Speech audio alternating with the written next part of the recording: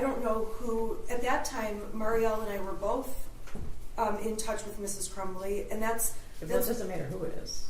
yeah, I'm just saying, I don't know if Marielle sent texts. I don't know who the phone number is that's called Shannon Marielle. Okay, but I guess the thing we're grappling with here is whether or not your client, obviously the privilege belongs to her. The privilege is like the theme of this trial, right? So the privilege belonged to her. So really the question is whether or not she waived the privilege.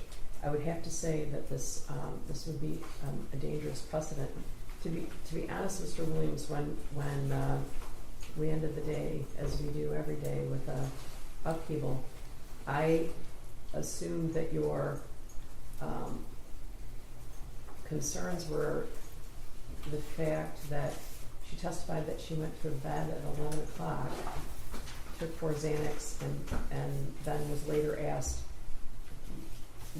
when the police came into the room, were you, this is an exact quote, were you aware there was anything going on? No, we were not.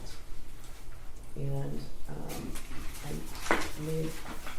and that would have been at 1:30 in the morning per the body cam. So I thought that's what your concerns were directed at. So, Judge, I think the testimony was there were a swarm of officers on scene by 11:16 a.m.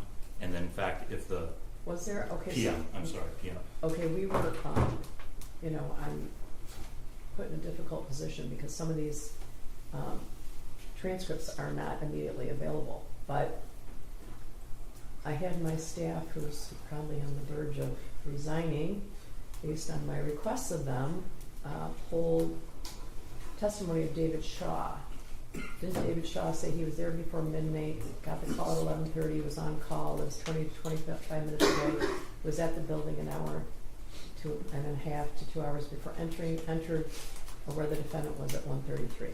So, Judge, Mr. Kirtley testified that he called 911, that was at 10:43 p.m., that there were officers on the scene within 5 to 10 minutes, and then as soon as they found the license plate, there were swarms of officers. That is what happened. I'm not sure about the other testimony. What time was the first officer on the scene? It was before 11. It was someone before Mr. Shaw. Yes. Oh, okay, so I pulled the wrong officer. What's his name? Kirkley? May I just, Corporal Shaw was a member of the Detroit SWAT team, so he was recalled. Okay. That's right, Judge. So he was recalled once officers were already on scene and set up a perimeter. Okay. The testimony that came in through Mr. Kirkley, the individual who called 911, was that he called 911 at 10:43. Then we watched the video where he walked into the building. At the end of the video, you see the 2 Detroit police officers pulling up on scene shortly before 11 o'clock. His testimony was that he met with them, and then there were swarms and swarms of officers. Okay. And so, Judge, it's relevant just in the fact that the defendant is texting anyone at 11:16 p.m., but it's especially relevant that she's commenting on her status and now saying, the reason I didn't give myself up was because my attorney told me not to. Well, I already agreed with Mr. Keast last night that he would, I guess the theme is you can't use your shield as a sword. Yes. So I already agreed with Mr. Keast yesterday that he could ask the defendant, you said that you were asleep by 11 o'clock. Yeah. Isn't it true that you were texting your lawyer as of 11:16? So that's already a ruling of this court. The question now is whether or not I'm willing to go farther than that based on the privilege and the dangerous precedent. Judge, I think the case law is clear. The defendant didn't have to testify and she did not have to rely on her attorney. I also think Ms. Smith's argument that she was just going to say she was going to Novi, well, she would not have known that on her own. That was clearly information she got from her attorney. So what she wants to say is, Judge, I didn't know what to do. I was relying on my attorney. I wasn't fleeing. And the question is that in fact what she had been told, or was she doing that on her own? We'll only know that if the court reviews these messages in camera. It doesn't mean they're admissible. What it means is the court will determine if they're possibly relevant, let us see them, and then of course we'd have a discussion or a ruling on whether or not they're actually admissible. Okay, what did you say? I've seen some of the extractions, piles of extractions from here, so I guess I don't know what you'd be referring to. I don't know that I'm willing to do that. That sets a dangerous precedent. Judge, I don't think it does to do it in camera. privileges can be waived, I and know this defendant privileges has. can be waived, it's the theme of the trial, but the problem is then I'm making a determination about what's in and what's out in the middle of the trial, right? And No. and potentially invading her privileged communication with her lawyer. Judge, I'm not asking the court to make a call whether it's in or it's out. I'm asking the court to simply look at it and see if it goes to the issue of flight, then allow us to see it, and then there would obviously be an argument of whether it's relevant and admissible. Okay, you're asking me to review it and see if it goes to the issue of flight. Yes, Your Honor. Okay, because that's another thing that I was thinking about. What if she makes some admissions to her lawyer about this case? Those then, Judge, if they're just about the case, we would not be entitled to see those. Okay. All right, what else, Ms. Smith? What else? I have nothing further, Your Honor. My client does not waive privilege. That's the position she's taking. So whatever the court says. The question is whether she waived it on the stand. What were her exact words? Judge, she said, the question was, Ms. Smith, all right, so what, okay, so you know you're charged, which, by the way, Judge, they knew they were charged. They suspected they were being charged on December 1st. There are text messages not to their attorney on December 3rd at 11:30 a.m. saying, we have been charged. So she knew she'd been charged. Ms. Smith said, so you know you're charged and you know they want you. What was your plan at that point? Well, I was in touch with my attorney, Ms. Smith, me, you, the answer, Ms. Crumley, you. And I was taking your advice that we're going to turn ourselves in. And then further on, Ms. Smith, okay, ultimately on the night of the 3rd, were you aware on Friday afternoon if you could go into court that afternoon? What was your awareness? Defendant, I was not aware that we could go into court that afternoon. I was just waiting on direction from you. All right, I'm going to take a brief recess. All right. All rise.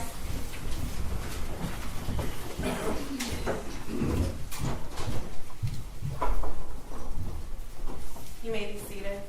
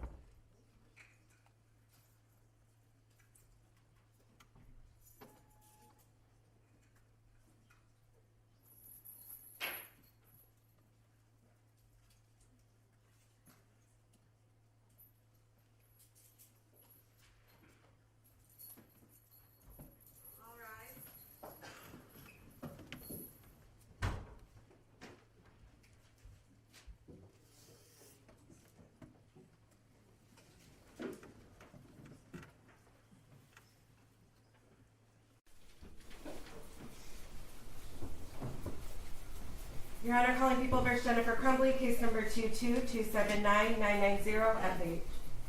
Good morning again. I want to indicate that I've done some research on this matter. I think that the privilege that the defendant holds is her absolute privilege and protects her constitutional rights. So I think this is a very serious issue, and reviewing these records could set a very dangerous precedent. However, I also note that the prosecution is requesting that the review be for a limited purpose on the issue of flight and not on the issue of anything else. How indicates that, and this is how indicates that a waiver is to be predicated not only when the conduct indicates a plain intention to abandon the privilege, but also when the conduct, though not evincing that intention, places the claimant in such a position with reference to the evidence that will be unfair and inconsistent to permit the retention of the privilege. It's not to be both a sword and a shield. And that's really what I'm grappling with. The claimant here would be the prosecutor. And I think if I didn't review these texts, that it could be potentially unfair to the claimant, that being the prosecutor on this limited issue. I can't tell you how reluctant and how much I do not want to do this, because I think that the privilege is so important. However, I've been told that this is going to be a limited review. The jury has been here since 8:30, and they've been here for 2 weeks, and I'm very conscious of that. So I am going to review the text for the purpose of determining whether or not there is reference in any way to flight. Your Honor, the text, as you said, my client has the privilege over. I am asking that my client and I be able to also review whatever's being submitted in camera. Okay, well, here's the difficulty I have. If you go through my phone right now, you can find texts back to when the earth cooled. It's really hard to believe that you don't have texts from 2021 between you and your client. Your Honor, I don't. After a year, all of my texts delete it automatically, and I have it set to that because otherwise I get so many. I use my phone for personal and business, so Okay, they delete after a what's your year. position on her receiving an unredacted copy of these texts? The other thing is, I don't know if those were even sent to my phone. It says Shannon Marielle. I don't know whose phone it went to. Okay, here's the problem. Her testimony is, I was waiting for instructions from you. Okay, She but said at you. the time, both of us were representing Mrs. Crumbly. So, Judge, if I may, if they're not to counsel, then they're definitely not privileged. So that's one of the reasons. I have a screenshot, one screenshot I saw. If that's a fake for some other person, a friend, boyfriend, whatever it is, then absolutely it's not privileged. well, at that time, If my it is phone with was counsel, here. I don't it know. needs to be reviewed. One other issue, Judge, this is a very narrow time frame. This is after noon on December 3rd, up to the point when they're taken into custody at 1:30 a.m. on December 4th. I haven't seen these, but I know it's a total of 23 messages, and I know how thick this is. So this is a very, very limited number of messages. What is your position on Ms. Smith receiving an unredacted copy? I have no problem with that. I think, Judge, she probably got it in the Cellbrate reports before they were stripped out for us, yeah. but I don't know for sure. I have no problem with her getting a copy But when the court. that's a good point. Even though they extracted any privileged communication between the defendants and their counsel from these texts, you and Ms. Lehman did receive an extraction that included attorney-client communication. So I believe you are in receipt of these and have been for 2 years. I don't believe that's true. I've never seen these, but I don't believe that's true. I believe I received the Cellbrate data that the prosecution has been using throughout this case. I don't believe I received a copy that included my communications. I believe they were stripped out before I got them. Judge, it is possible that they were stripped out before they were provided. I want to be careful that I don't misrepresent. Okay. I do know that the screenshot would have been in there because that's what we saw in our version. Okay, so at a minimum, the screenshot Yes. would have been provided. Okay, to me, the screenshot is now on the table for sure. Yeah. Because I guess I should say that because of what happened the week before the trial, they're aware that the prosecution is aware of that communication. So at a minimum, the 2-word Thank you, Judge. text is coming in. Okay, so I'm going to have a copy made for Ms. Smith of these texts. You don't have any objection to I that? don't, Judge. All right, and I'm going to review them and determine whether or not any of those texts are relevant on the issue of flight alone. Thank you, Judge. May I approach your clerk? Yes, all right. Okay, and if you're correct that they're brief, I will be brief. The jury's waiting for us, okay? All right. Okay, that's fine. I just wanted Can she stay? they said she can't. Cat is willing to take her down that. Okay. Thank you. You may be seated.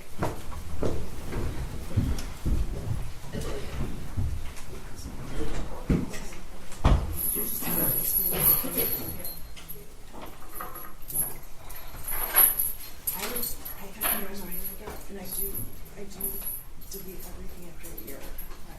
Well, it does it automatically online. It started deleting like my photos after a year and it flipped out. I'm going to fix it because I take photos of my kids on it. All right, I'll see you in a bit.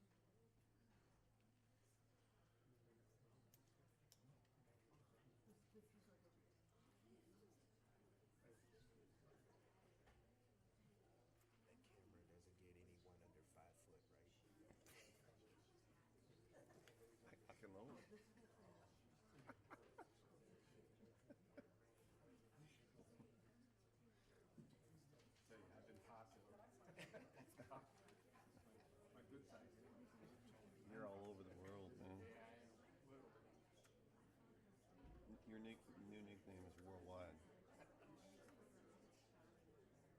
Been there before, not a good place to be.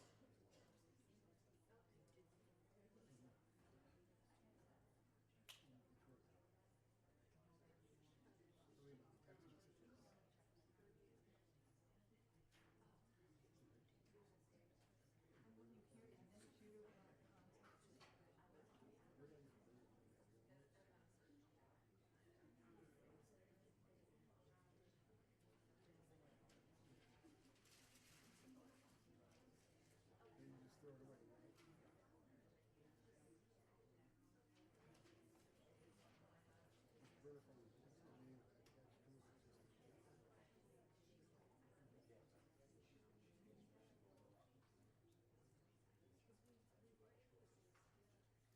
Exactly, here we used to have a pager, we used to have a paper on the table.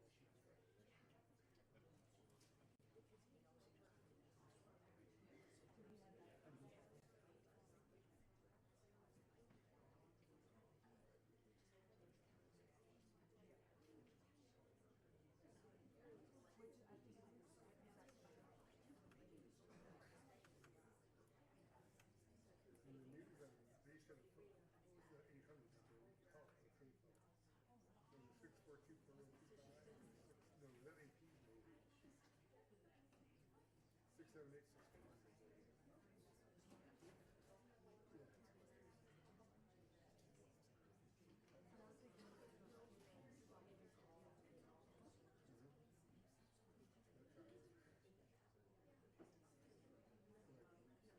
You have the red mailing maps up in your car.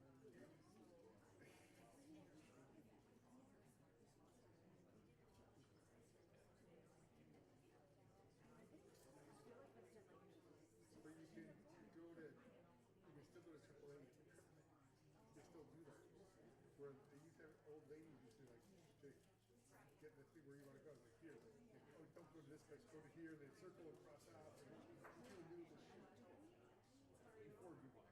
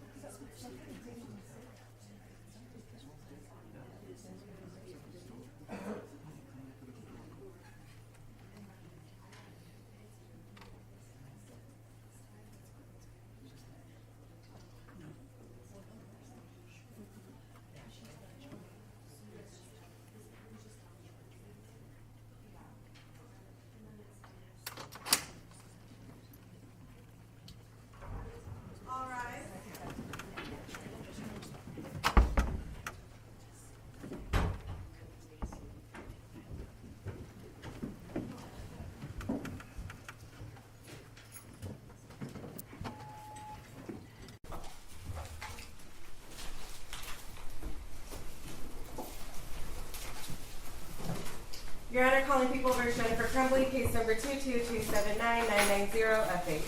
Morning again. Morning. Good morning. I have reviewed the extraction provided by, I believe, the Oakland County Sheriff's Department on a sealed envelope to the prosecutor. I reviewed all the texts. I've made a copy for Ms. Smith.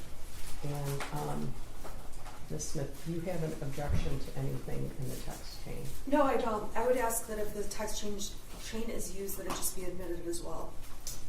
Yeah, okay, so I am going to maintain a copy of the text chain in my own personal file, all right? And I'm handing a copy over to the prosecution, Okay. all right? So, Thank you, Judge. can we continue the trial? What do you think? Absolutely. Can we have just a minute to look at it? Okay, yeah, it won't take you more than a minute, but Okay. yes.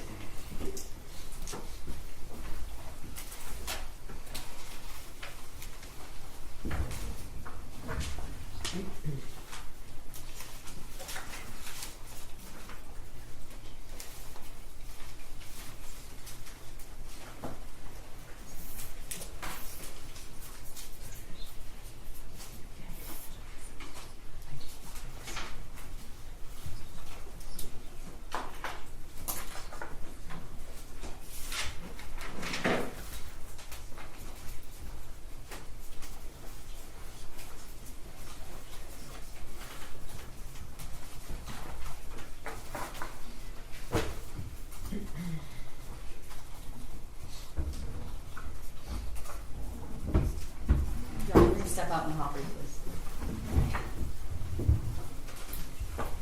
Okay, so could I have Ms. Crumley to take the stand?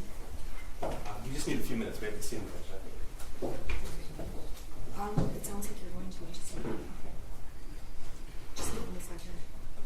I gave them to us. We didn't object. Now they have. But they're pretty short, so. They're reviewing them, it should not take long.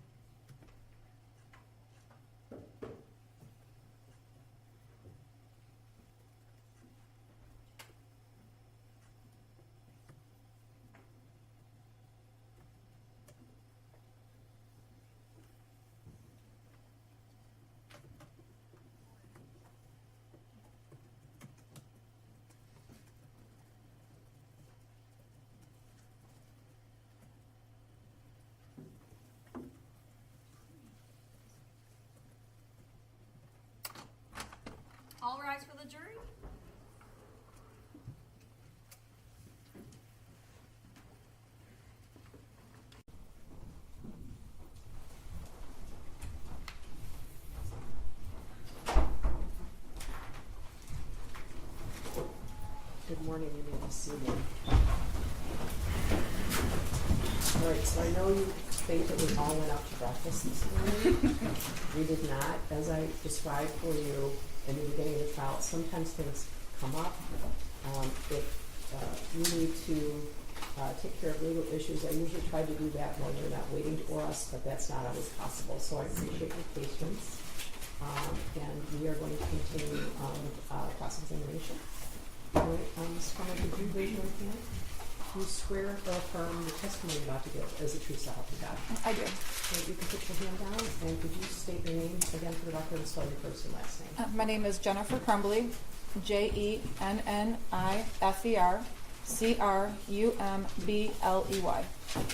ahead, prosecutor. Thank you. Mrs. Crumley, I'd like to talk to you about your vigilance as a parent. But before I do, I want to make sure that you understood the oath that you just took. I do. Okay, you understand that you took the stand under oath and you have to tell the truth? I do. You understand that was the rules yesterday as well? Correct. All right, we're going to come back to that. Now, you have been described by your attorney as a hyper-vigilant parent. Correct. Okay, do you agree with that? I do. In fact, you called yourself a helicopter parent before. Yes, I was. So you told us that you spent a lot of family time together. We did. Now, I'd like to talk to you about what your digital footprint shows, Okay. what the evidence on your phone shows. Okay. Now, it's true, you agree with me, that having horses is quite a time-consuming hobby, It can be. okay? It was for you, It can be. and that's what you said yesterday, Yes. okay? And you were at the barn for between 3 and 5 times a week, More like 3 times a week. 3 times a week Yeah. for a couple hours a trip? Correct. Okay. It's also an expensive hobby. It is. So your banking records show that in the year of 2021, you spent over $20,000 on the horses. Is that correct? Probably. Okay. And that's not including cash. That's just from Capital One and Flagstar Bank. Correct. In fact, you told a coworker that half of your salary basically goes to the horses. I might have, yes. Now, except on rare occasion, you didn't bring your son with you to the barn. He was not into horses. I would ask every time I went to the barn, but he didn't want to go. So the answer was no. No. Okay. And at least as far as your horses being boarded with Kira Pennick from June of 2021 to November of 2021, your son never went with you. Is that correct? I think he went once when my in-laws were in town and we met them at the barn. Okay. But there was nothing stopping you from taking him. No, he just didn't want to go. Okay. It's a family atmosphere. It can be. Okay. Like the Halloween party that you had. That was for families. Yeah, most of the kids there are young. Okay. In the winters, you were on ski patrol as well. Correct. Okay. And that can be a bit of a time-consuming hobby. It can be. All right. And you would be on ski patrol between 1 and 2 times a week? It's a total of 10 hours a week. 10 hours a week. Okay. So how many days? I did doubles on Saturdays, so 1 day a week for me. Okay. So you told this jury yesterday, you depicted your affair with Mr. Malash as a one time a week meet up at a Costco parking lot. Is that your testimony? Correct. Okay. But it wasn't just that, was it? Nope. Okay. In fact, there are numerous photographs sent to Mr. Malash. Okay. Yes or no? I'm sure there was. Okay. Numerous messages exchanged with him. Correct. And it wasn't just during the week, Monday through Friday, was it? No. No.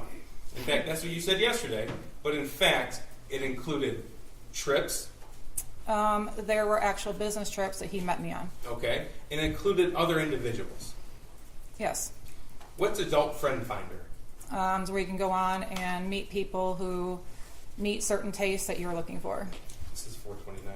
And you had the app Adult Friend Finder on your phone. I do not believe I had the app on my Okay. phone. It was found on your phone. Okay, well, I guess it was on my phone. Okay. And there were messages from you to other individuals. Correct. Your Honor, I would object that this is going outside of the scope of the affair with Brian, but I don't think the court's ruling on opening the door was confined to just her extramarital affair with Brian Walsh. Well, I guess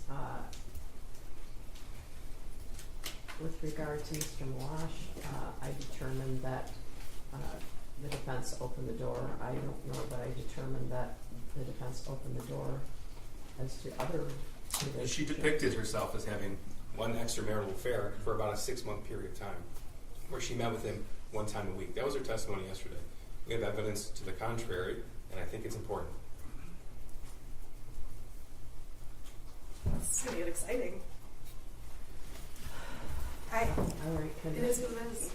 All right, well, go ahead, but I won't delve too far okay, yeah, into it, Judge. really, this jury has been here a long time, and I respect their time, Judge. I'll be brief. We might have blushed. So, Mrs. Crumley, I'm sorry, this is not a laughing matter. Mrs. Crumley, on Adult Friend Finder, we see messages from you in at least of August of 2021, August the 4th, 2021. Okay. Okay, and you don't dispute August the 10th of 2021, No. August the 11th of 2021, No. and more importantly, November 21st, 2021. No. Okay, and more important than that, November the 28th, 2021. No. Okay, you don't dispute that evidence was found on your phone. I don't dispute it. Okay. And you don't dispute that it wasn't just you and Mr. Malash meeting after work hours. It was with you and Mr. Malash arranging with other individuals to meet after work as well. No, I only met with Brian during work hours. The times that we were at the hotel, I was on business. We did arrange for other people to meet us there. So Sunday, November the 28th. You remember that day? It was the day after you took your son to the shooting range. I don't remember it. You don't remember that day? No. 2 days before the high school attack? No, I don't remember what I did that day. Okay. Well, you were pretty specific in what you did on November the 27th with the firearm. You remember that. Correct. All right. Now, November the 28th, 2021, you spent your time arranging a meetup with somebody on Adult Friend Finder. I never met anybody on Adult Friend Finder that day. Arranging a meetup. Oh, okay. I'm not just talking about the time that you spent physically with somebody. I'm talking about the time that you spent and devoted your energy to setting that up. Okay. And you'll agree with me, it's not just the time period at the Costco parking lot or the time period at the hotel or the time period on the trip, correct? That's the only time I met with people. Right. But that's not the only time that you devoted your own personal time and energy and focus to that, is it? I guess I don't understand what you're asking. Okay. Well, these meetups didn't just happen by themselves. You had to set them up. Correct. You weren't driven there. You weren't dropped off there. You set them up with somebody else. Correct. And that took your time and your energy and your focus to do so. I don't believe it took too much time and energy, no. Now, you told this jury that when your son texted you that he was seeing demons and bowls flying off the shelves, that was in the spring of 2021. You recall that evidence, right? Correct. You don't dispute that was on your phone. No. You don't dispute that at some point you read those messages. No. And you don't dispute that your son said at least one time, "Can you please text me back?" Correct. Okay. You don't dispute that when you're at the barn, your other messages show that you can take pictures, send pictures, and receive pictures. Usually I'm at the barn. If I take pictures and I try to send them, they don't go through right away, or I won't send them until I hit a spot where I actually have service. So in Exhibit 423, the Facebook message chat between you and James, the chat that you deleted, there are a number of pictures that James sent to you from the barn of a horse in a conversation about that particular horse. Do you Okay. dispute that? No. Okay. And in fact, dozens and dozens of pictures of the like. I'm sure, yes. You're sure, okay. And those pictures were sent to you with a timestamp on that Facebook message chat. Okay. Do you dispute that? No. No. Okay. And then you responded in that same time frame. Do you dispute that? No. No. So that conversation with that picture that was taken at the barn was occurring while one of you were at the barn. I'm sure it was. Okay. Now, you don't deny that your son wrote in his journal that he asked his parents for help. You don't deny that evidence that was admitted. No, I don't. Okay. And you don't deny that he wrote in his journal that he now had access to the 6-hour 9mm handgun. I do not deny that. And you don't deny that the 6-hour 9mm handgun was in fact a murder weapon. I don't deny that. And you also don't deny that that gun was gifted by you and your husband to your son on November the 26th. Describe gifted. How about when you posted on Instagram his new Christmas gift? Correct. And I explained yesterday that it was for him to use at the shooting range. We didn't just hand him a gun. as a here you go, son. It was something he could use when we went to the range as a family together. You don't deny that in April of 2021, you described your son as being depressed.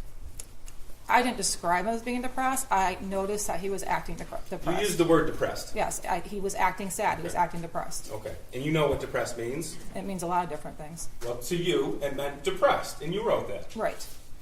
You don't deny in April of 2021, the evidence shows that your son told his only friend that he had asked you for help. No, I don't deny that. Okay. And you also don't deny that he told his only friend that you laughed at him. I do not deny that. Now, yesterday you told us that you took those messages in the spring of 2021, which, by the way, is at the same time you started your affair with Mr. Malash? Around that time. Okay. So, in the spring of 2021, when you sent those messages, or when you received those messages, you indicated it was messing around. It was. It was messing around. In your mind, messing around. That's what your testimony was. Yes. Okay. Even when he said, "Can you please text me back?" I didn't see his text message, so I didn't text him back. Even when your phone logs show missed calls. Can you ask it again? Even when your phone logs show missed calls from your son in that time period. No. Now, you said yesterday about these messing around texts. You agree with me that there's no indication in any text message, either between you and your son, or any Facebook message between you and your husband, in any of those exhibits, in fact, anywhere on your phone, that indicated that any of those messages were a joke. No, there weren't. There weren't. And we're talking about hundreds of messages between you and your son, and thousands of messages between you and your husband. Correct. And you don't deny that you never once took him to see a therapist or counselor. No, I did not. You did not. Now, you testified that, actually, Mr. Malash testified that you would meet during work hours, and we've established that it wasn't just confined to work hours, but we're permitted to leave as you please. Correct. Okay. And your boss actually testified that no problem if we needed time off. Correct. If you had a family issue, no problem, you can go. Correct. If you were sick, no problem, stay home. Correct. Okay? In fact, you could work from home on an as-needed basis. Correct. In fact, on November the 30th, you didn't even ask your boss if you could leave. You just told him you were leaving. Correct. And you told him when you were coming back. Correct. And you told him when you were coming back after receiving a phone call from the school asking for an immediate meeting. Correct. Because that was at, what, 10:05 a.m.? Around that. Okay. Now, had you ever been called... You have the TV on, please, Mrs. Williams. Had you ever been called... Yeah, it takes some time for all three of them to get. Sure, Judge. I have a few more questions I can ask before we get to these. Okay, go ahead. Have you ever been called to the school on an immediate basis before? No. Have you ever been told that your son had suicidal ideation before? I was never told he had suicidal ideation before. Okay, that's your testimony. But you've never been called to the school once for a meeting, "I need to see you now." No. Correct? Okay. So even before you had made it to the school, you had told your boss when you were coming back. Correct. So you could already put a limit on that meeting. Not necessarily. Well, you said, "I'll be back in about an hour." Okay. Right? That's your words. About an hour. Okay, those were your words. Correct.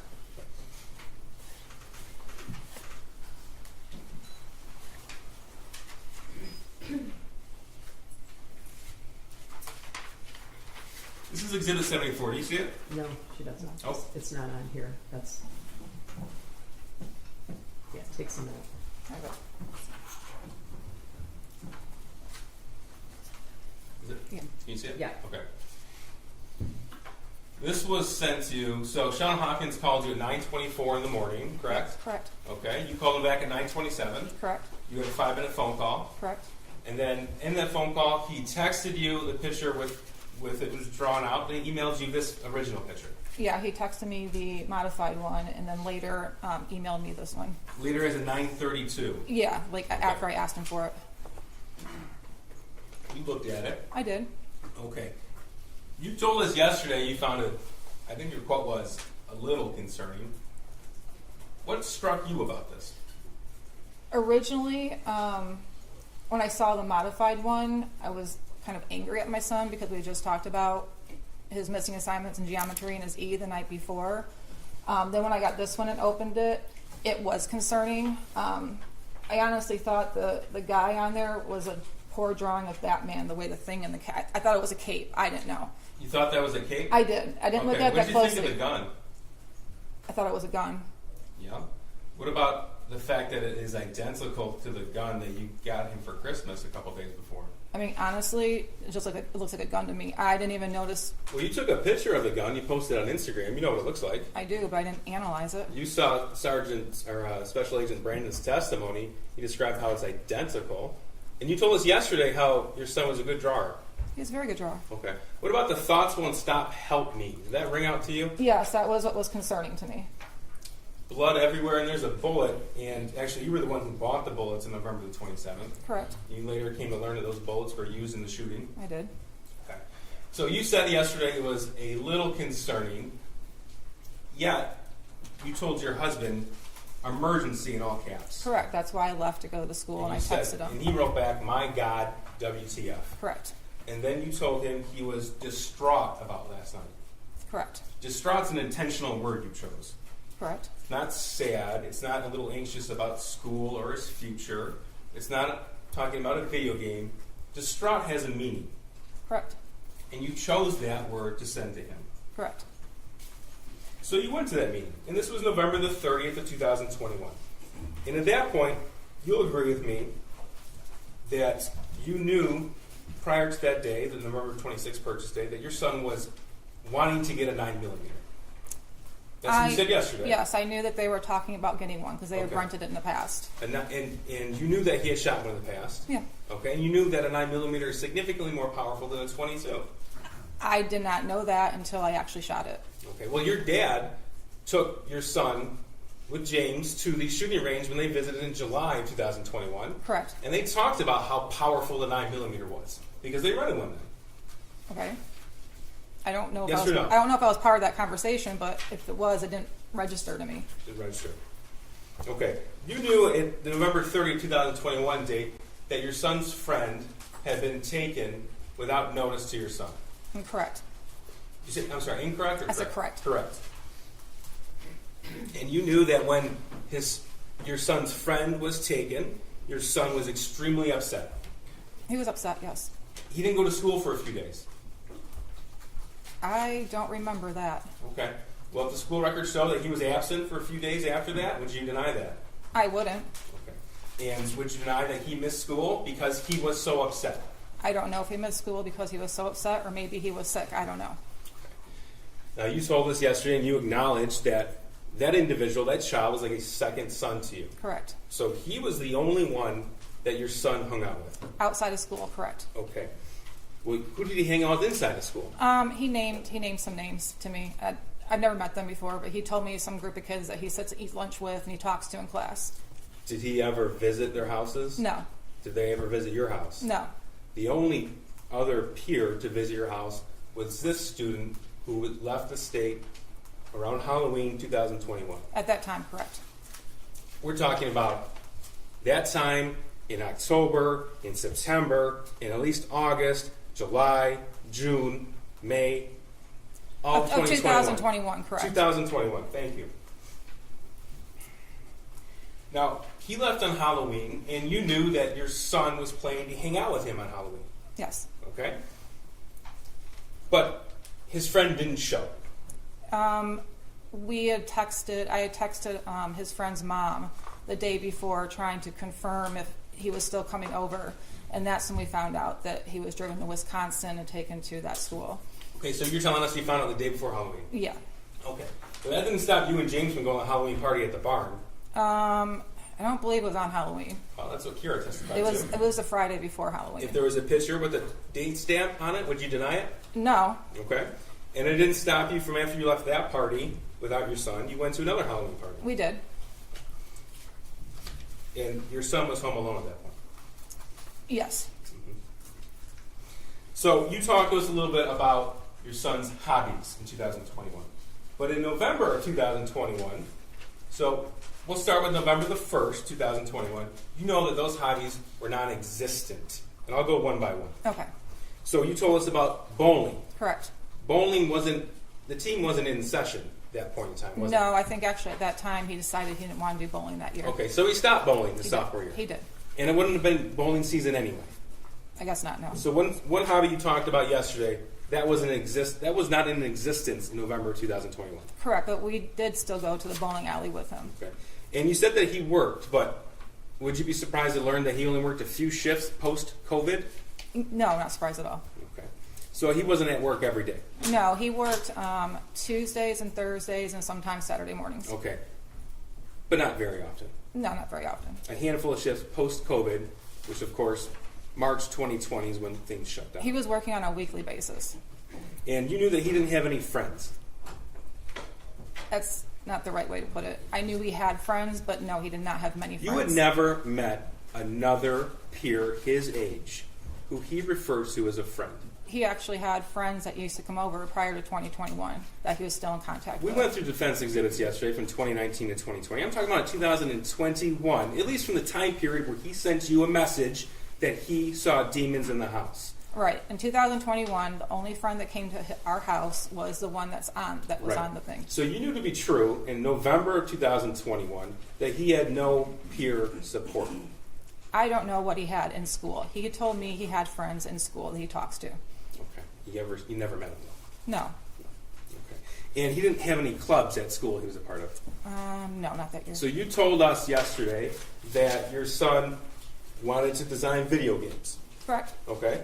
He wasn't in a robotics club or a coding club at the high school. He did take a coding class prior to 2021, and he was in a robotics after-school activity in middle school. Talking about in 2021. I'm just telling you, he's been in that before. Yeah.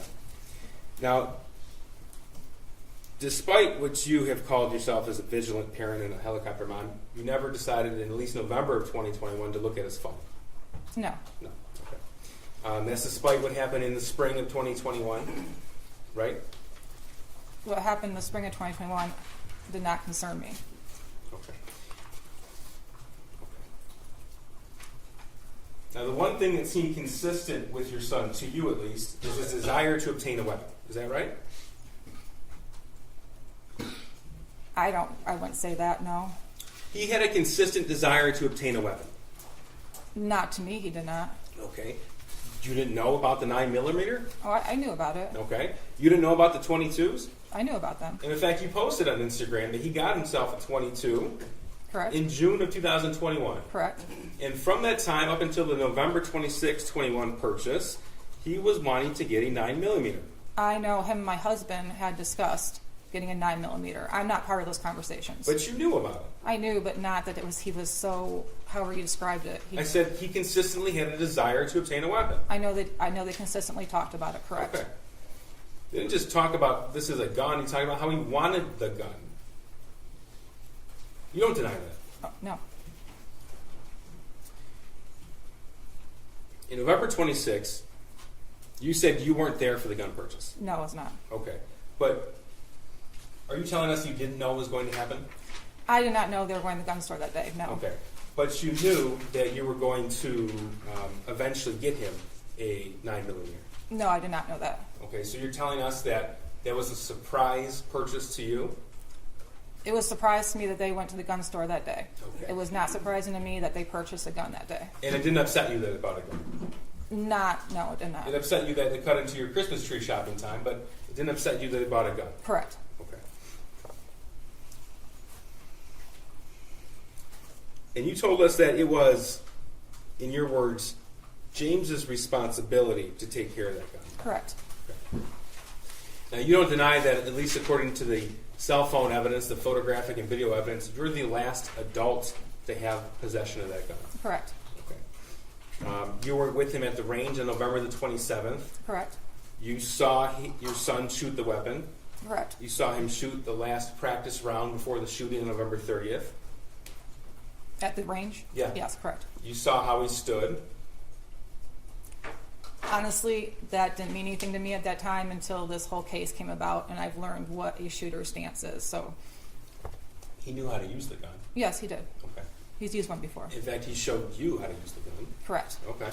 And the stance he took, you saw from the Oxford High School video, was the same. You saw that, right?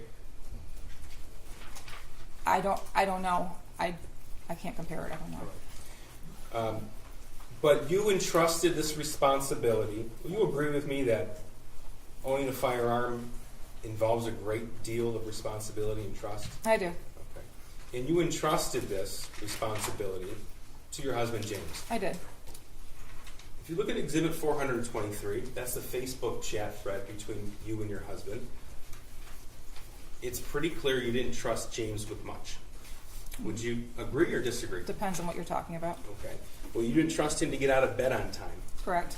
You didn't trust him to cut the grass when it was time to cut the grass. He would cut the grass when it got to a length I didn't like. I didn't trust him. You didn't trust him to update you on his whereabouts. There's a reason behind that. You didn't trust him to not turn off or turn on the Ring camera in your home. Correct. You didn't trust him to keep track of your son. Oh, I trusted him to track of my son. In those messages that we'll see in Exhibit 423, asking him, where is your son, over and over and over again, does that signify trust or distrust to you? That was when my son was walking home from school. Not that I did not trust my husband with my son. Okay. And you didn't really trust your husband to hold down a job. It's not that I didn't trust him to hold down a job. He had a hard time holding down one after COVID. Okay. And in those messages, you are constantly asking him about work, how much money he's making, and what he's doing to obtain employment. Correct. Okay. But this is the person you entrusted with a deadly weapon. I did. Why did you buy the Patriot defense rounds? What are the? Oh, those are that's the ammo. That was the ones my son told me to purchase. I didn't know anything about it. I'd asked him, and he told me to purchase them. So you told the jury yesterday, I think you repeated it again today, that the gift was for target shooting only. Correct. Okay. Yet you bought 100 rounds of ammunition, Correct. and you only shot 50 while you were there. Correct. And those 50, at least according to some statements you made throughout the investigation, you put somewhere. The box of them, yes, I did. I hid them. Now, on November the 27th, when you came home, you posted pictures of the gun and targets to your Instagram account. Correct. And then, according to the location data, your location data, you left. I think that's when we went. Well, I don't know. I must have. Yeah. Okay, well, you don't deny that. I don't deny it. And your husband James was gone all day, according to his location data. I think so. Yeah. Okay. And you saw in the evidence that in the picture you posted, there's an ATF pamphlet on handgun safety for children. Correct. Did you read that? I looked it over. Correct.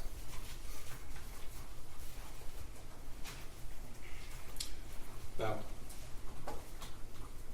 on Exhibit 74 here, I want to get back to this meeting for now. Exhibit 74, you don't deny that you could have left work for the day. No, I don't deny that. Okay. And you don't deny that you didn't tell the school officials, Mr. Hopkins and EJAC, about the gun purchase on the 26th. No, we had stated that we went to the shooting range. I went to the shooting range with my son on Saturday. You didn't tell them that you had gotten him that Christmas gift. I didn't think it was relevant. No. You acknowledge that you never told Mr. Hopkins and EJAC that it wasn't just a friend, but it was the only peer that you had ever met and left. I probably said his best friend. You acknowledge that you didn't go home to look for that firearm after the meeting at the school. We wouldn't have a reason to. So that the answer is that you acknowledge that? No, I acknowledge that. Okay. And you acknowledge that you had already made plans for the night to go to the barn? Yes, I do. Okay. And you acknowledge that you had the time to stop at your house before you went back to work? I would have, but I didn't have a reason to. Now, you had told us that you had never taken your son to any sort of mental health professional. No. Okay. But you know how to obtain that help. Correct. In fact, you have prescriptions related to that. I do. So it's not that you didn't know who to call or how to call. You didn't. Correct. Correct. Okay. Yesterday you talked a little bit about how you express emotion. Correct. And in fact, and the counsel asked you about your nerves when you testify. But you're capable of emotion, Yes, I am. right? Okay. And in fact, you had some explosive emotional fights with your husband. What we did. And that was in the home that you shared, Correct. okay? And with your son. We Correct. saw pictures of that home. Correct. And you told us that your son was at an age where he wouldn't text you back, I love you. It wasn't a text me back, I love you. It's like in passing, like, hey, Ethan, good night, I love you. Well, yesterday you told us that your son was at the age where he wouldn't text you back, I love you. Those were your words yesterday. Yeah, but more or Okay. less like just saying it in passing. He didn't. He wouldn't say it back. I say good night, Ethan, love you, and he did good night. Okay. For him to text me that he loved me was abnormal. Abnormal. Correct. Okay. But you didn't respond to that text until 44 minutes later? No, I was in a meeting at work. Okay. And if you go through your entire text message thread between you two, the word love pops up how many times do you think? Between me and my son? Yeah. I have no idea. Okay. 3.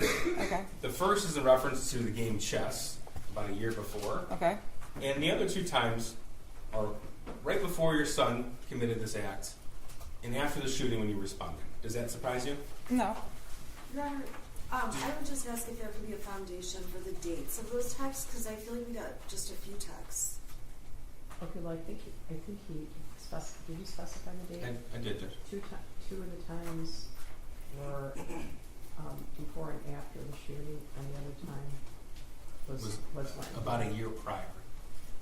I could pull the date if counsel would like it. And I'm also wondering if what the data he's relying on is coming from Jennifer's phone, where she deletes all her texts, or if it's coming from the shooter's phone. Because the prosecution's asking questions, I just want to know the foundation. Oh, sure. Let me clear that one up. It's from your son's phone, so all the messages would be contained there. You don't deny that information would be accurate. No, I don't deny it. Okay. Now, What time period? you told us that Well, she said he asked if the chess one was a year earlier, and the other 2 were close in time to the shooting. the day of the shooting. Yeah, I know. I'm asking, Those have been admitted in evidence. do we know? Wait, what's the question? Okay, but he's asking about the text overall, which have not been admitted into evidence, and I don't know that the text chain has all the texts. There is no foundation that what Mr. Heese is looking Judge, at. in cross-examination, All the texts. if the He's wit- asked if is that wrong? Would you argue with that? That's what he's asking. I mean, there are people. I know she just doesn't know what. hold on, okay. counsel can't testify. Yeah, she can't testify.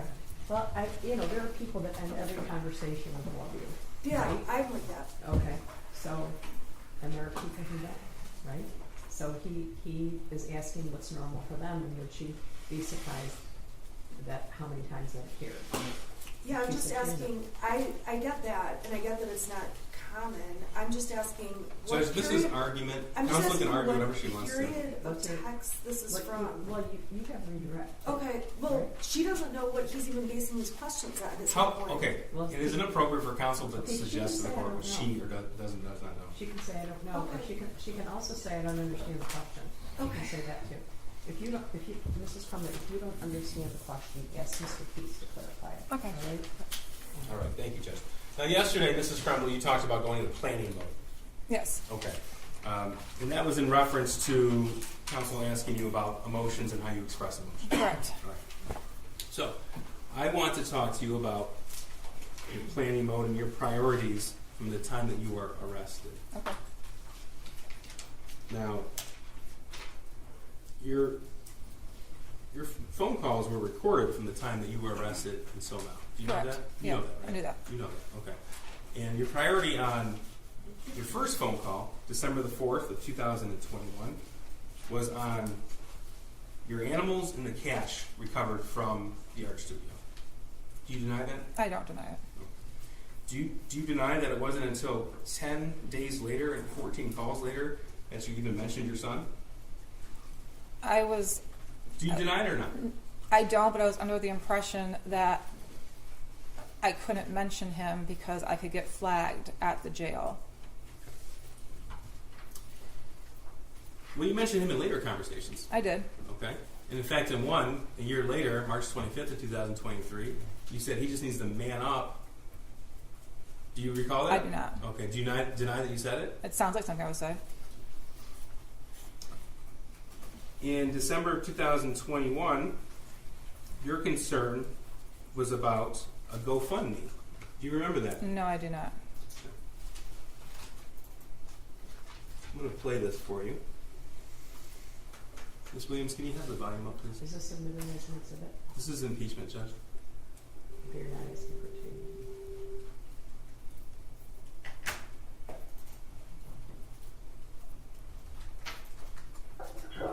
Hey, can you get us up with a GoFundMe to help, like, take my work to court?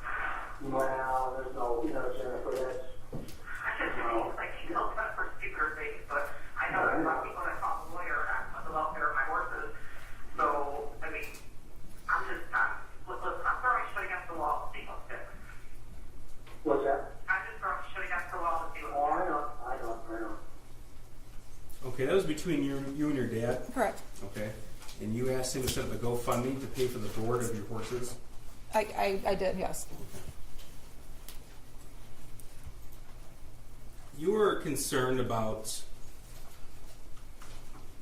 other things related to yourself around that time, weren't you? Is Yeah, this still planning mode? I believe so. Okay. And you were arrested December the 4th. This is going to be December the 22nd. Okay. Oh, I have a project for Mom. Yeah, okay. Can you have her Google how many calories are in a bologna sandwich with white bread? How many calories in a bologna sandwich with white bread? Yeah, American cheese. And what with American cheese? Yeah. You get some mayonnaise on it? No, just mustard.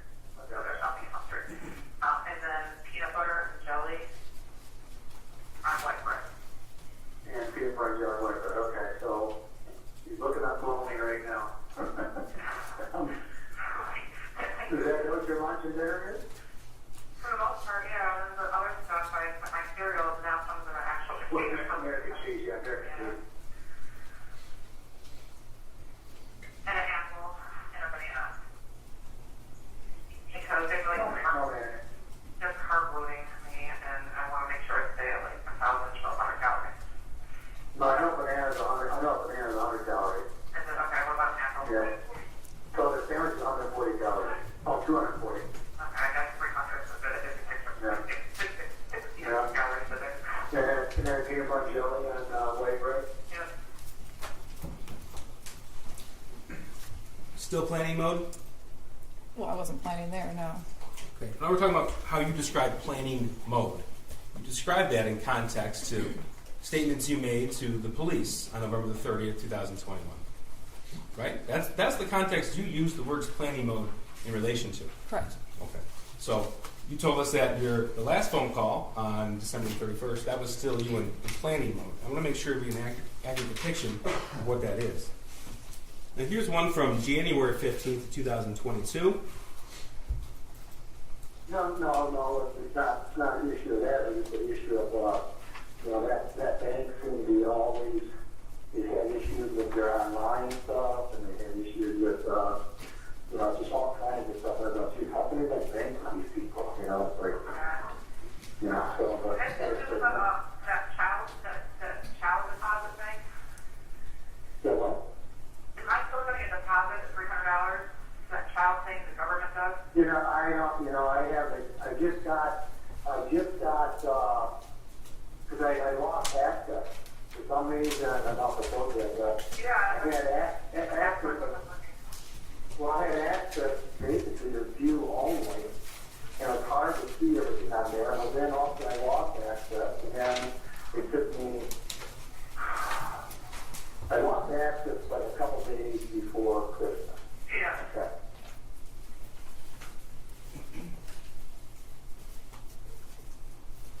Okay. Is that still planning mode? We were talking about filing my taxes if you played the whole thing.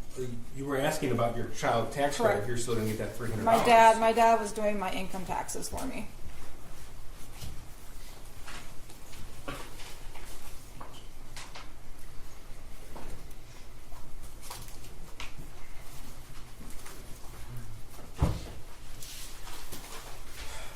Now, when we started,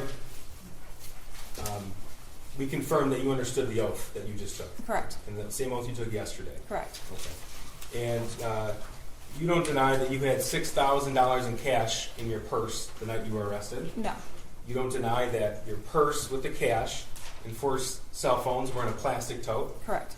You don't deny that that plastic tote was contained in a different plastic tote. Correct. You don't deny that your backpack with clothing items was found in a different plastic tote in a different area of that studio. Correct. Okay. And you don't deny that you knew you had been charged with involuntary manslaughter. Correct. In fact, as early as December the 1st, 2021 at 6:10 p.m., you were talking about how you were being charged with involuntary manslaughter. That was what I was being told by a family that was texting me. That's what the charges might be announced as. Correct. Okay, and one is to Mr. Malash. There's a text to your cousin about you are being charged with involuntary manslaughter. You don't deny receiving that. No, I don't. That's Wednesday, December the 1st. Correct. Right? And you sent your neighbor a message on Wednesday the 1st of 2021, 6:55 p.m., that you were reading, they may charge us. Correct. Okay? And December the 2nd, 2021, you wrote, they're saying involuntary manslaughter. Correct. You don't deny that? No. And of course, you looked at different news articles about that the next day Yeah. and later on that day. And then you texted, after all of these messages and news articles, on December the 2nd, 2021 at 2 p.m., we're fucked. You wrote that to Mr. Malash. Correct. Okay. And then you wrote announcing charges at noon on December the 3rd, 2021 at 8:17 a.m. Correct. And you wrote that to Mr. Malash, you wrote that to Kira, you wrote that to your dad, right? Correct. Okay. So you don't deny any of that? No. Okay. Now you told us yesterday that you popped 4 Xanax? I did. Okay. And your husband popped 4 Xanax? Correct. You said you went to bed about 11 o'clock. It was around that time. Okay. And the evidence that we have admitted show that you set your alarm for 6:30 a.m. and 6:45 a.m. I don't know if it was me who set it, but it was set for that time. Okay. And from the evidence, it shows when it was set too. Correct. Okay. And it was set a little after 11 p.m. Okay. Correct. Yes? Okay. So, yesterday you said, I want to say it was after 11 about going to bed. I want to say it was after 11, maybe around 11 o'clock when we finally went to bed. I prescribed Xanax for anxiety, and we each took 4 because we knew we were going to turn ourselves in the next day, and we hadn't slept in 4 days, and we just wanted to sleep. The question was, okay, so you each took 4? Your answer, we did. And the next question was, okay, so the next thing, the next piece of evidence we saw that was coming in that art studio, do you recall that? Your answer? I recall my husband screaming, "There's people with guns against interface officers." Question, what were you doing prior to hearing your husband screaming? Answer, we were sleeping. Question, okay, were you aware that there was anything going on? Answer, I was not. Correct. That's your testimony. Correct. Okay. And you know when you say something that isn't true, it's called a lie. Correct. Okay.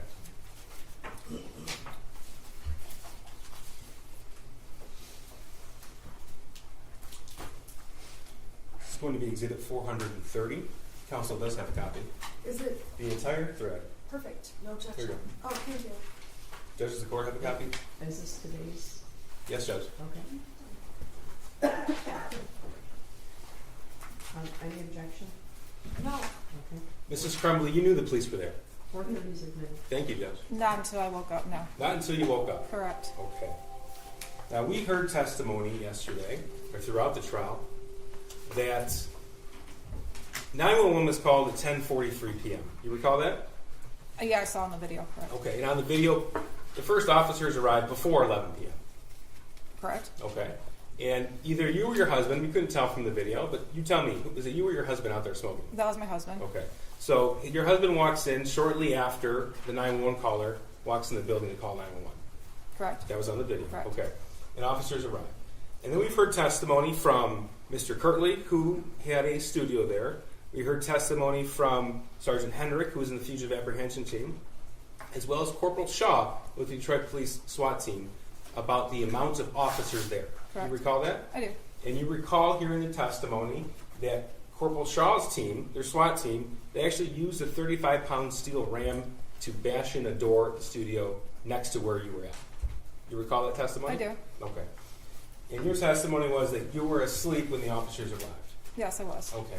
But you had an alarm set for 6:30 in the morning on your phone, and that phone was found powered off, hidden in a tote, contained in a different tote, in a place away from the bed. Correct. You don't deny that? No.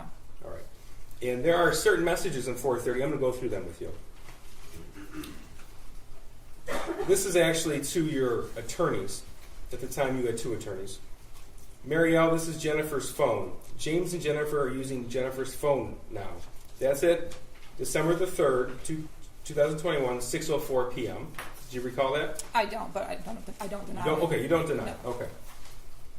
Your next message, the other phone broke. That's December the 3rd, 2021 at 6:04 p.m. The response was, when you can, we would like for you to call us. That was from either Ms. Smith or, at the time, co-counsel Marielle Lehman. Correct. Your response, I'm sorry, this is from Marielle. Thank you. Shannon is calling you both shortly. Okay. At the top it says to and from. I'll make sure I identify for the record. From Shannon, Marielle and I are going to come get you guys in the morning. We do not think it will help to make a statement that you're coming back now or that it will be tomorrow a.m. We can say that we told everyone you were coming back, and as of tomorrow a.m., you are back. That's Friday, December 3rd, 2021, 7:02 p.m. Correct. Right? Okay. So that's after James had already moved the car around and backed into that parking spot. I believe so. All right. From Shannon, we can show them that everything we said was going to happen did happen. That's Friday, December 3rd, 2021 at 7:02 p.m. Right? Right. Your response, okay, that's at 7:03 p.m. From Shannon, I'm going to drive home from my office right now and call you guys in about 40 to 45 minutes so I can get all the bond factor information written down for Marielle and me. That's Friday, December 3rd at 7:36 p.m. Correct. Okay? Your response, okay, we'll be waiting, 7:37 p.m. Shannon, I'm going to call in 1 minute. That's at 8:54 p.m. that Friday night. Your response was okay. You recall? I don't, but I don't deny it. But you don't dispute the records. Correct. The next message you send was, think we might have found, don't know, just heads up, please check. December the 3rd, 2021, 11:14 p.m. That was written, but I do not believe it was written by me. Okay, you don't remember. Well, you told us you don't remember any of these text messages. You just Right. specifically I don't remember this I one? read through it, but You don't deny that this was on your phone, what we refer to as the burner or track phone. correct. We You were don't both deny that. using that phone at the time because my husband's broke. Okay. And then you wrote in quick succession, don't know, 11:16 p.m. We might have been found, 11:16 p.m. Laying low, 11:16 p.m. You don't deny that these are the records? No, I don't. Okay. Response from Shannon, oh shit. Friday, December 3rd, 2021, 11:16 p.m. Now, we know from all of the objective evidence, the testimony, the video, everything that the officers testified to, they were on scene before 11 p.m. You don't deny that? No, I don't. You don't deny that there were hundreds of officers on scene? I don't know how many were on scene. Okay. How many did you see when you got pulled out of the art studio? Honestly, I don't know. It all happened so fast. I knew there was more. There was a few. There was more than a few, but not We saw the body hundreds. camera footage. Right. Okay.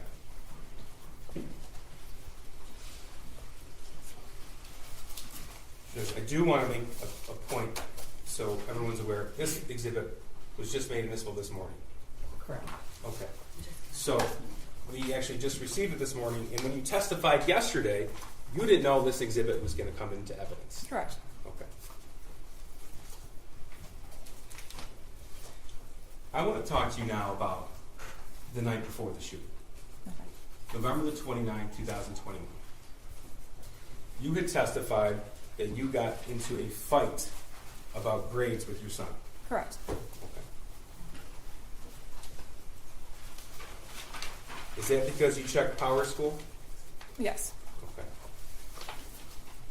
During that fight, did you lock your son out of the house? We did not. You don't deny that he was outside of the house? He did walk out of the house. He was upset. Okay.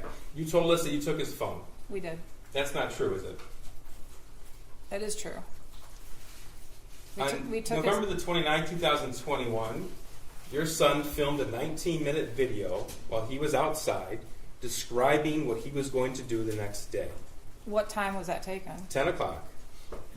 I don't know if he got it back. I know we took the shooting range away and we took his gun away, so I don't know if he got it back. Okay. Now, all of the times that you were at the barn, there was nothing stopping you other than you told us he didn't want to go. Right? Correct. There's nothing stopping you on November the 30th, 2021 from taking him home. Correct. Nothing stopping you. You know, actually, I want to go back to what you just said. You took his gun away. We took the shooting range away. You said you took his gun away. No, I said we took the shooting range away.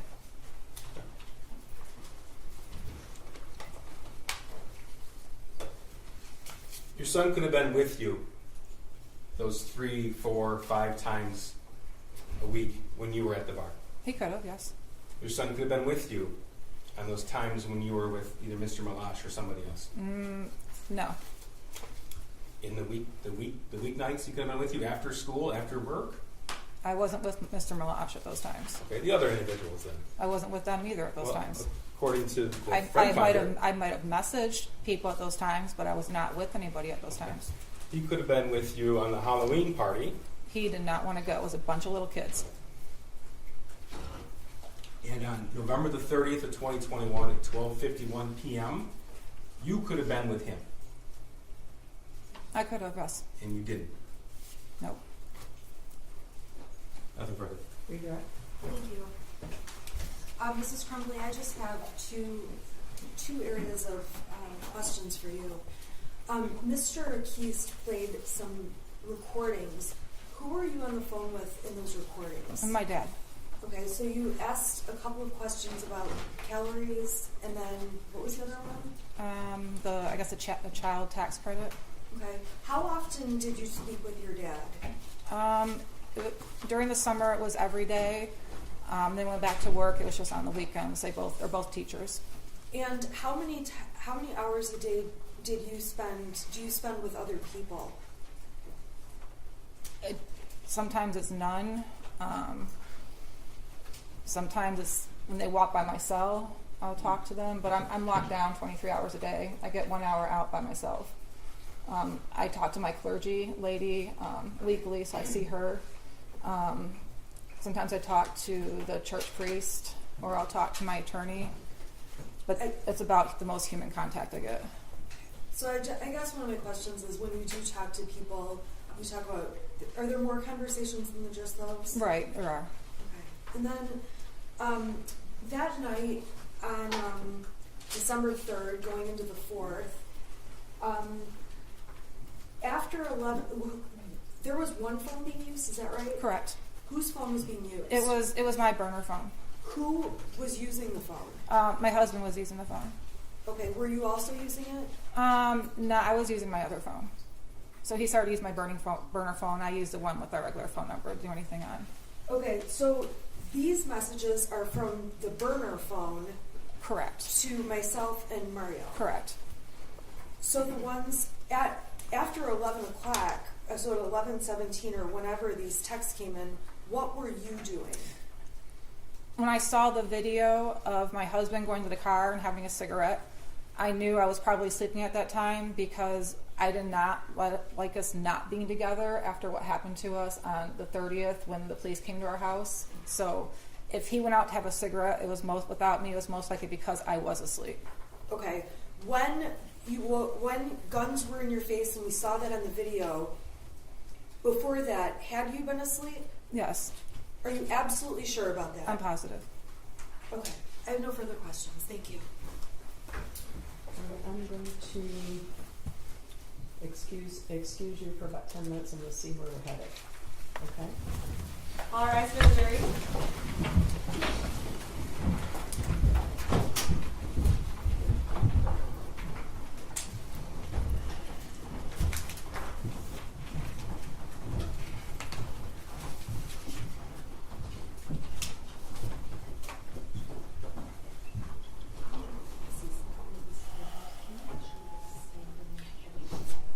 All right, you may be seated. You can rejoin your attorney. Okay, so tell me what's happening now. Can I have just a moment with my client? Sure.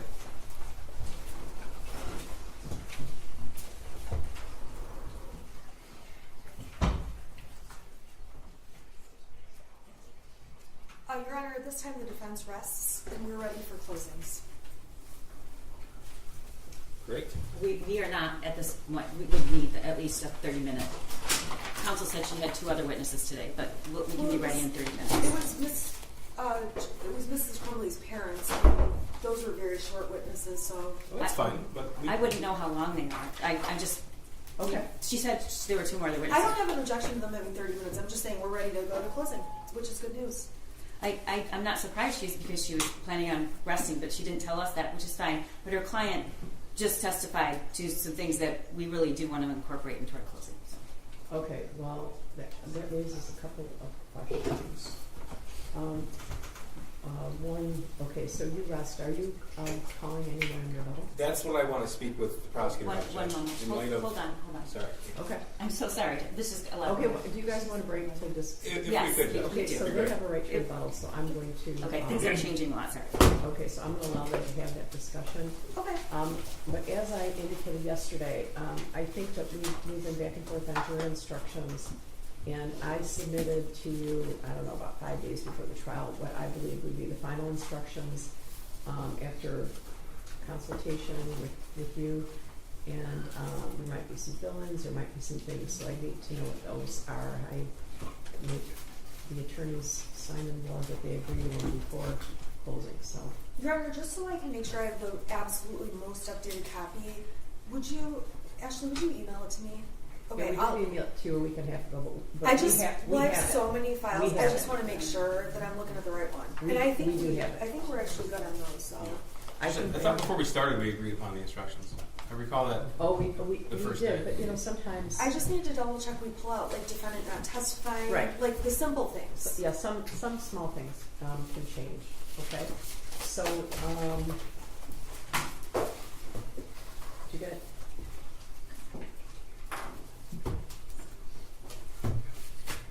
Do you want to get back to me shortly and let me know if you're going to have rebuttal? Yes. Yes, Judge. Okay, because that will determine what we do next and when we do it. Sounds good. Thanks, Ron. All right. All Thank you, right.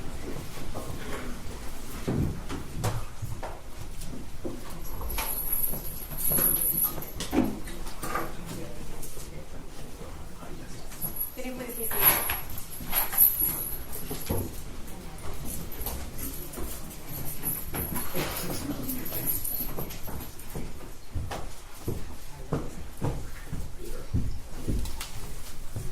You guys have the jury instructions, right? Yes.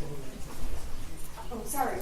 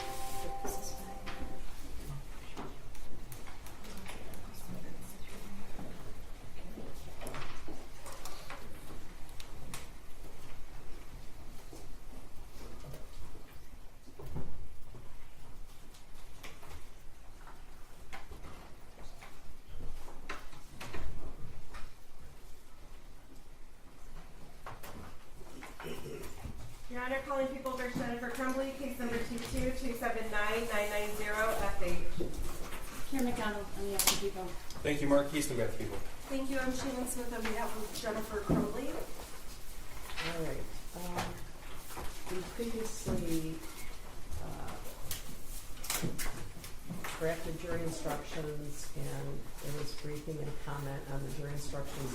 And I think it was about 2 weeks ago that I emailed a set of final jury instructions that I believe both sides agreed to. Yes. But I just want to briefly go over the instructions that we're giving, find out if there's any fill-ins, and then we'll have a final set of jury instructions. I'll provide these to the jury, okay? So we're going to give 3.1, 3.2. We're taking out 3.3. Yes, sir. All right. 3.5.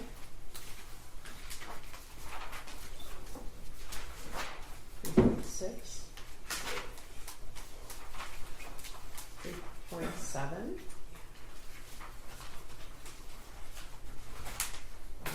3.10, 4.1, 4.3, 4.4, 4.5. We don't need any fill-ins there, that's general. Yes, sir. Right? Okay. 4.5, 4.7. We have not read the stipulations to the jury. You I don't guys- know if we plan to. On the keeper record stuff, do we need to? The things that were the subject of stipulations have been admitted. They've already been admitted, so I don't believe it's necessary, Judge. I didn't know if the court wanted them on the record or. It doesn't matter to me. Normally, it's advantageous for stipulations to be read into the record, for example, in civil cases with large amounts of exhibits. But if the exhibits that were the subject of the stipulation are admitted anyway, it's probably not necessary. Can you Yeah, give these us- are just keeper of records, chain of custody. I don't think we need to. If there's anything that was not admitted as an exhibit, there's no stipulation that doesn't involve an unadmitted exhibit, right? Correct. Let me Actually, I'm confirm. not sure about Okay. that. Okay, so anyway, 4.7, 5.2, 5.3. What about 5.8A? I don't think that was No. used Out? at all. Out, right? Oh, Yeah. Thank you, Judge. Okay, 5.8A is out. 5.10 needs to be amended. Oh, okay. Detective Legrowski was an expert, but I don't believe there were any other experts admitted, were there? No, the two medical examiners did not testify. Sean and Brian, Pacris and Brian are out. Yes, sir. We stipulated to their autopsy Right. reports. So it's just Legrowski, correct? Yes, Judge. All right. 5.11, 16.10. There's several of those as to count 1. 16.10 as to count 2. That's involuntary manslaughter instruction. 16.10 as to count 3. 16.10 as to count 4. There's a unanimity instruction that is based on and adapted from 20.30. Non-standard civil jury instructions, and the parties agree to that instruction. Yes, sir. Correct? Yes, sir. Yes. Okay. 16.13, involuntary manslaughter, failure to perform legal duty, as to count 1. 16.13 as to count 2. 16.13 as to count 3. 16.13 as to count 4. 16.15 as to count 16.15. Just one instruction for 1615. Say it again. Just one instruction for Yeah. 1615. I was trying to see. I think there were some things added. There was a foreseeability excerpt Yes, that was Judge. agreed upon. Yes, Judge. Yes. Okay. Yep. That's non-standard but agreed to by both sides. 16.18 gross negligence. There's an instruction about not using the shooter's name. Maybe I should get rid of that one. 3.11 deliberations and verdict. Yes. 3.13, which is possible penalty. 3.14 communication with the court. 3.15 exhibits. 3.16 written or electronically recorded instructions in the jury room. 3.20 single defendant multiple counts more than one act. 3.23 with regard to the verdict form, and then there's the verdict form that's standard, right? Yes, Judge. We have obtained a computer that would accommodate the thumb drives that's going to be in the jury room. Anything else you can think of? I don't think so. Your Honor, I don't have a thumb drive with mine. I just have mine. I just have a Okay. hard copy. Oh, that's good. We'll send it all in. Okay. Thanks. Thank you. Anything else? We're gonna make those minor amendments. Anything else at this time? No, Judge. I don't think so, Judge. Okay, so we'll be back in about, well, we're gonna take her back down, aren't they? Okay. I'm gonna take her back down and I'm gonna ask him to bring her right back up, right? It won't take long to do. Okay, yeah, the jury instructions are ready. I think I'm gonna give you each copy of the jury instructions just to be sure that we've done it accurately, all right? And these will be the instructions that go in with the jury as well. Thank you, Judge. Okay. At the moment, after closings, I'm going to eventually instruct them. I am going to have all 17 come back Monday, right? Does that make sense to you?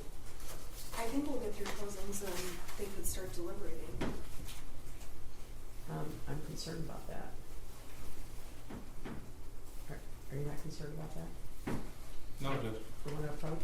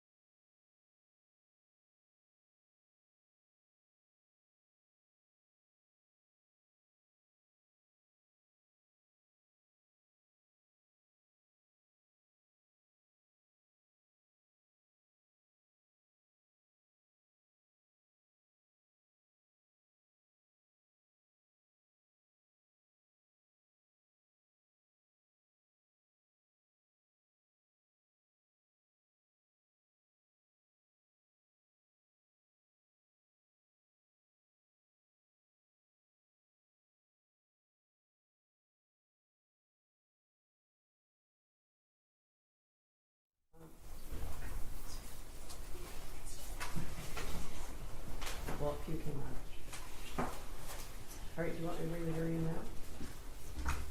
Sure. Yes, please. One moment. We're just waiting. Having some. Just take 1 second to set things up, Judge. Ms. Williams is going to print a copy of the jury instructions for you, just to be sure. Okay? What's that? We're going to print a set of the jury Oh, sure. instructions, and then review those, just to be sure that they're accurate before I send them in. 5.88 comes out. 3.3 comes out. Yeah. And then the expert witness is only one box, the other two come out. Yeah.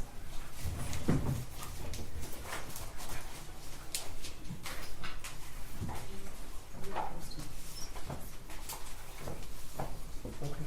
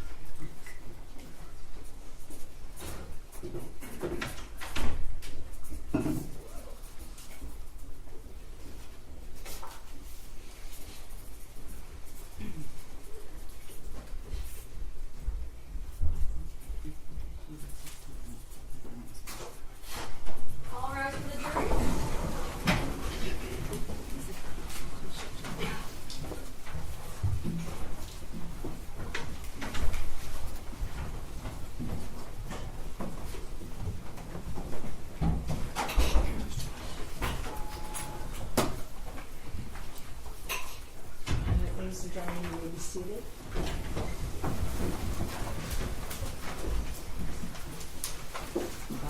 Ms. Smith, am I correct that you rest? Yes, thank you. Prosecutor, any rebuttal? No rebuttal. Ladies and gentlemen, the evidence in this matter has been concluded, and now you're going to hear closings. I want to remind you that closing arguments are just that. They are how each side sees the evidence in the case. The closings themselves are not evidence. Because the prosecutor has a burden of proof, the prosecutor also has a right to rebuttal after the defendant's closing. All right? I think you're going to hear certain elements, again, of the crime charged, the crimes charged, and I'm going to be giving you written jury instructions that list those, just so you know. All right? Prosecutor. Just 1 minute.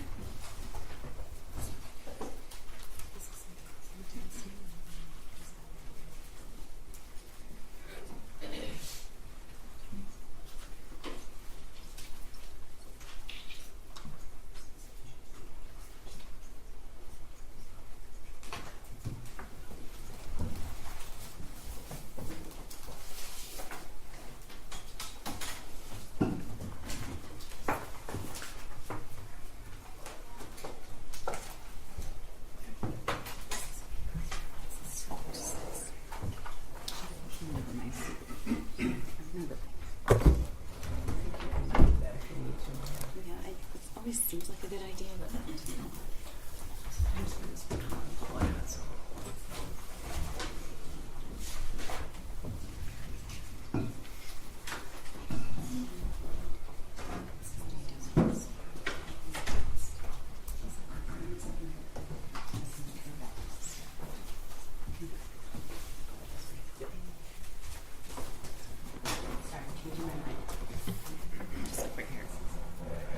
This Go is good. forward pretty far.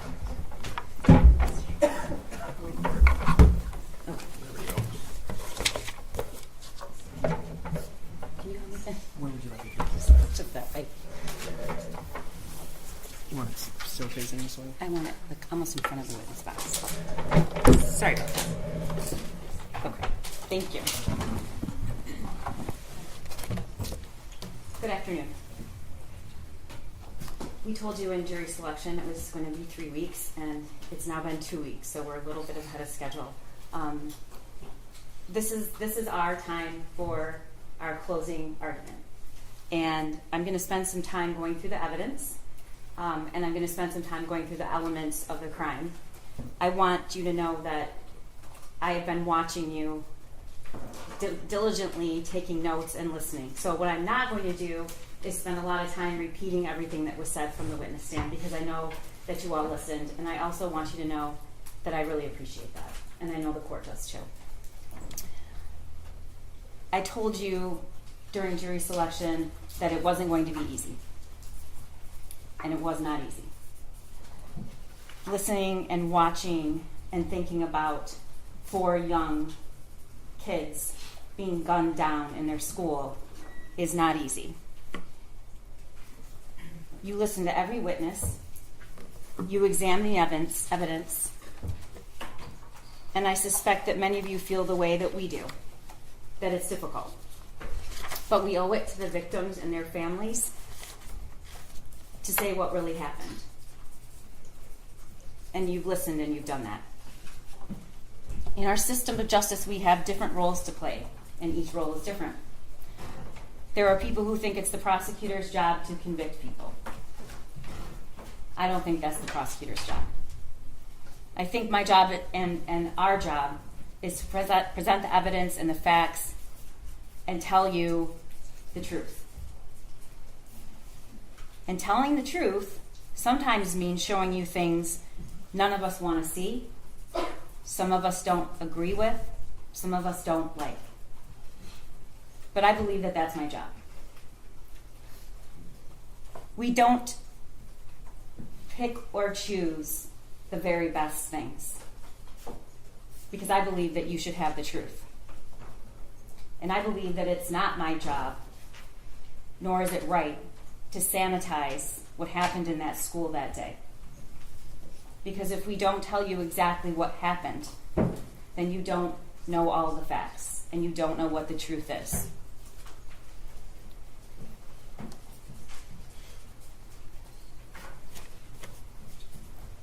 My job here, our job, that I believe we have done, is to meet our burden to prove that Jennifer Crumbly is guilty of 4 counts of involuntary manslaughter. The burden is high. I told you that during jury selection, but we embrace it. And I believe that we have met that burden.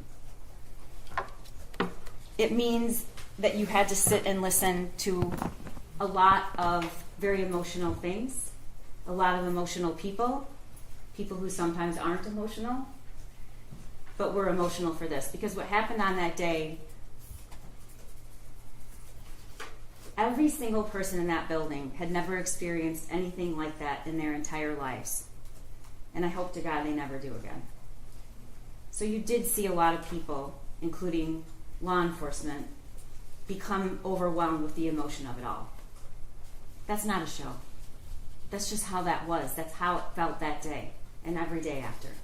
So I want you to know that there was no picking and choosing the very best evidence to give you. There was no filtering things out that didn't help our case. I showed you everything. And I called witnesses to the stand to say things I knew you probably wouldn't like. But my job is to give you all the facts. But my job is also to prove beyond a reasonable doubt that Jennifer Crumbly is guilty, and I believe we've done that. The defense also has an important job, to advocate and argue for their client, and they decide how they want to do that. And of course, the judge plays an important role. Her job is to call balls and strikes when 2 sides disagree to make a ruling, and then to tell you what the law is. And she's going to do that as soon as we conclude here. And then there's your job. Your job is to decide what the truth is, what really happened, what are the facts, and then take those facts and find the truth and apply the law. The judge is going to give you instructions about the law, but I want you to go over what you now know, and I want you to think about it. And we're going to go over some of the evidence. But I also want to remind you that you're allowed to use your own observations and your own insight. And if there's something that you notice from the witness stand that I didn't say, you should rely on that. We can't possibly tell you every single little thing. And sometimes, ladies and gentlemen, the most important things are the things that don't get said. The most important things are the way the victim or the witness spoke, the way they answered a question. And I encourage you to rely on your own perceptions of that. I want to start out by talking to you about the elements of the crime. Involuntary manslaughter, she is charged with. This case is based on 2 theories. You're going to have all this in their jury room, but hopefully I'm going to explain it so well you will have no questions. These are dependent on 2 specific theories. One is the gross negligence in the performance of a lawful act, and that gross negligence caused death, and in doing so, the act that caused death, defendant acted in a grossly negligent manner. The second is the gross negligence in failing to perform a legal duty. One, I have to prove that she had a legal duty to the victims. 2, she knew of the facts that gave rise to the duty. 3, she willfully neglected or refused to perform that duty, and her failure to perform it was grossly negligent to human life. And then 4, the death of the victims was directly caused by defendant's failure to perform this duty. Causation. The judge is going to instruct you, maybe more than once, and I'm going to say it, that there may be more than one cause of death. And it's not enough that the defendant's acts made it possible for the death to occur. In order to find the deaths of Madison Baldwin, Tate Meir, Hannah St. Juliana, and Justin Schilling were caused by the defendant, you must find beyond a reasonable doubt that the deaths were the natural or necessary result of the defendant's actions. You heard the evidence that the defendant's son shot Madison Baldwin, Tate Meir, Hannah, and Justin. And as previously noted, there may be more than one cause of death. And defendant's acts or inactions need not be the sole cause of the harm. In order to find that the death of Madison, Tate, Hannah, and Justin was caused by the defendant, you must also find beyond a reasonable doubt that her son's act of shooting these 4 individuals was reasonably foreseeable. Now you look at that, all of that I have to prove. And it seems a lot. It seems like it's going to take a pretty strong case to prove that. It's going to take some pretty egregious facts.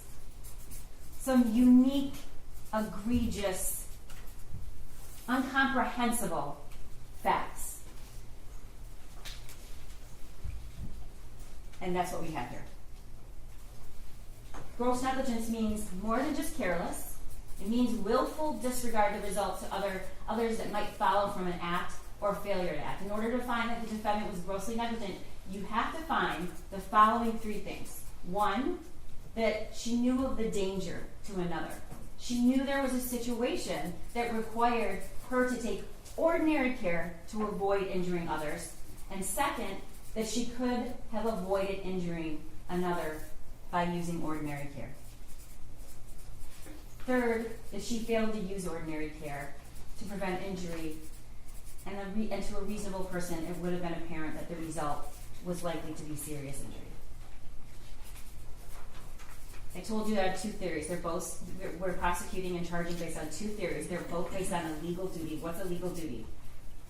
In Michigan, a parent has a legal duty to exercise reasonable care to control their minor child, to prevent that child from intentionally harming others, or prevent that child from conducting themselves in a way that creates an unreasonable risk of bodily harm to others. We talked about there's 2 alternate theories. Both of those theories, if proven, are sufficient to establish the crime of involuntary manslaughter. It's not necessary that you all agree on which theory has been proven, and as long as you all agree that we've proved at least one of those theories beyond a reasonable doubt, you can find her guilty. I want to take you through the testimony. I'm not going to get into every single detail of each of these witnesses' testimony, because I know that you were listening and you were writing. You heard from Molly Darnell. Molly was a teacher in the school that day. She was in room 224. And she saw the firearm when it was raised, shoulder height, pointed directly at her. And what she noticed was there was no orange tip. You also heard her say that she locked eyes with Jennifer Crumbley's son as he was taking that stance. You heard her testify that she jumped to the right, thank God, just in time, because the shot in her shoulder that she sustained was only inches from her heart. The next witness you heard from was Christy Gibson Marshall, who's an assistant principal at Oxford High School. I don't think there's one of us that would disagree that Christy Gibson Marshall did the most dangerous thing she could do. And she did not follow the protocol. It's probably one of the most courageous things I've ever seen. She walked to the shooter. She saw a student on the floor. And then, when she finally came face to face with the person who had shot this student, she didn't move. She just stared at him. And he didn't shoot her. She testified that she knew him. She was his principal in middle school. And she just couldn't believe that he would do something like that, because she knew him when he was in middle school. You saw the video of that day and what happened. And he just kept going. And even after he left and she had no idea where he was going, she didn't go hide anywhere. She didn't keep herself safe. She bent down to render aid and assistance to that student. And when she rolled him over, she realized it was Tamir. We all know that she didn't and wasn't able to save Tamir. We heard from Cammie Batt, who sold the Caltech and the Derringer to James in June of 2021. She also sold the 9mm Sig Sauer to James with the shooter present on November 26th, the day after Thanksgiving. She testified that James came in and pointed right at the Sig and said he's had his eye on it. She walked us through the process of purchasing a firearm. She talked about the trigger lock statement provided to James upon purchase and the cable lock provided with November 2021 on that gun purchase. Next, we heard from Special Agent Brett Brandon, who's sitting right here. You heard that when he was informed about the Oxford shooting, he left so quickly that when his partner came back, his chair was still spinning. And he raced and drove up there as fast as he possibly could because it was very much his own community. You heard he went right in and he found Lieutenant Willis, and he said, do you know where the gun is, and do you know where it came from, and do you need help? And so he was responsible for finding out where that gun came from, which he did.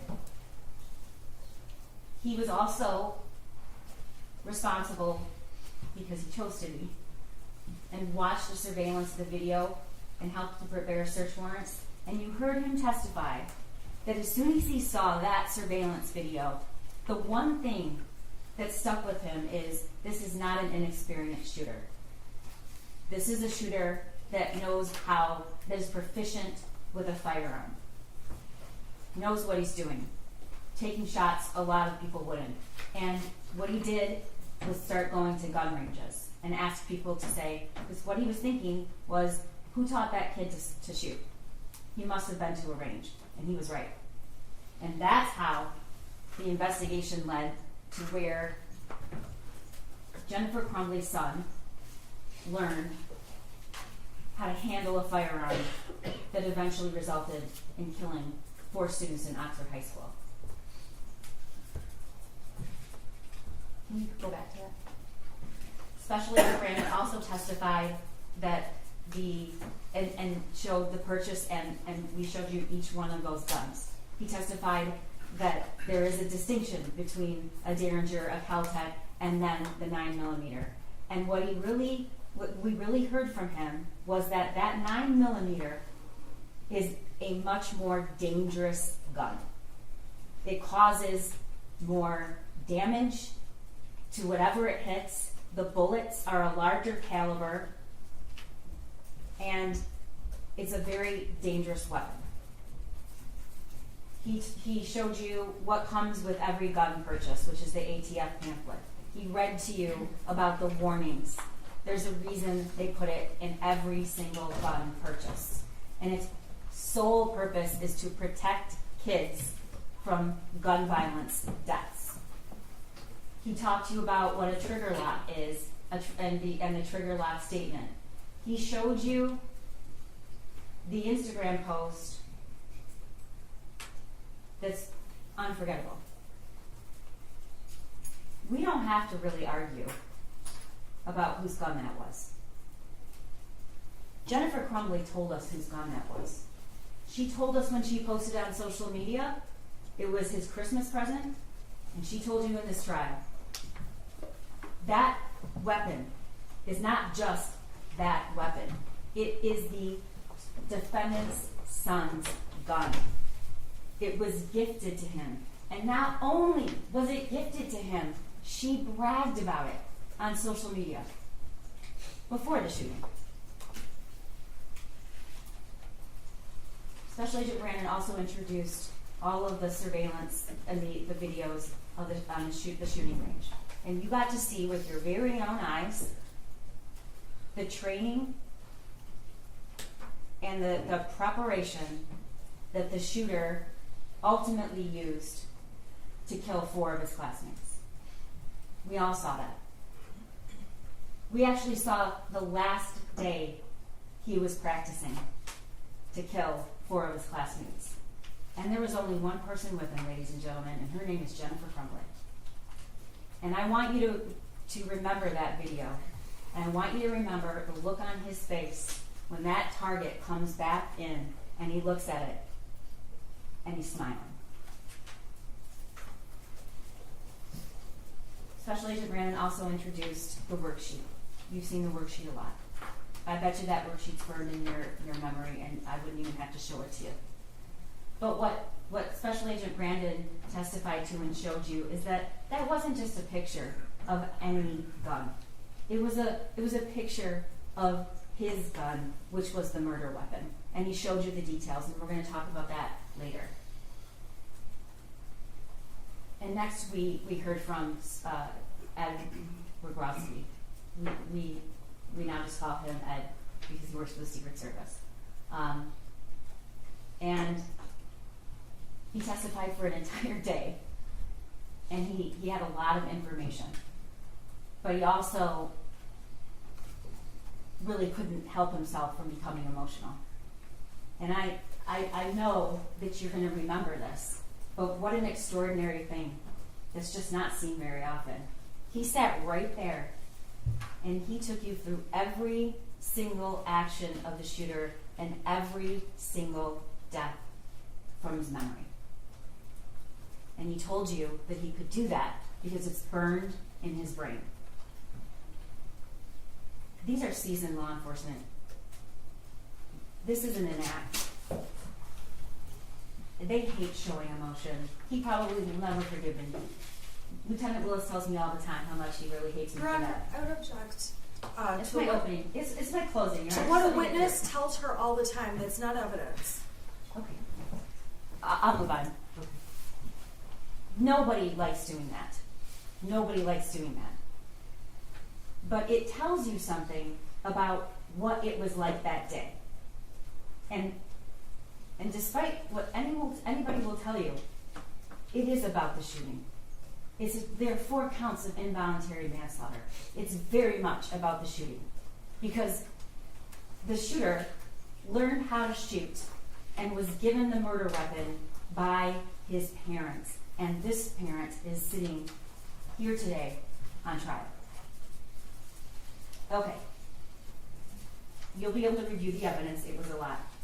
But he talked to you about what cell phone extractions are. And because of the cell phone extractions, we have a mountain of evidence that you saw. And yes, it's a lot of data. But you know what else it is? It's telling you exactly where the defendant was, who she was talking to, what she did, what she didn't do. And you can't hide from that. She tried. There's a lot of deleted messages, which are not coincidental. I don't think any of you believe that, but I'm going to tell you why they're not coincidental. He also talked to us about and showed you the messages between Jennifer Crumbly and her son. The messages between her son and his only friend. He introduced the voicemail that Jennifer Crumbly received the night before the shooting about looking up bullets. True. Pam Fine didn't tell her to call back. That's true. And she didn't call back because she didn't ask for a call back. We all know what she did do with that information. What she did do with that information is she texted her son, searching bullets.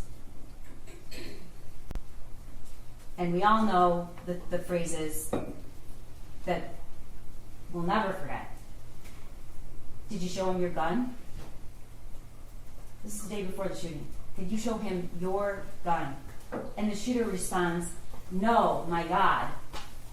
LOL, I'm not mad. You just have to learn not to get caught.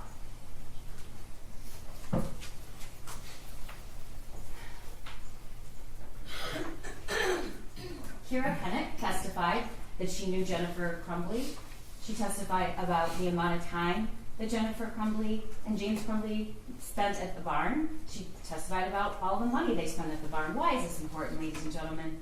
It's not to show you that somebody's a bad person for liking horses or spending a lot of money on horses. It isn't. And it's not to say that somebody should spend every waking hour that they're not at work at home with their teenager. That's not the purpose of this evidence. The purpose of this evidence is to show you what Jennifer Crumbly cared about the most and what she was doing and where she was when her son learned to be a killer. Kira will tell you that she referred to her son as an oopsie baby and said he was weird. She rarely saw him. And that even after the one friend was taken away abruptly with no notice, they still went to the barn, even at night, and left him by himself. Which is absolutely normal to leave teenagers at home by themselves. Unless that teenager is showing signs of mental crisis and that teenager has lost the only person in the world that he has. And then she told us that when she got the worksheet texted to her that day by Jennifer Crumbly, she was very concerned. She was alarmed. And in fact, she said, bring him to the barn. And you also saw from the text messages that Jennifer Crumbly said, he can't be alone. We know now that decision, that statement, she knew he couldn't be alone. She didn't decide to stay home with her son. That wasn't an option. She'd have to take him to the barn, where she herself testified he didn't want to go.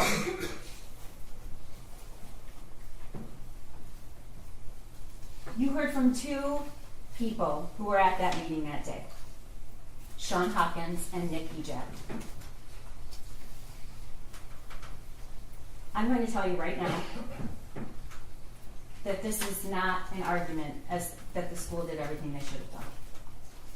I'm not going to say that to you. I'm not going to tell you that I like everything they testified to. I'm not going to tell you that I think it was okay they didn't look in the backpack. I don't think it was. But this is about Jennifer Crumbly's actions. And any attempt to make it about what these two individuals did or didn't do, like it or not, who did not have any of the information that was so jarring, it's about what she knew and what she didn't say. Sean Hopkins testified that he was concerned enough that he called Jennifer Crumbly. And her first response is, can you call his dad? Eventually, he emails her both copies of the worksheet, the original worksheet and the worksheet that was scribbled on. And she eventually comes to the school. But before she comes to the school, she texts her husband, emergency. Emergency. Along with, I'm very concerned. And James texts back, WTF. They're concerned. For the first time she testified ever, they're called to the school in the middle of the day, and they have that worksheet. Sean Hopkins is going to tell you that calling parents in the middle of the day and asking them to get a kid help is a pretty drastic action. And that he did in fact do that, and he gave them the list of places to call. He testified that when they entered the room, Jennifer Crumbly didn't greet her son. Jennifer Crumbly didn't hug her son. Jennifer Crumbly didn't engage with her son at all in the entire 11 minutes she was there. And we know she wasn't going to be in that school very long because she'd already told her boss she'll be back by 12 or 12:30. Doesn't leave a lot of time for the meeting at the school. It's a 20-minute drive. Sean Hopkins will tell you that what he felt mostly in that room for the shooter was compassion. He didn't want him to be alone, and he felt really bad. And he also knew Mom and Dad decided, no, we can't take him. We have to go to work. They said that in front of their kid. He knows very well what they do. He knows his dad works for DoorDash. He knows his mom and her ability to work flexible hours. She worked at home. But they left. She did not hug him goodbye. She did not touch or even acknowledge him. And we know now from her testimony, we know why. She was mad. She was mad at him. She did not think that he should have done that, and she thought this was a discipline thing, and she was very angry. We heard from Nick Ejek. He's the Dean of Students. He also testified and corroborated what Sean Hopkins told you, which is that the meeting was called, they were concerned about a mental health issue. They told Mom and Dad he needs services. Here's a list of the services. And Jennifer Crumley seemed irritated by it.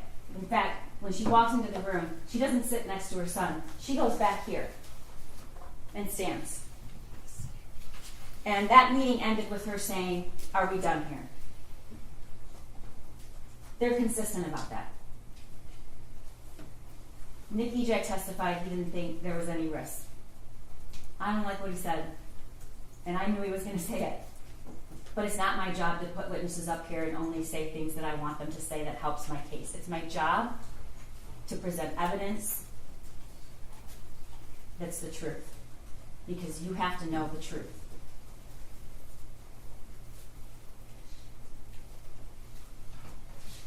Sergeant Joseph Bryan is the first law enforcement that had contact with Jennifer Crumley and her husband right after the shooting. And you saw the interview in the substation. And you saw the demeanor of the defendant. I want you to remember something. It wasn't even an hour. It was around an hour after the shooting took place. She's on her cell phone. She's looking to see if it's on the news, she said. We also know that there were deleted messages. We don't know when she deleted them, but we know there were messages deleted after the time of the shooting, from the time that the phones were seized later that night. He asked about the gun, and you heard what she said, what they both said. It was hidden. It was hidden. She read the text message. Oh, he said he loved me. And she reads the text message. And then she said, I texted him, I love you back. It was 49 minutes later that she texted, I love you back. And it was after she already knew that he was the shooter. She doesn't say what the text after that is. She leaves that out.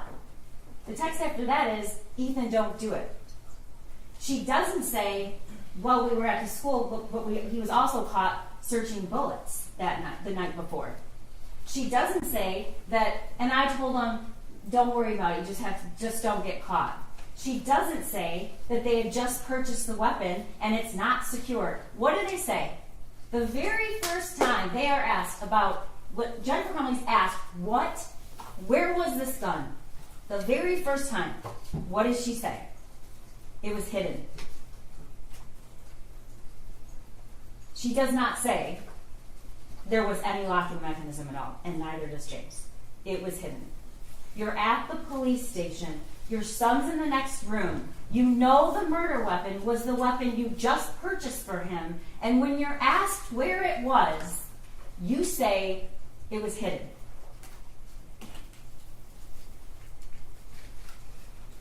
We also heard from Andy Smith, who was Jennifer's boss. He testified she could have absolutely gone home. She works from home, and there's flexibility, that they have kids that come to work, that the meeting that she wanted to get to was not in any way mandatory, and he testified about some very bizarre communications. He testified that as soon as she left, he got a text saying, my son, the bullets are gone, the gun is gone, he must be the shooter. Oh my God. Those were deleted by Jennifer Crumley. We don't know why. I think there's a lot of circumstantial evidence to suggest why, which is those are statements you don't want on your phone. And then, not 3 hours after her son shot and killed 4 people, and he's already in custody, and it's already clear that he is probably never, ever, ever going to be out of prison for the rest of his life, she's texting, "Don't judge me based on what he did. I need my job." Her explanation for that, she was in planning mode. The next witness is Amanda Holland, who testified that she came back to the work that day. She had the worksheet. Andy Smith also said she before the shooting occurred, she was down, she was sad. I feel like a failure as a parent.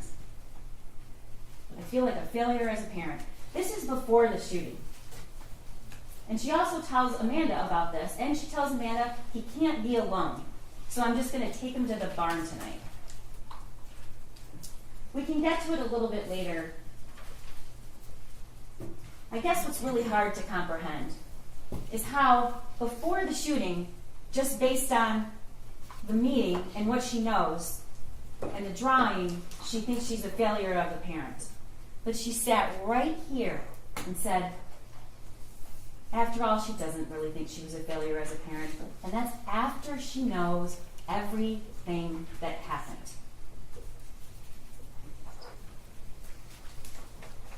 Detective Adam Stoyak executed the search warrant at the defendant's home.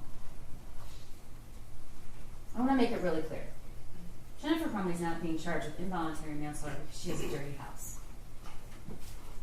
That's absurd. And you can see pictures so we can prove that she didn't have her house clean. I don't care if her house is clean or not, and I don't think you do either. Those pictures are shown to you because that is where the shooter lived and it's where she lived. And you saw his 2 bedrooms. There was barely a place for him to sleep. The testimony shows he had no person in his life after that friend left. He was not in a club. He was not in sports. He wasn't working. When I see those photos, what I think is, 2 rooms that were completely filthy, dusty, covered with clothes everywhere. But then, I think, what? That is where he spent 99% of his time. It's where he ate Thanksgiving dinner, just days before the shooting. The search warrant photos were also shown to you so you could understand where these guns were stored. We have a pretty good idea that the Kel-Tec and the Derringer were in what's called the gun safe. The lock was 000, but we know that they were kept there. What do we know about the safe, the Jennifer Crumley's son's gun? We know that there was a box on the bed and the ammunition next to it. This is the box. This is the box. I'm sorry, this is the thing. Can you get the other box? He's going to show you in a minute. This is the box of the Kel-Tec, which was found with this cable lock inside of it. Where she kept the other guns? No. I'm sorry, is that the box or the case? Is that the box or the safe? This is the box. That's the box. It was in the kitchen, in a cupboard, down in the But cupboard. the empty box was in the kitchen, right? What exhibit Your number Honor, is that? this is my closing argument, and I would just like to finish, please. Sure, can you tell us what exhibit number it is? Yes, it is 35. Go ahead. This was found in the kitchen. Inside is the cable lock. This was found on the end of the defendant's bed. Special Agent Brandon showed you what it's like to open this up and close it. Can you do that, Clap? It's not an easy thing. So what this was laid out on the defendant's bed, and the bullets are right next, the box of the ammunition is right next to it, empty. The story, one of the stories that is told by Jennifer Crumbly is he must have come in there when they were sleeping, because she was in that bed all night long, and they left after her. Except that the ammunition was in the box. Taking it out and leaving the box while your parents are sleeping doesn't make a lot of sense. And it doesn't make a lot of sense that this was taken, the weapon was taken out of this case with no one hearing while they were sleeping. And you are allowed to use your own common sense. He also testified about the search warrant. He testified where this cable lock was found, and he testified where the case and the box was found, and he testified where the gun safe was found. It was not, unlike what Jennifer Crumbly alleged, stored separately from the ammunition. It was actually right next to the ammunition. In a gun safe, the other two guns with a combination 000. Sergeant Peschke arrives at the scene, doesn't know anything about the Crumbleys, doesn't know that they've already been to the substation, doesn't know that they were at the school that day.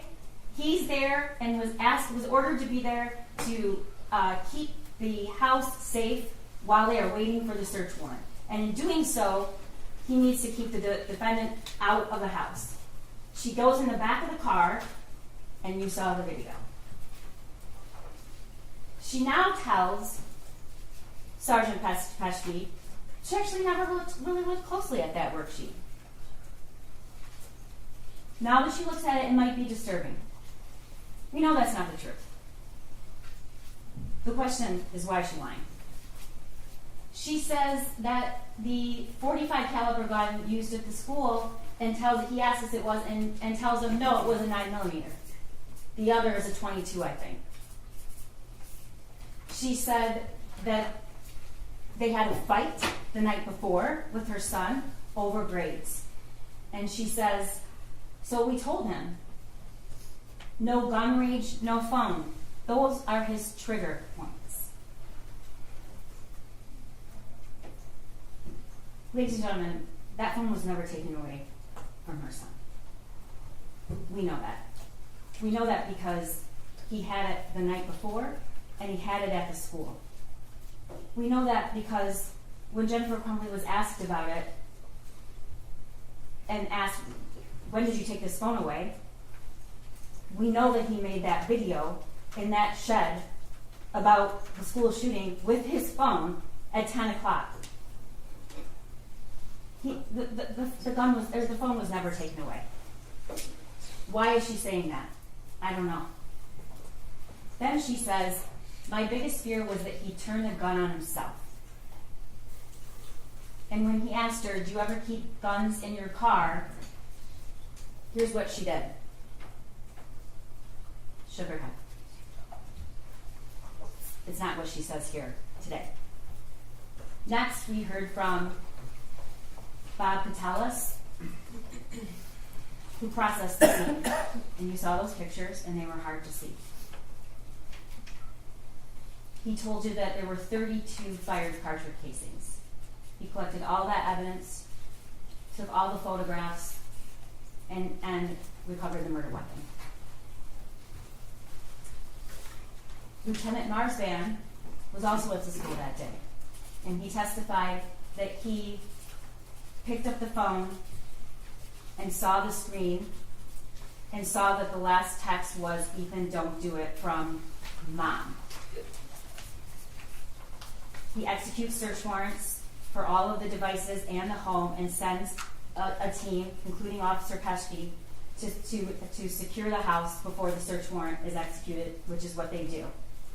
He testified that when he went into the house, he finally got there and he needed their phones. And he testified that Jennifer Crumbly said, no, I don't want to give you my phone. I'm not giving you my phone. She finally relents because her husband says they're going to get it either way. And then she doesn't want to give the passcode up. She doesn't want to give the phone up. But the most important thing that Lieutenant Marsman said is when he described how he had to identify the body of Hannah in Madison that day. Dave Hendrick is retired, but he's the former sergeant in charge of the fugitive apprehension team we call FAT. And his job, his only job, when he was doing that, is to find people who have felony warrants and haven't turned up. He has a lot of ways to figure that out.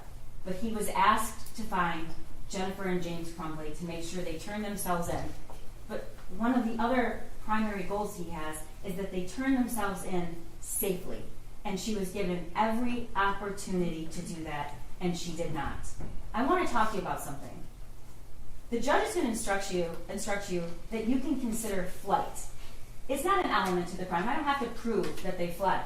The reason we introduce this evidence is she's going to instruct you that you can use that as a sign of consciousness of guilt. What do you do if you know you've done something wrong?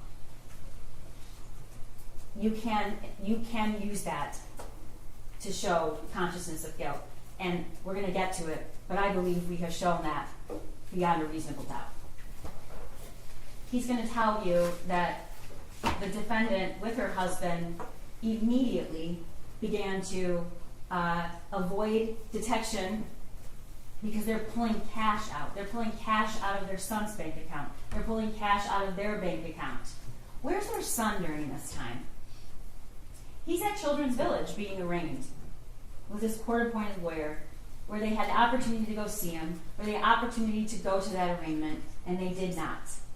Because they never even went, they fled their house and went to a hotel, and then they ended up at an extended stay, and that is where they ultimately left one of the Kias, backed into a parking space.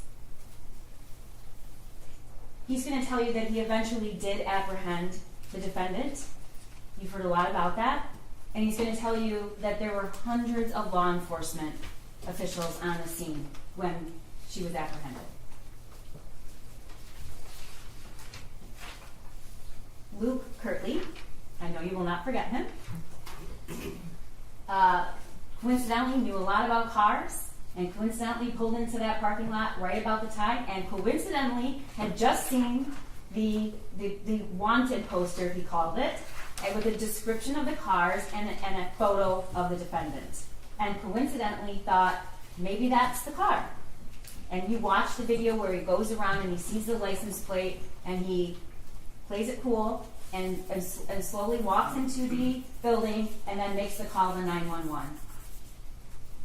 He describes to you how within minutes police officers arrived, and then swarms of law enforcement arrived. SWAT, the marshals, ATF, the sheriff's department, Detroit PD, all sorts of law enforcement show up immediately. He also testified that the unit where Jennifer Crumbley was actually found was very close to his, and it faced the parking lot, and the whole wall was windows, and it was on the first floor. And he's going to tell you that the whole parking lot was lit up with law enforcement, lights, sirens, all kinds of things. Next, we heard from Corporal David Shaw, and he testified that once he got there, they took a 35-pound ram to breach the door, which was right outside the unit where the defendant was found.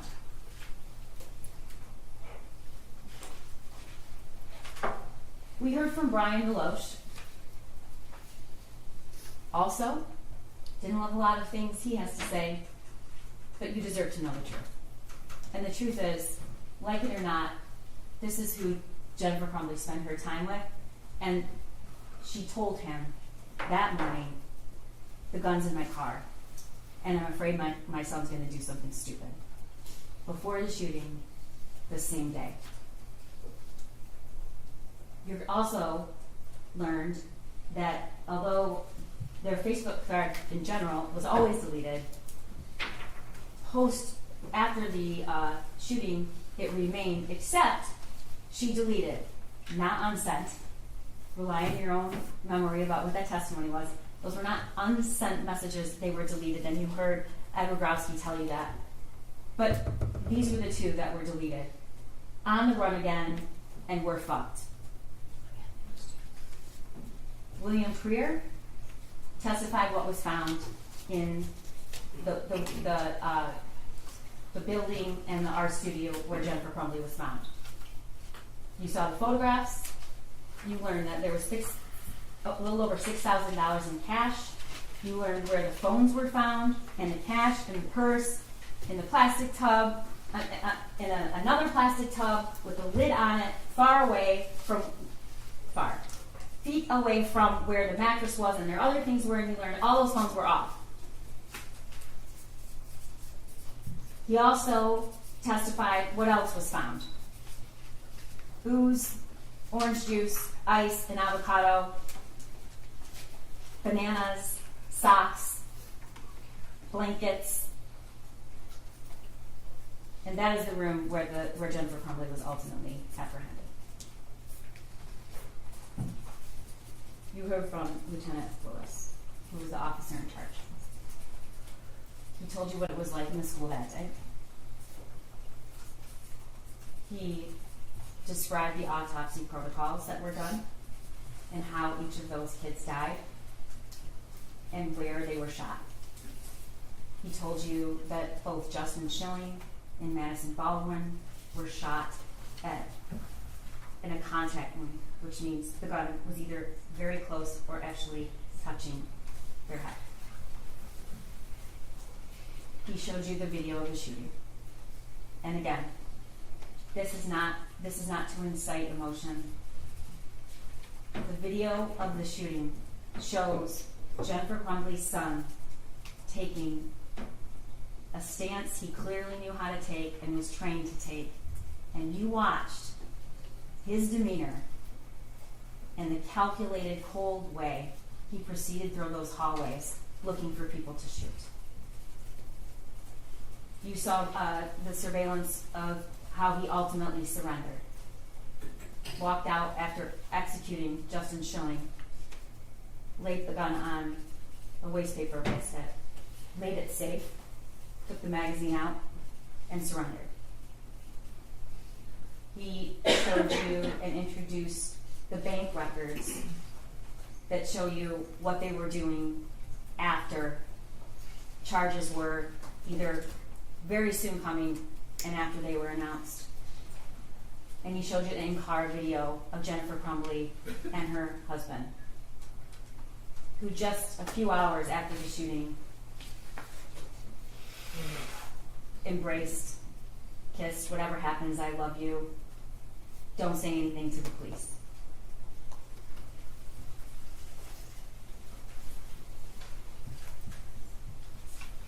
One of the elements we have to prove is what a person using ordinary care would have known about whether or not there was a situation that they needed to exercise ordinary care. So the defendant's knowledge about her son matters. But it's two different stories. It's what she knew before the shooting, and it's what she said she knew after. Before the shooting, she tells Kira, my son's weird. She always refers to him as an oopsie baby. She tells Amanda Holland he's lonely. He's hearing things around the house sometimes. She says, I'm a failure as a parent. The message to her son's friend's mother, he's kind of depressed in April. She texts that. And then the messages from her son. The messages in March about he's seeing things. Things are flying off the table. Now she wants to tell you that was just a joke, but I think you really need to consider whether a 15-year-old boy is going to text, could you at least answer me or reply to my text, as a joke. And we know there were no replies. There were missed calls. He called her. There were no replies. And she told us why. He was just messing around. But after the shooting, in the in-car, we hear her say, he's never been in trouble. He's never done anything. He's never done anything wrong. He's a good kid. Also in the in-car, I never even thought like he would have any mental issues. Like he never exerted any type of anger. He's never exerted anything. He's just like one of those mellow, laid-back kids. In the substation, he's never done anything. He's never done anything bad. After the shooting to Brian Malone, she's never done anything wrong.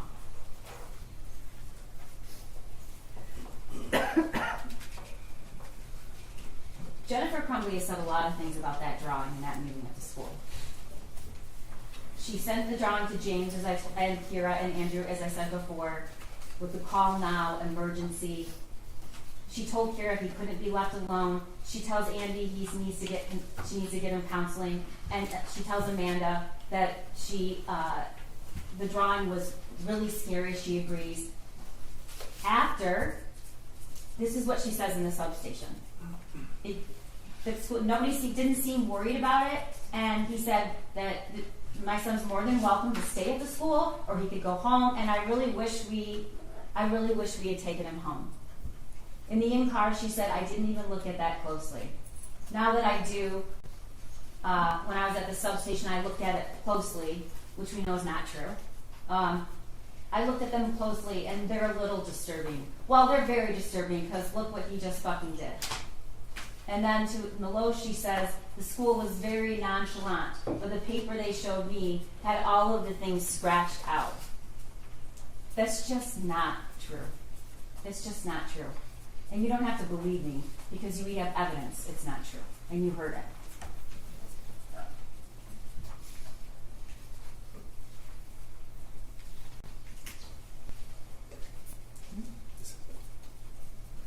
The statements about the gun are also numerous.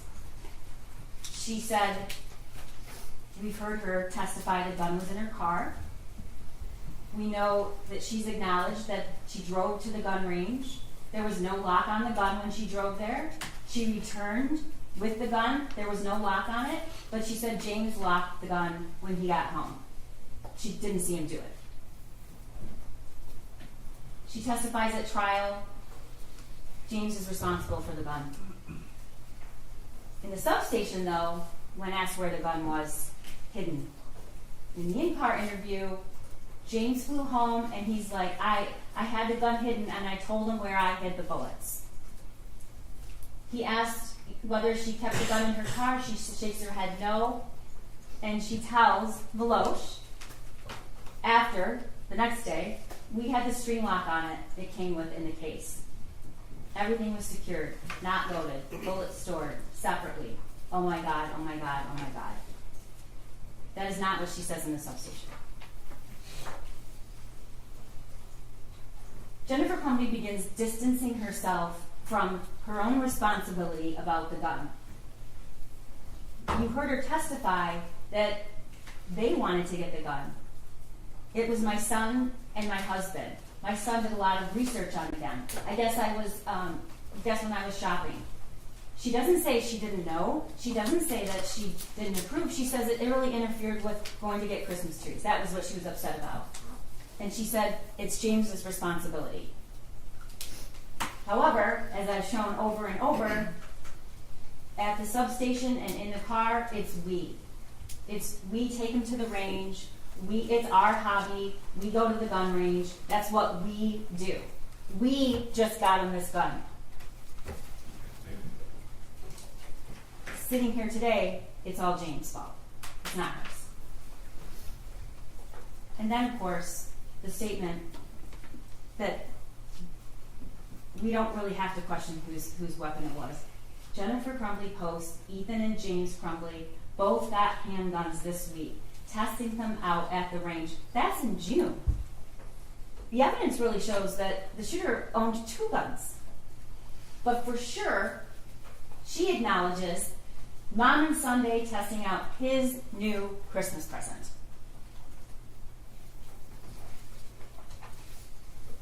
You heard evidence that was presented to you about the journal that was found in the bathroom by the shooter's backpack, right before the bathroom that he exited and started shooting. I have zero help from my mental problems, and it's causing me to shoot up the fucking school. Next slide. First off, I got my gun. It's an SP-2022 Sig Sauer 9mm.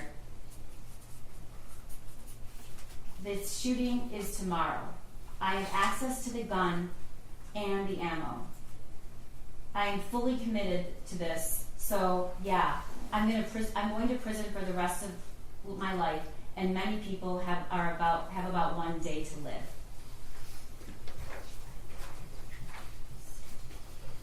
One of the things I want you to ask yourself when you go back in that room is why? Why, after hearing that there's an active shooter situation and knowing that your son is involved, you are taking the time to delete text messages? And look at the messages that were deleted. We're on the run again. Helicopters, not sure where to. I'll message you, and we're fucked. Deletes. The gun is gone, and so are the bullets. Oh my God, Andy, he's going to kill himself. He must be the shooter. Ethan did it. Those were deleted from her phone. She deletes all of the things she says about the drawing to Kira, including making sure that she still was going to get her lesson that night. This is the timeline from when in March, which you've heard a lot of testimonies starting in about March, was where we first have evidence that he was struggling, he was hallucinating, he was seeing things, and he wanted her to text back and she didn't. We know that he had some incident, and he said that the mental breakdown in April. You saw text messages between James and Jennifer saying, did he say anything about last night? He woke up in our bed, he didn't know where he was.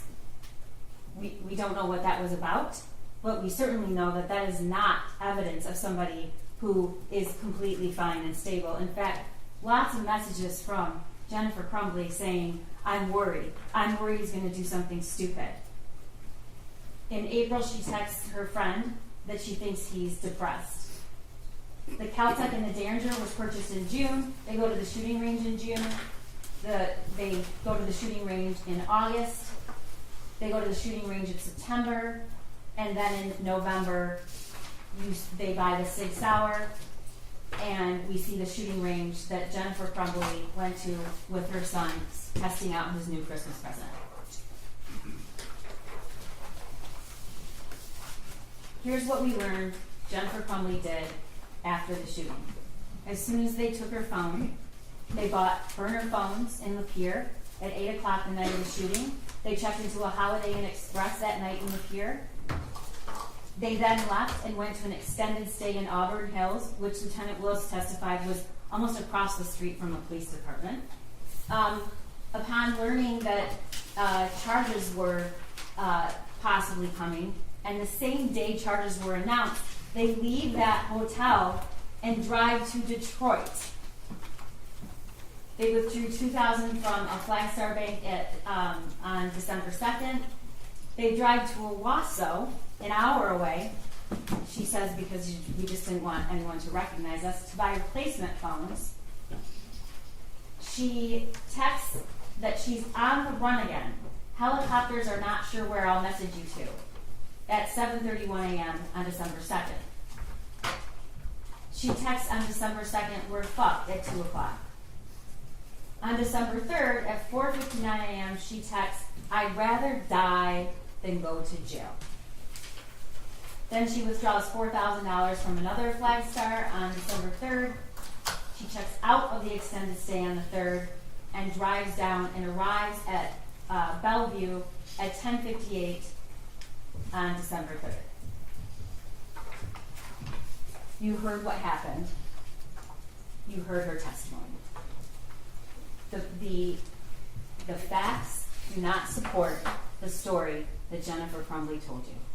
They just don't. There is no possible way, and Luke told you that, and so did Corporal Shaw, that you could be in that building with that many law enforcement and not know that somebody was there. And we don't even have to use that today's testimony, ladies and gentlemen, because she texted herself, I think we're caught, we're laying low. She texts that, we find out, and this is evidence we got this morning. She texts that after she's already said she took 4 Xanax and went to sleep. Now you saw that video. You saw that video. All those people, for over 2 hours, they're sleeping, and even when they come into the room, they still don't even act like they get up. It's just not true.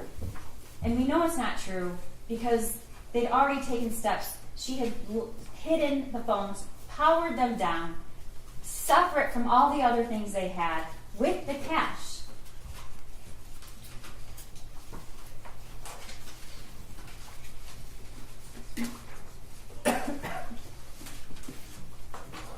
Jennifer probably wants you to believe that if only the school had done something different, we wouldn't be here. If only the school. Well, let's talk about what she knew that no school employee knew. She knew about the text messages in March that he was about a demon, throwing bowls, clothes flying off the shelf. She knew about the March 18th incident of waking up in his parents' bedroom and like he had way too much to drink and asking why he was in their room. She knew he had previously asked for help and to go to the doctor, and she laughed at him. She knew there were multiple guns in the home. She knew her son had been gifted a gun just a few days before the shooting. She had posted it on Instagram. But apparently, it's absolutely fine for all your Instagram friends to know that you got him a Christmas present with a 9mm handgun, but it's not okay or relevant to the people sitting in that room with that drum. She knew that that gun looked identical to the one in the drawing. She knew that the gun was accessible to him. She knew it wasn't stored properly. She knew that he was proficient with the gun. She knew he had access to ammunition. And she knew that her son was upset the night before.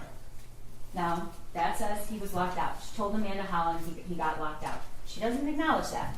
She does acknowledge that he did leave the house that night because he was upset. And we all know what he did. We all know what he did. He went to that shed and recorded that video. I object. That video did not come into evidence. Okay, it isn't in evidence. It's Okay. not. You're right. That's true. Let's go back to the elements. Ordinary care. What ordinary care, the smallest, tragically smallest thing she could have done to prevent this? She could have stopped at home on the way back from the meeting. She goes right by her home to see where the gun was. She could have stopped on the way back to work. She could have searched the backpack. She could have asked her son where the gun was. She could have locked the ammunition. She could have locked the gun. She could have taken him home. She could have taken him to work.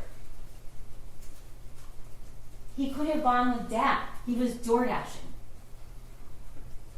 She could have told the school that they just gifted him a gun. She could have embraced her son. She could have said, can we talk to him for a minute alone? She could have looked at him and said, I care about you, I love you. She could have at least acknowledged he was in the room. She could have told the school about her son being in crisis previously and asking for help.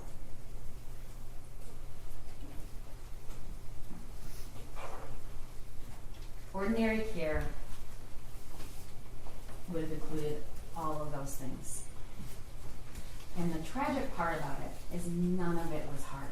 None of it. The smallest thing, just the smallest thing, could have saved Hannah and Tate and Justin and Madison. The smallest of things. I have to prove that there's reasonable foreseeability. And that worksheet right there that Jennifer Crumbley saw just hours before the shooting is reasonable foreseeability. And we're going to show you in the next slide. That's the picture of the gun. It's not just any gun, ladies and gentlemen. It's the gun that they just gave him. Blood everywhere. That's what he wrote with ammunition. I didn't show you the picture with the blood because I don't think you need to see it again. But we know what happened in that school and in that hallway. Here's a picture with 2 bullet holes and blood coming out of the figure's head. And look at that. That is where those shots went. Those are from the shooter's gun.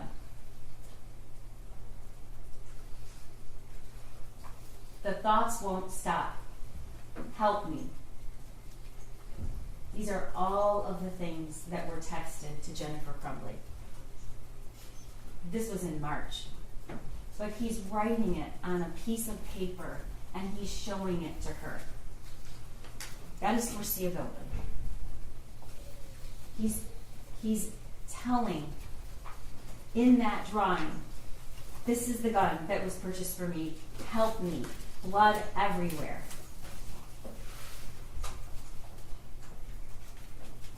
The world is dead. I know you won't ever forget the video, but if you look at the defendant's son and see that there was no emotion, none. He was only concerned in a very calm manner for finding as many people as he could to kill, and he did.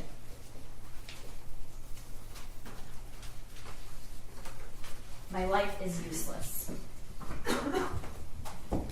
These statements from the defendant's son are just heartbreaking. I asked my dad to take me to the doctor yesterday, but he said, just give me some pills and told me to suck it up. Like, it's at the point that I'm asking to go to the doctor. My mom laughed when I told her, but I am having bad insomnia right now. I need help. I was thinking I could call 911 so I could go to the hospital, but then my parents would be really pissed. Like, I am mentally and physically dying.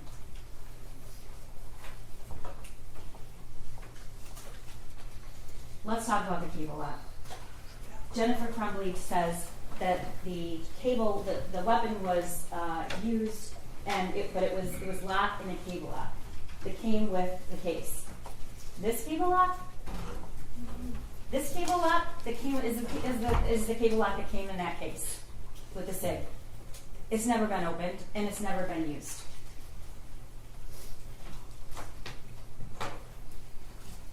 This is the last picture that we have of that gun until we see it murder 4 kids on November 30th. And the person holding it is Jennifer Crumbly. She's the last person that we see with that gun. She's the person that said it was in her car, then she said it was in her house, it was her husband's responsibility, it wasn't hers. That's what she told you.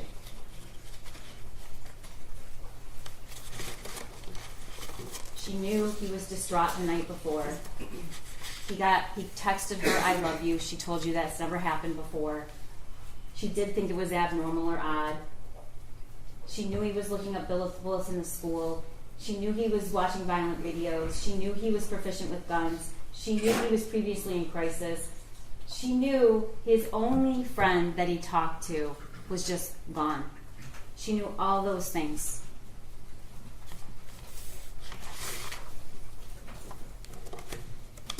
And then her own statements, ladies and gentlemen, when she took the stand. She testified that when she's looking back, she still wouldn't do one thing different. Not one. Not any of those tragically small things. Even now, she told you she wouldn't do anything different. And then she also told you that we took his gun away. You heard her say it. And then she said she doesn't think of herself a victim, but she has lost everything.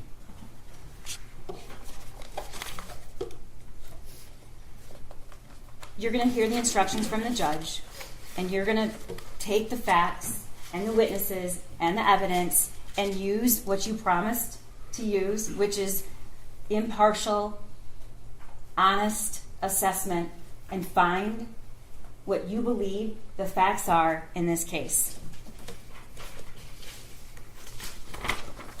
The flight, evidence of the flight and what they did after is not an element I have to prove. But what does it show? It shows the minute this shooting became public and ended up in the paper and the media, Jennifer Crumley started telling a story, and then she ran. And she didn't run just because she was selfish, ladies and gentlemen. She ran, and she started deleting text messages, and she started telling a different story because she knew she had done something wrong. That's the only reason you start deleting text messages. It's the only reason that you start saying something that isn't true. It just isn't true. Jennifer Crumley drove to Detroit with a bunch of cash and 6 cell phones powered off. You can consider that as consciousness of guilt. Everything she did from the time she found out that there was an active shooter and had a 10-minute call with her husband. They both say they went right, he called 911 right away. He did not. He talked to his wife for 10 minutes, over 10 minutes on the phone before he called 911. But the facts changed because it was an immediate attempt to misrepresent what actually happened. Why is a mother whose son just killed 4 people thinking about deleting her text messages? Why is she saying things that are not true about her son? Why does she care about her job? Why does she care about her horse lesson? Why does she care about any of these things? Because she knew she did something wrong. And she's deleting all of those things because she wants you to believe that she's somebody she's not. And you know what she's not? She is not somebody that used ordinary care to prevent what was foreseeable, reasonably foreseeable, that could have happened. Injury or death. And it did. It did. Those words on that paper helped me. She walked out of that school within 11 minutes, didn't so much even address her son. She did not give him the help that he wanted. And you can argue about the months before and the weeks before, but if you just even look at what happened that day, she walked out of that school and she knew something bad might happen. What does she do when she gets back to work? She all of a sudden texts her son, "Are you okay? You can talk to us." These are the actions of somebody who was worried. She was worried and she was concerned and she was panicked until after. And then it's a different story. Why? Because she knew she had done something wrong. She walked out of that school when just the smallest of things could have saved, could have helped Hannah and Tate and Madison and Justin. Just the smallest of things. And not only did she not do it, she doesn't even regret it. We have proven beyond a reasonable doubt that she is guilty of 4 counts of involuntary manslaughter. It's a rare case. It takes some really egregious facts. It takes the unthinkable. And she has done the unthinkable. And because of that, 4 kids have died. So I'm asking you to go back when you hear the law, review the evidence, and find her guilty, because we have proven her hurt. Thank you. Thank you. Your Honor, I'm ready to go, and I will, but I'm going to need to use the bathroom halfway through if I start now. Can I have like a 3-minute bathroom break literally? Do you guys want to break? Okay.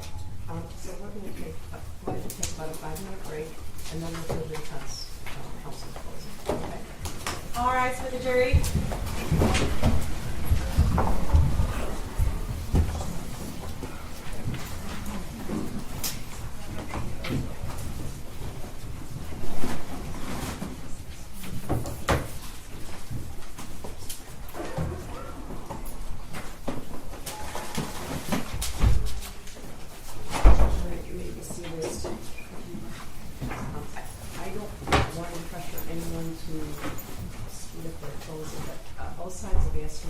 jury deliberating today. I'm gonna talk to the deputies. I'm not positive that's possible. I'm not positive it's possible. Okay, I'm going to the bathroom. Thank you.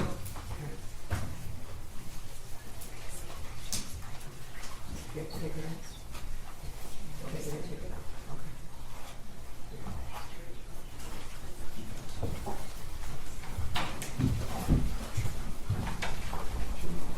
You can remain seated. Everyone can remain seated.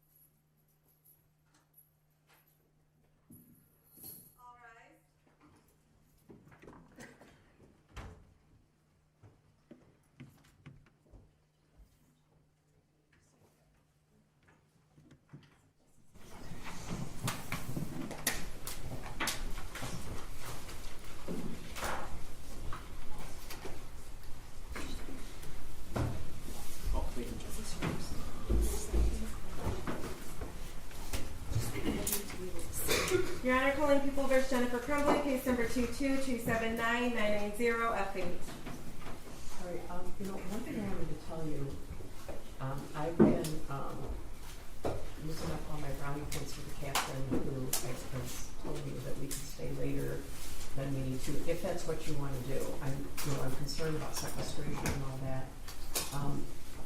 When we pick 5 alternates, I'm going to put 5 alternates in another jury room, and they're going to remain sequestered in the same way that the 12 are. So 5 are going to sit in another jury room.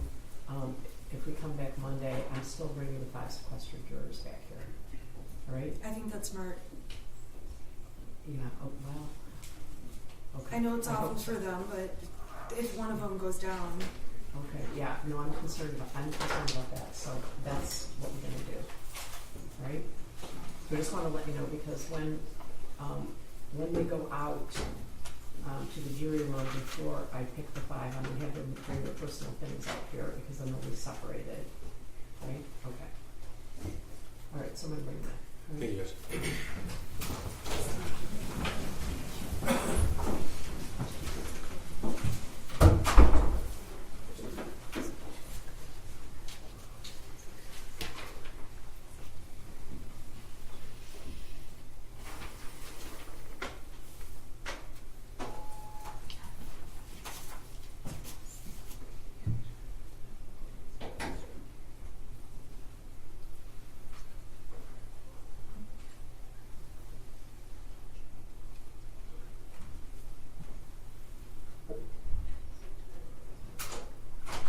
All rise for the jury. All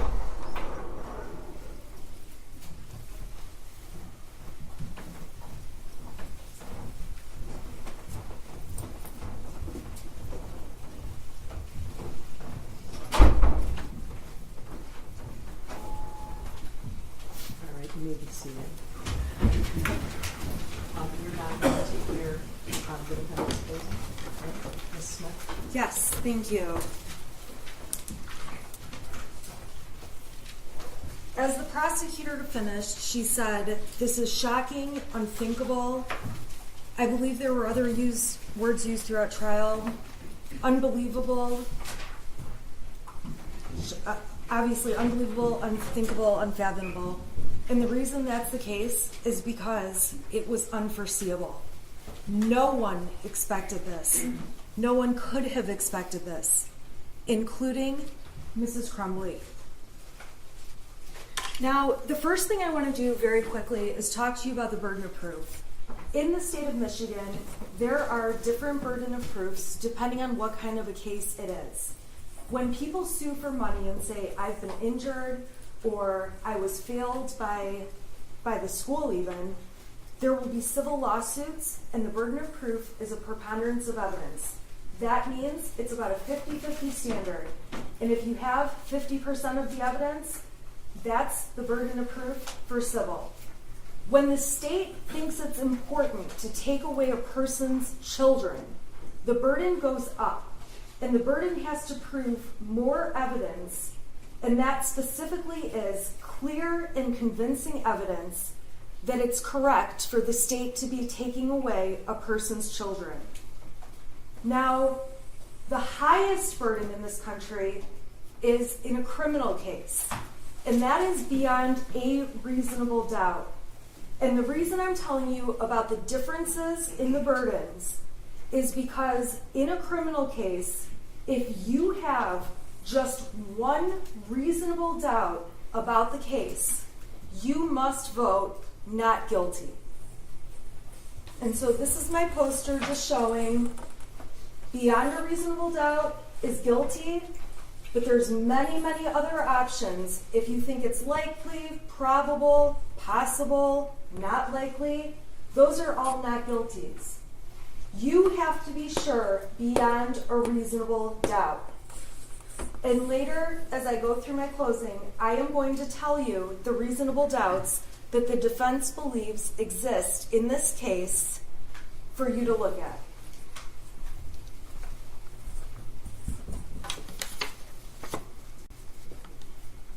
The the other thing I have to ask you to keep in mind is that in the jury instructions, and I think you've been told this throughout trial, the defense does not have to prove or do anything.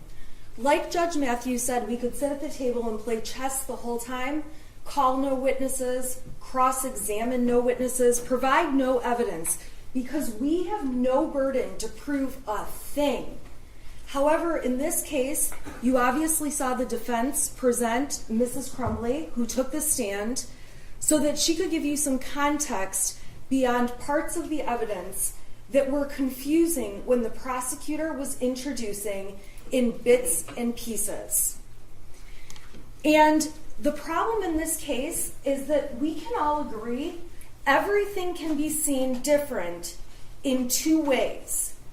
First of all, when you look back in hindsight with 20/20 vision, when you look back in hindsight, it is easy to say, this could have been different, that could have been different, this would have changed. And the other circumstance, the second one that makes a huge difference, is when you get full context around the evidence that is being used. And in this case, the prosecutor has cherry-picked little bits of evidence out of mountains of evidence to put in front of you with no context to explain what they're doing. And when you get cherry-picked bits of evidence, it's easy to reach wrong conclusions. Now, during jury selection, it felt like the prosecutor was asking you questions and giving more of a campaign speech than a jury selection proceeding. And I would suggest to you that at the end of the day, the only judge, although Ms. McDonald mentioned she's been a judge and was a judge several times during her jury selection, the only judge in this courtroom that matters is Judge Matthews.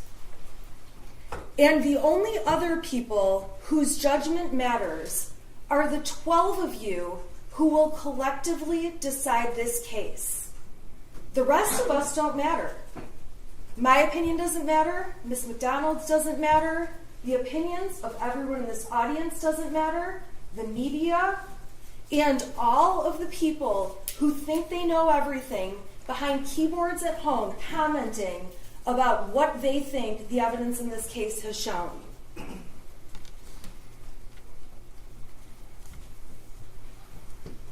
So during this case, it's obvious real life is messy and complicated. And during this trial, I will openly admit that I'm a lawyer who messes up. I get thrown off when I'm surprised by something. I feel like I get overwhelmed when information is coming at me quickly. I say I'm sorry a lot. Evidently, there's a TikTok channel of me saying I'm sorry through this whole trial. And all I'm saying is that I'm human. I am a human being, and so is Mrs. Crumbley. And that's what this case is about. She's not a perfect person or a perfect parent. I'm certainly not a perfect person or a perfect parent, and I'm certainly, beyond a reasonable doubt, bad with technology, which is why you're not going to see me touch that laptop.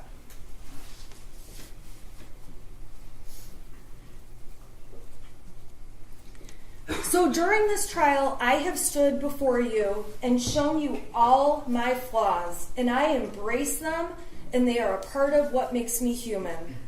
And so has Jennifer Crumbley.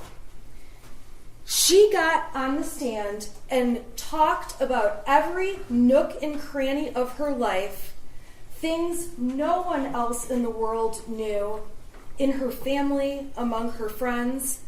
And she wanted you to see the whole truth, the entire truth, and nothing but the truth on everything, where she had to show you that she has made immoral decisions to have an affair, that she has made decisions you might not make to have another person involved in the affair. Now, we didn't get too far into the details, but it was enough for you to know that Mrs. Crumbly got up there and literally stripped off her armor, let the prosecution cross-examine her, and show you what happened in her messy life. And I say that with all kindness because I'm a mess too. I saw a meme about a week ago that said, I'm trying to be a mom, trying to get exercised, stay hydrated, get enough sleep, text everyone back, and not lose my shit. And I've got to be honest, as a mom, a working mom, on most days, I'm lucky if I'm fit for human contact.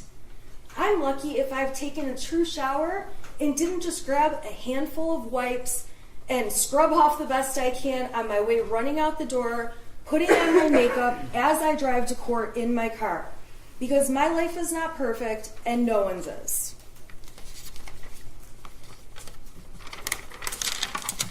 And during this trial, you may have concluded that you don't like me, that you hate me. That's fine. I am just asking that your opinions about me as a person, and if you're one of the people who plans to make a TikTok about me, that you won't hold those opinions against Jennifer Crumbly and will judge Jennifer Crumbly's case based on the evidence about her and her family. And if you hate her or don't like her or agree with things she's done, that's okay too. You don't have to like her. You are not expected to go hang out with her when this is all over. After trial, you don't have to decide if you want to go to her house. You don't have to have Thanksgiving with her. But when you're looking at the evidence in this case, it's important to set aside your opinions of her or take your opinions of me and supplant them on Mrs. Crumbly. Now, when I took on this case pretty early on, I realized I am Jennifer Crumbly and I could be here accused and sitting in her spot very easily. Now, in my house, we don't have guns. I don't have guns, but I do have children. And actually, I have an oopsie baby, my fourth one. I did not want 4 in 4 years, but that's what I was blessed with. I say I'm abundantly blessed. And I have kids that seem to have no issues. And at the end of the day, they're good kids. They go to school. We have no discipline problems. We have arguments here and there, just like every family does. I have a son that wants to hang out with me very rarely, but I have no belief that any of my 4 children would ever harm anyone else. And while I don't have a gun, I have a large butcher block on my counter with big knives that I use when I cook, and I enjoy cooking. And at the end of the day, my kids could just as easily grab a knife without me knowing it and without me having it on my radar and walk out the door of my house and go play with their kids, the other kids on my block. Granted, they live farther down my block because I'm in the middle of nowhere. And my son could kill somebody with my butcher block knife that I would have never expected to happen.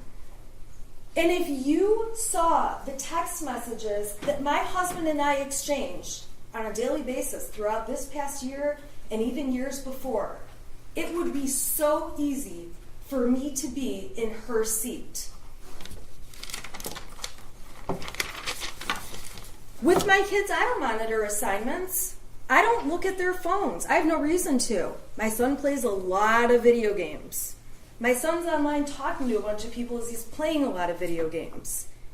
Even though he has a cell phone, I don't go through it and look at his messages every day. And as he gets older, I do know he's interested in girls. If he starts receiving nude pictures of a girl on the cell phone I own but let him use and gave him for his birthday when he turned 11, should I be held accountable for receiving child pornography if a girl sexts him over some inappropriate pictures? If my son decides he's going to send some pictures back and takes a nude picture of his bits and pieces, that's a 20-year felony. Am I then responsible because he sent a picture of his penis over to some girl? So not only taking the picture, a 20-year felony, but then we've got a 7-year felony for sending it over. Can every parent really be responsible for everything their children do?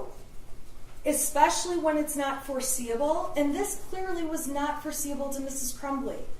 Because there's no one in the world, including Mrs. Crumbly, who would have let a school shooting happen and let what happened on November 30th take place.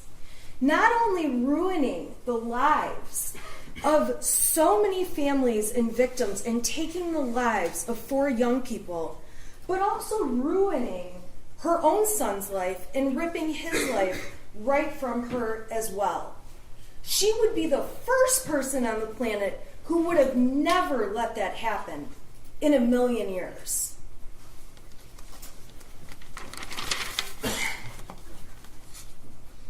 So this case is a very dangerous one for parents out there. It just is. And it is one of the first of its kind. Luckily, however, this is a case where the prosecution cannot meet its burden of proof. And thankfully, it's a case where truly Mrs. Crumbly does have a defense. And this isn't just one of those stretched cases where a parent is liable for what their child has done.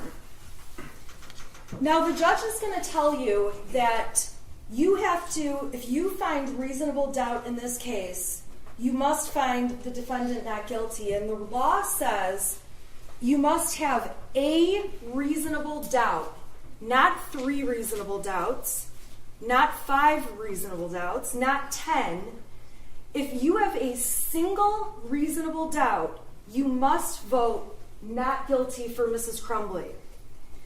And when it comes to reasonable doubt, each of you can have a separate reason to have doubt in this case.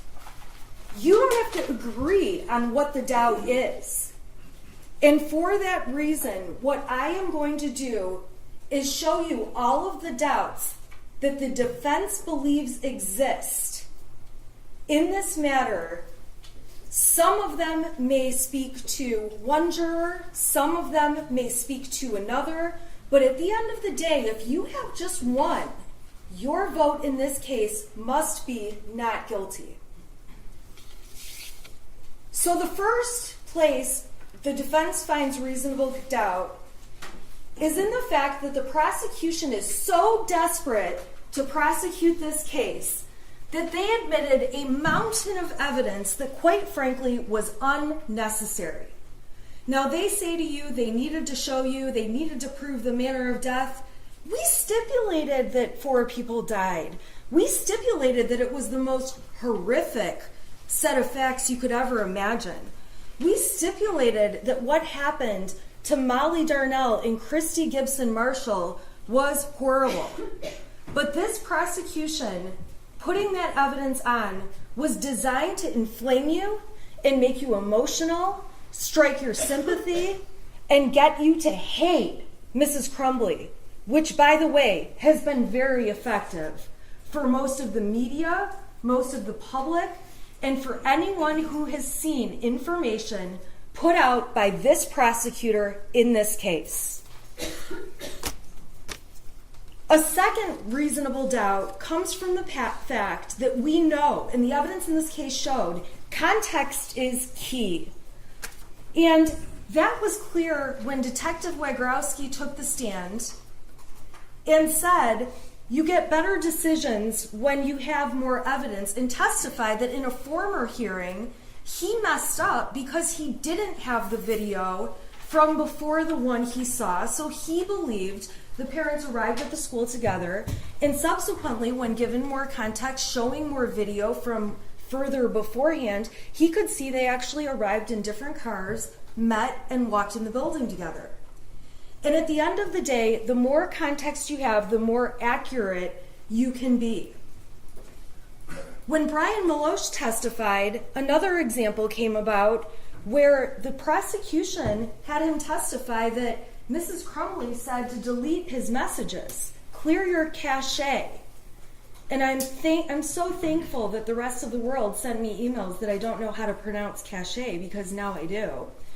And when Brian ended up seeing the messages before clear your cache and after clear your cache, he realized, oh, she wasn't asking me to delete messages. She wanted me to refresh my web browser to see if the Facebook had actually deactivated. And so that was proof again that when you have more context, you're more accurate. And the problem the prosecutor has in this case is they have very little context for the very little evidence they've submitted. There's also no context around some of this little bits and pieces of useless evidence, like Jennifer Crumbley saying that her son was an oopsie baby. I call my son that, so what? Does that mean I hate my son? Does that mean I would be okay if he went and killed a bunch of people and or if he committed suicide? No! Calling your child an oopsie baby was designed to try to make her look bad with no context. Having Amanda Holland come in, a coworker who's not a friend to Jennifer Crumbley and has been interviewed by law enforcement to tell you her advice on she should go have a mother-son day with her teenager, so irrelevant when she's faced with raising toddlers every day. When I heard her advice, I thought, yeah, right. I have 3 teenagers. I almost have a 4th. And personally, not only would they rather do anything else than spend a day with me, I'd rather do anything else. And we do spend time together, but that's not their first priority when they get to pick what they're going to be doing.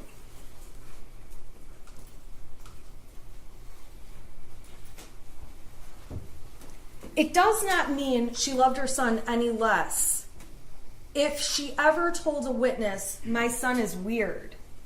And part of what made me realize I could be in Mrs. Crumbley's shoes is I have sent texts to my husband saying, our daughter is a psycho today. On the way to school last week, she's crying she doesn't have people to sit with at lunch. I texted him, she's a nutcase. I don't know what to do. I don't know how to handle this. I don't have time for this. My other daughter is complaining about her lights flickering in her room. I texted my husband, this sounds like a case. The start of a case. My husband works for my office. He's actually my office manager, so he knows about the case. He went in her room and figured out in 5 minutes it's because when she flips her blow dryer on, one of our plugs makes the lights flicker. So this ghost that you would read about in my text messages, which by the way I did not respond to despite the fact that it's on our 6-person group chat, would be taken out of context and make me look like I don't really care that my daughter is crazy. I also got text one day, we have no food in our house, I am absolutely starving, you are the worst mother ever. And you know what I did? I ignored it. She was mad we didn't have the right kind of chicken ramen. When we have 85, I like the number 85, when we have 4 other flavors of ramen, and there's about 100 other things she can eat, and I knew she's not going to starve to death, but taken out of context, it makes me look like a neglectful mother.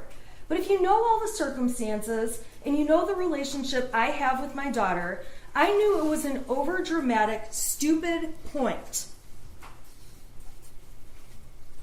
So when you see messages from Mrs. Crumbley's son saying, will you at least call back?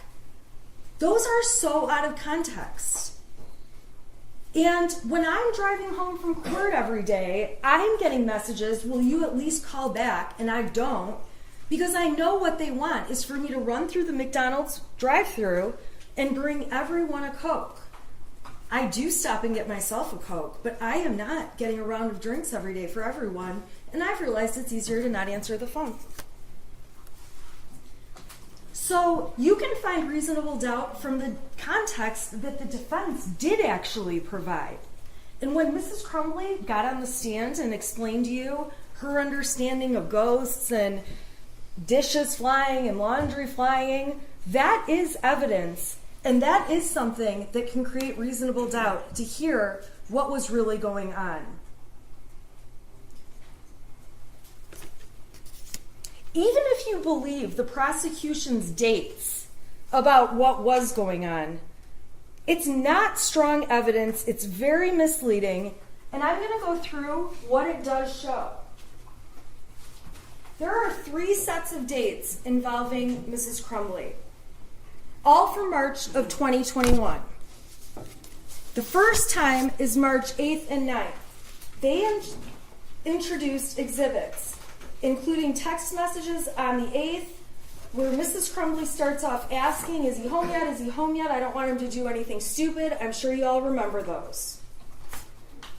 Then they introduced evidence on March 9th that she went to the barn that day with her husband on the 9th.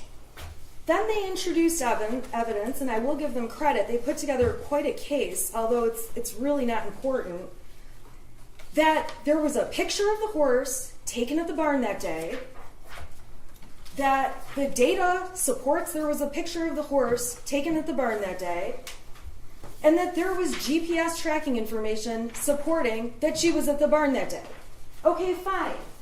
So on March 8th and 9th, there's concern that the shooter, Mrs. Crumbley's son, is making weird comments, and on the 9th, she goes to the barn and she takes some horse pictures. That's all that shows. Pretty minimal. Next, they went to March 16th through 19th, which was broken up into a million exhibits that, quite frankly, were out of order, threw me off my game, helped create these beautiful TikToks, and I'm going to tell you what they show. Now, these ended up all being admitted as exhibits, but I'm going to go in order of what they show. There was a text thread in Exhibit 85, which if you want to look at it, you can, where Jennifer Crumbley said, I'm going to get drunk and ride my horse. This was on March 17th, St. Patrick's Day. A lot of people have a cocktail on St. Patrick's Day. That does not make her a mother that would be negligent or grossly negligent to her child. There's text messages from the day before where Mrs. Crumbley's son is saying some things about, now the house is haunted. Some weird shit just happened, now I'm scared. I got some videos, a picture of a demon. It's throwing bowls. I'm not joking, it fucked up the kitchen. I'm going outside for a while. Can you at least text back? On that day, Mrs. Crumbley didn't text back, but their own exhibit, okay, which is Exhibit 83, so the numbers do bounce around, so we go from 85 to 86 to 83, show that within an hour of the shooter making these ghost comments, she did call him. Specifically, she called him back at 7:24, and they had a 19-second phone call. If it was 19 seconds, it most likely was, I'm on my way home, we'll talk when I get home. So then, the state, in order to make it seem like they've really, really got some proof here, they admitted exhibits 87, which show on the 17th, on St. Patrick's Day, James was on a horse. They showed People's Exhibit 88, confirming the metadata that James was on a horse. They showed a picture, 89, of Jennifer on a horse that day. Metadata to prove she's on the horse that day. Another picture, number 91, of James on the horse, a different picture. The metadata to prove James is on the horse. A picture of Jennifer with her horse in Exhibit 93. And again, the metadata to support the picture was taken out at the barn and sent, and that these people talked about these horses. Okay, so fine. That's on the 17th of March. You're going to have access to all this evidence if you want to see it. Then they introduced exhibit number 86, which is where Their son says the house is haunted. This is on the 17th. This is the day where he says, can you text back? This is the day where I already showed you the exhibit. She called him. She didn't text back, but she called him. And then they show a couple texts from a few days later on the 19th, where it's obvious from the messages the Crumbleys had had an argument with their son the night before. He was upset to have his phone and things taken away. That Jennifer Crumbly gave him a melatonin to go to sleep. She should have only given him a half. It's in the messages, but she gave him the whole thing. And it knocked him out, and he slept in their bed that night. And when he woke up the next morning, James described him in the text messages as he woke up looking like he had way too much to drink last night, complaining about a headache. Jennifer says, well, he was really worked up and out of control, so I can see why, talking about his behavior during the fight. All I know, Jennifer says, he needs to eat, go to work hard, not complain, and he can get his stuff back. She testified that getting his stuff taken away is his trigger. It's what makes him get upset. She says, you respond, and I didn't get it.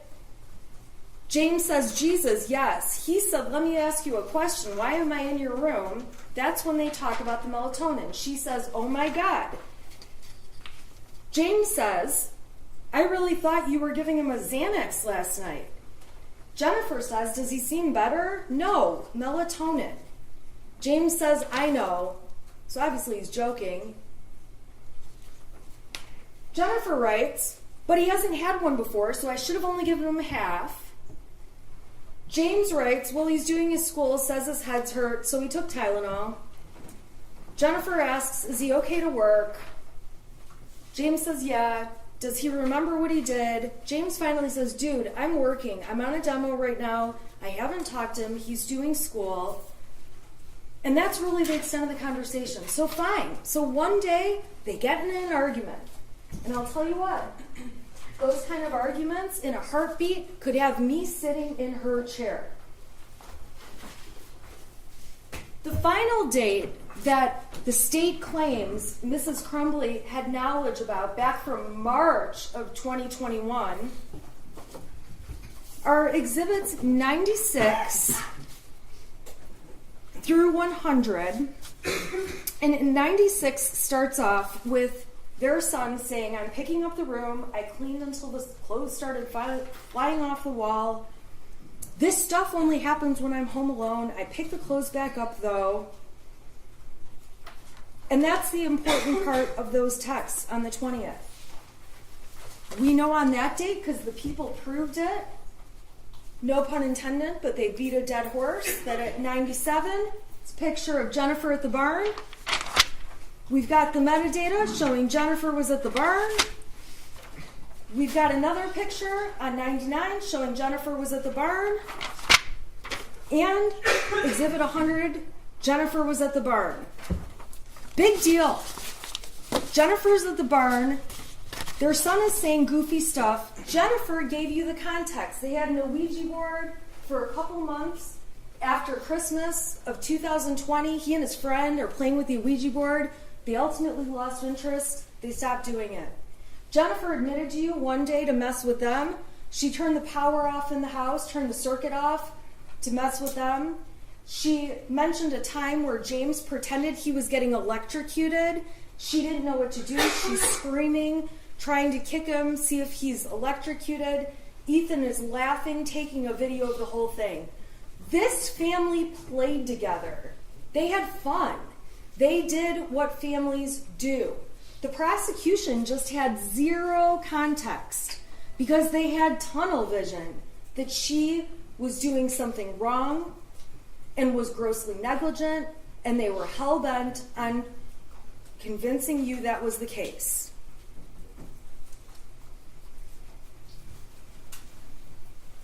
So the other thing that you can find as a reasonable doubt in the case is the lack of evidence in the case as a whole. The prosecution has made very serious claims. And when you really look at it, they have very little evidence. So what they've shown to you, and I have it in these folders, are these dates in March 2021, which, by the way, are 10 months before the shooting even took place. They're before it would have... it's unreasonable to expect that things that happened in March of 2021 are an indicator that 10 months later their son's going to do something. It would be very different if every week there's something going on up until the shooting, but there's not. Because if there was, the prosecution would have brought that in and showed you every horrible thing that was happening to show you their son was being ignored, and they don't have the evidence. So what they did provide and what was admitted, this is exhibit, I believe, 423. These are all the Facebook messages between James and Jennifer. So when you look at those Facebook messages and consider, and this includes the photographs and the GPS stuff, that they're using this much compared to this much over the period between January 2021 and the shooting. This is a very little bits in time compared to the grand scheme of things. And while the officer testified and played games with me that he's not sure this is the best evidence against Mother, you better believe if they had better evidence, they'd be up here showing stronger and better evidence. This is it, ladies and gentlemen. It's obvious from the evidence in trial, and you may find it to be a reasonable doubt, that the Crumbly son was a skilled manipulator, and they didn't realize it. He's not sick. He doesn't have a mental illness. He's had no history of hallucinations. He has never shown his parents signs of mental illness. He certainly never showed signs of mental illness wanting to get a gun. No parent would purchase a weapon if they believed their child had mental illnesses. And these are people that had 2 other guns in the house for months where nothing ever happened with those guns. They had no reason to believe that somehow this 3rd gun was the thing that was going to make the difference. The texts that the prosecution admitted as Exhibit 101 were texts between the shooter and his friend that we have not named. The extent of these text messages saying goofy things like, I told my dad to take me to the doctor, he gave me pills to suck it up, it's at the point I'm asking to go to the doctor, I'm having insomnia and paranoia, I thought about calling 911, but my parents would be pissed. I don't disagree with the prosecution that these are alarming messages, but clearly the shooter's friend isn't that alarmed because he's not texting back. The shooter's friend knows there must be more going on because he doesn't tell Mrs. Crumbly, who is and he's like a second child to her. And we have no other context about these messages, and if anything, the evidence does not show that Mrs. Crumbly ever saw these messages. Now, when she sees them now, she thinks, that's crazy. She'd like to know more context. But you also have to know, and another reasonable doubt you may find in this case, is created when you compare these text messages that were sent that have alarming things between Ethan and his friend to all of the messages between them, which are over 20,000. And what you would have to believe, and what I would believe, is that if the state had stronger evidence, they would have paraded it up and we would have been seeing a lot more of these. But instead, they were admitted, and you haven't heard the friend testify, you haven't heard any context about these, And all you can see, and really all the evidence shows, is that there's no reason to believe Mrs. Crumbly ever saw that.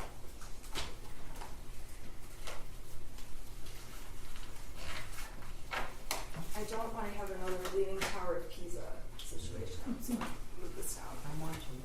That's it. I've taken your advice. Now, the other evidence the state has shown are little bits and pieces from the shooter's journal that are quite alarming and disturbing. But again, Mrs. Crumbly says the information in there about my parents won't listen to me for help is not true. And there is no evidence to show she ever saw that 22-page handwritten document. She never saw the little bits of evidence that the prosecution admitted. To evaluate this case, you have to look at it from the perspective of what she knew. So the journal information and the small amount of text compared to all the text with his friend are things she didn't know about. There's also 2 times where the state says that they have proof that Mrs. Crumbly's son was showing signs of depression or being sad or lonely. All right, those come from April 29th, 2001. This is when Jennifer Crumbly emails the friend, his mother, and all she says is that her son has been acting kind of depressed. She doesn't know what's going on. She's trying to find out what's going on, but he won't really tell her much. She's trying to find out if there's an issue between the 2 boys she should be aware of. She's trying to get down to the bottom of it. If anything, she's doing what a good mom does to try to figure it out. But the worst of what she says is that he's stressed by school. I don't want to get this wrong. He's been acting kind of depressed. And she's happy to hear it's not an issue between them. Then they go on to make plans for their son. This was admitted as Exhibit 104. If you put my texts up there and showed every time I told my mom that one of my kids was acting depressed or weird, I guess my favorite word is moody these days, it would look like my kids were complete lunatics.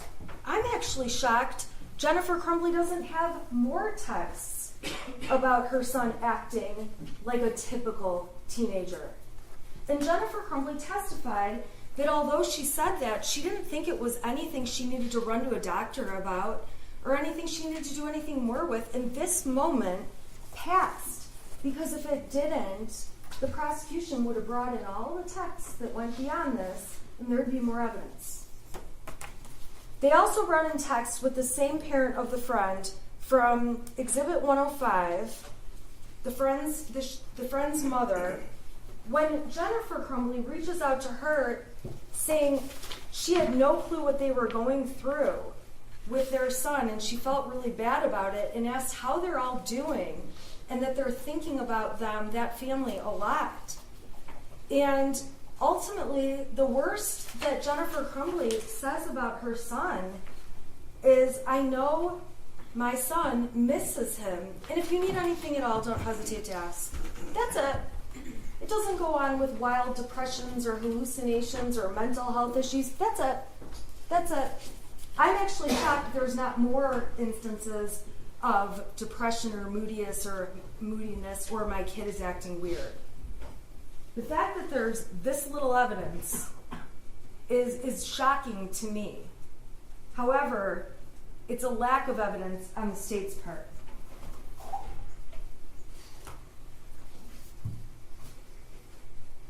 There's also a lack of evidence in Mrs. Crumbly saying he's depressed to really anyone else.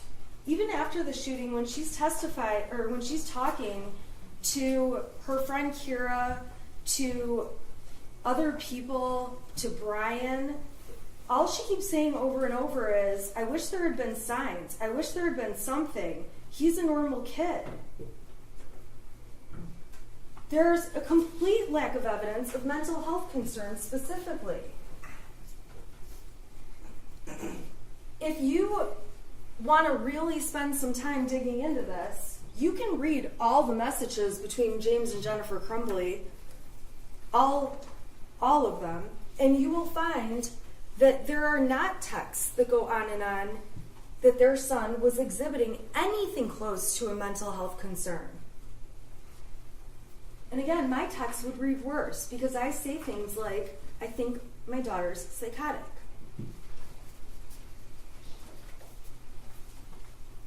When Mrs. Crumbly did have to evaluate what's going on with her son, and there was something alarming happening, she relied on people who spend day in and day out with kids, people she considers to have more expertise in kids than she does, including Pam Fine, who left her a very nonchalant voicemail that you've heard, that was Exhibit 115 if you want to hear it again, saying Ethan was looking up bullets in school today. It's not illegal, it's not wrong, he's not in any trouble. It's just like how teachers can't look up hops for beer. You don't need to call me back. She was relying on the representations by the school counselor, Sean Hopkins, who took the stand and has had a lot of training, hundreds of hours of training, and made it very clear this was just an issue where he needed some kind of therapy and didn't think it was necessary to suggest to the Crumbleys, go to Common Ground today, or serious enough that he called 911. And she relied on the assistant dean, who also has an abundance of experience Mrs. Crumbly doesn't have. And quite frankly, my kids didn't come with a handbook, and my guess is her son didn't either. And the assistant dean said the same thing in the meeting with Mr. Hopkins, that Ethan Crumbly that the son could remain in school that day, that he would probably be better off, according to Mr. Hopkins, around peers versus being alone, and that as long as they got him an appointment within 48 hours for some kind of counseling or therapist, that was sufficient. So it's absolutely not credible when a witness from the school, like Mr. Hopkins or Mr. Ejak, gets up on the stand and says, even if a kid is very sick, we cannot force them to go home. That is not true. And as parents with common sense, you should know that's not true. Because when my kids are puking, my kids' school will not let them be there. And when they have a temperature, not only can they not be there, but my children's school is always nice enough to remind me they can't be there for the next 24 hours, which means they can't be there the next day either. So reasonable doubt can be found in the fact that trained professionals told Mrs. Crumbly her son was not a risk, and Mrs. Crumbly relied upon it. This school also failed to even really look at the situation and tell her about things from the year before. They made it very clear that he was not in any kind of discipline issue, which is shocking to me and was shocking to Mrs. Crumbly, considering he's off topic looking at bullets in school. He's looking at a video in school of some kind of violent pictures, and then he draws a gun on his math paper instead of doing the math paper. So when school officials say, okay, this is really not a big deal, all we want is a counselor within 48 hours, Mrs. Crumbly took that as a very strong sign that things were fine. And reasonable doubt can come from the fact that those three people at the school, Fine, Ejak, and Hopkins, are mandatory reporters by CPS who would have reported if they thought Mrs. Crumbly or Mr. Crumbly were neglecting their son. Mrs. Crumbly even commented to others about the nonchalance that was at that meeting, that it was only 12 minutes long, which surprised her, that she was disappointed they didn't take it more seriously, that she was surprised there was no disciplinary action, and she left the school actually feeling better that maybe she had overreacted when she flew over to the school. Now, the people who are trained in these areas, they didn't just say, we're not trained in these areas. They gave specific examples. They said that kids who are really a threat, they would show nervous behavior. They would show anxiety about somebody else handling their belongings. In this case, the shooter was cool as a cucumber as Mr. Ejak went down, got his backpack with the gun in it, and brought it to him. And Mr. Hopkins and Ejak said they hoped they could get him into counseling today, but ultimately said he can stay at school and we'll give you 48 hours to get it situated. All right, so the prosecution keeps harping on the fact that Mrs. Crumbly knew they had bought a gun and that the people at the school didn't. This is Oxford Community Schools.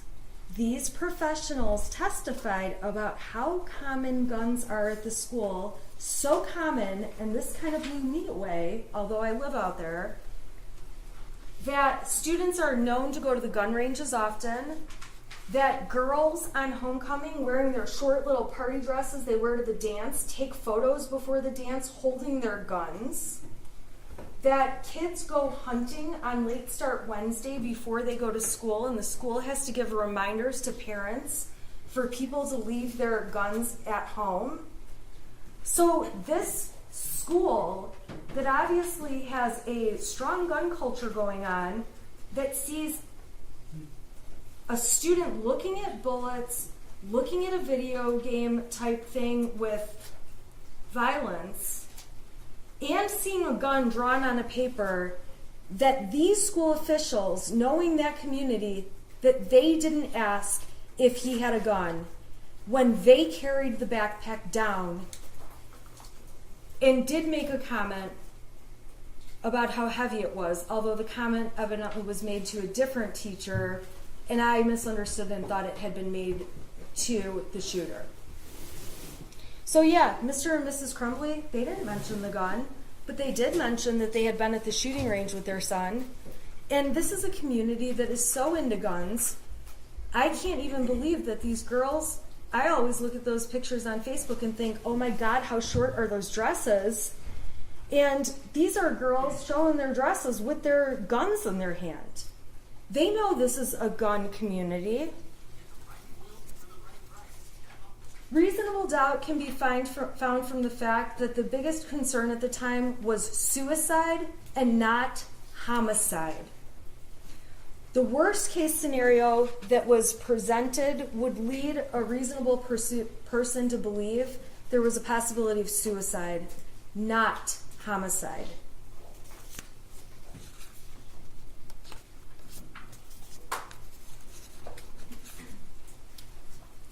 The prosecution seemed to also carry on about the amount of money and time that Mrs. Crumbly spent on horses.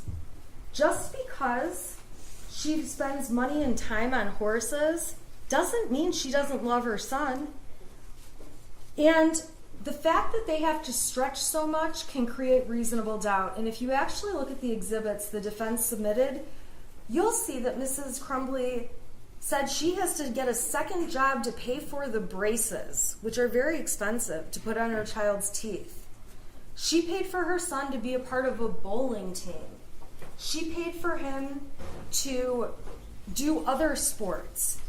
She cared about her son. Just because she cared about horses and bought medication from them and had a horse hobby, that's not any different than a dad who likes golf and buys new golf clubs and has a membership to a country club and spends time there and spends money at the bar there on days they go golfing. It's not any different. To try to suggest that it shows the priorities were on horses and not their son is just garbage. This is a son who had everything he needed and all kinds of opportunities in life. A son they take camping and on vacation to Cedar Point. Not only do they take him, they take a friend with them. These are parents that clearly love their child. They're sitting there playing board games with him, spending time doing that. That's all in the Facebook pictures that were admitted. Those are submitted to you as exhibits, and you can take a look at them if you want to. Brian's testimony in this case absolutely creates reasonable doubt. When Brian Meloche testified, there's no question he was inconsistent. And I would submit to you that after, there was no reason law enforcement needed to interview him for 2 hours, 1 hour, and then 3 hours. But over time, the police certainly caught on to the fact that the more you ask Brian the same question over and over, and he realizes he's not giving the answer you like, he changes it. And while the prosecution tries to make it sound like, well, he didn't want his affair outed, from the very beginning, he told them he was having the affair with Mrs. Crumbly. That was not something that ever changed. It wasn't until the third interview when they started talking about his pension, talking about his job, that he felt pressure. He agreed with the word pressure, and he agreed with the word veiled threats, although he did take it back later, that the police wanted him to say something bad about Mrs. Crumbly. And I would submit to you that they probably did that to all of the witnesses in the case. But Brian Meloche was the one who admitted to it. And when Mr. Keast got back up there and asked him more questions, Brian got right back in line like he was supposed to and told them exactly what he knew they wanted to hear. Brian is a terrible witness. He said he had memory problems. And quite frankly, when he's testifying that he knows that the gun was in the car that day of the shooting, we all know no one thinks that's true. Mrs. Crumbly testified and explained the day the gun was in the car. Brian's just wrong. And when Brian testified that Brady was gone and he believed Brady died or committed suicide, I would submit to the jury that Brian is just an idiot and has no clue. And that the truth is, he didn't know the details about where the shooter's friend went. He just knew he went away. Wherever he got that suicide idea from, who knows? The prosecution didn't show any texts or anything to support that. But it's clear that Brian Meloche has been put on a mission, which is, you're coming into court, you've got some things hanging over your head, and we want you to take a position against Mrs. Crumbly.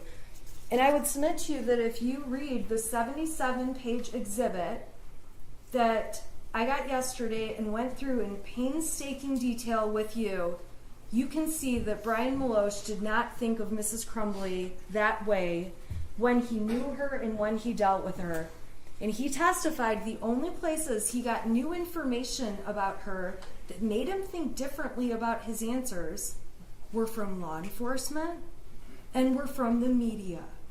The media that we have talked about in this case repeatedly as being inaccurate. Brian admitted that when the prosecution asked him, and we've already talked about this, to delete his messages, when I went through the part about clear the cache, Jennifer telling him clear the cache, showed him the stuff before and after, he realized it was just to refresh the page to see if Facebook had deactivated. So giving him little bits of information is particularly dangerous because he's not the sharpest. And that's what the prosecution did. They used him to their advantage to try to make it sound like they have this case and all these horrible statements against Mrs. Crumbly. And by the way, when they presented evidence that Mrs. Crumbly is deleting texts and keep making it sound like she selects different texts here and there, it actually sounds like Mrs. Crumbly deletes all her texts, as she testified, that when people start flooding her with texts, she deletes entire threads at a time. Who knows what she's deleting? We saw her on her phone flipping through them super fast. And the texts ultimately that she deleted, the prosecution did point out 2 of them in their closing. They pointed out the texts about "we're fucked" and "we're on the run again," but they didn't mention that she deleted 2 texts that are actually very exculpatory and helpful to her. Why would she delete some of the most helpful and exculpatory things she said? Those 2 texts are on page 42 and 44 if you want to see them in the 77-page exhibit. And those 2 texts confirm, she calls it the string lock was on the gun. She means the cable lock, but she doesn't know enough about guns to say cable lock. The string lock was on the gun. And the other deleted text that the prosecution didn't mention was when she said that the weapon had been locked, the ammunition had been stored separately, and that everything was not loaded. There's no reason she would delete 2 messages that are that helpful to her. She's just a person who deletes all of her messages, as she testified to. You can find reasonable doubt that Mrs. Crumbly's state of mind is very obvious in statements she made after the shooting. Right away, she's talking about how she had no signs to believe anything would happen. At the substation interview, it's on recording, we watched it. She tells the interviewer, I had no signs, there were no signs. Then, when they have her in the car, the squad car, and she's in the back, she says to them again, I had no signs. In her text message with Kira, which was admitted, she says there were no signs. Kira says there probably were, you just missed them. With Brian Maloche, Mrs. Crumbly says again, there were no signs. I would submit to you this is not some master plan where Mrs. Crumbly decides she's going to suddenly say there's no signs. First of all, there's no evidence of signs Mrs. Crumbly knew about. And second, all of her immediate fast statements in a time of stress, right after she's had guns held to her face, walking out the front door of her house, she's saying there were no signs. You might find, and I know the prosecution takes issue with this one, that Mrs. Crumbly was actually, in fact, a hypervigilant mother. She's the kind of mother who is going to the friend's mom to chase down why he's having a moody and kind of depressed day. She's on Power Schools on the app multiple times a day checking for missing assignments. She's emailing teachers about grades. Christy Gibson Marshall, the assistant principal, who did do one of the bravest things I've ever seen, she testified she saw the shooter's face and couldn't believe it was him. And the reason she couldn't believe it was him is because it was so unforeseeable. Mrs. Crumbly's hypervigilance also comes when you look at how she takes him for medical appointments.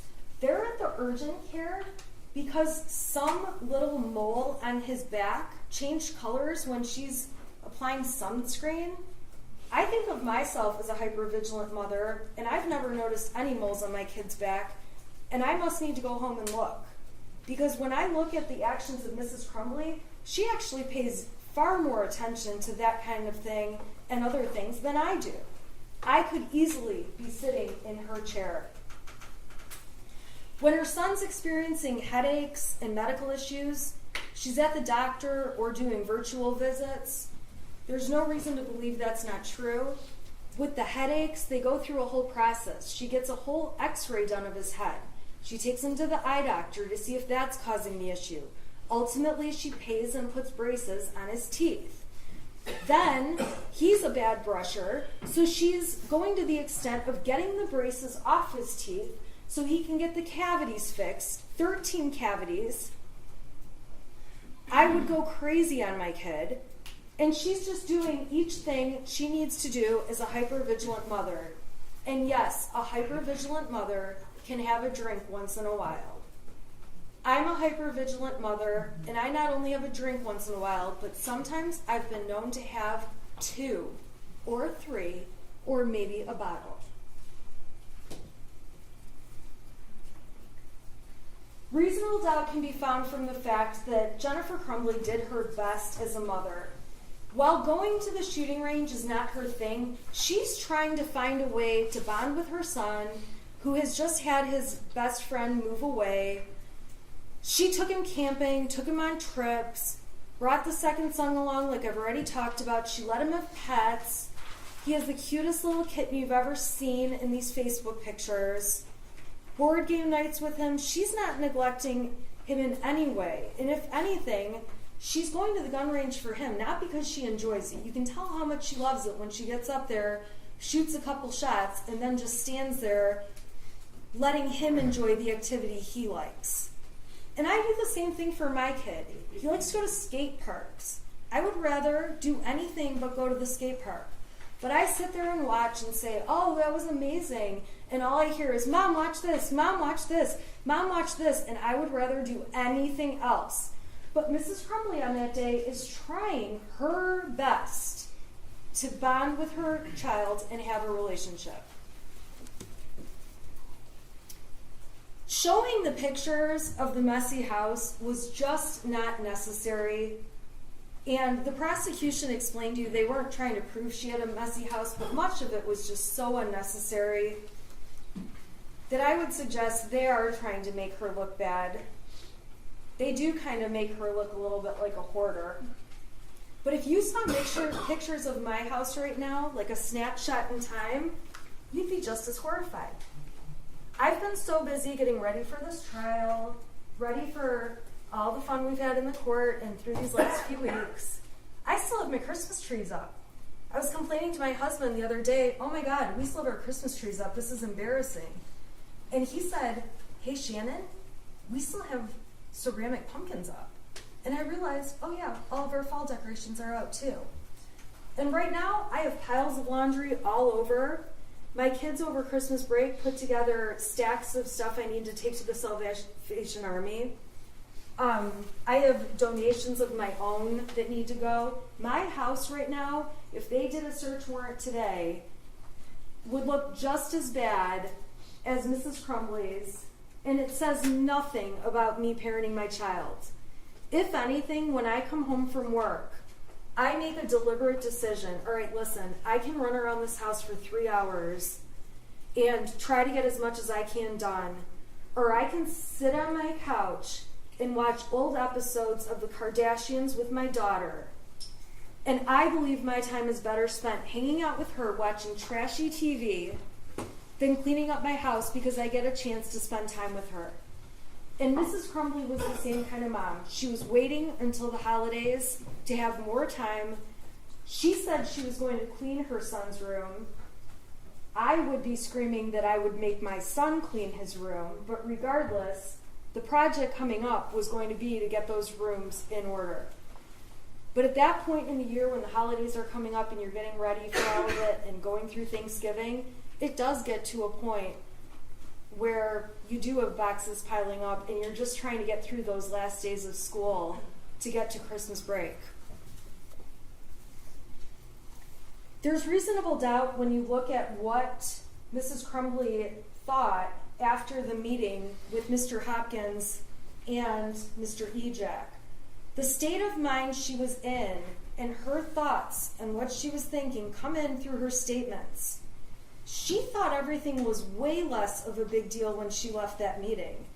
She thought leaving him in school with his friends was the better decision based on Hopkins saying peer support is a good thing.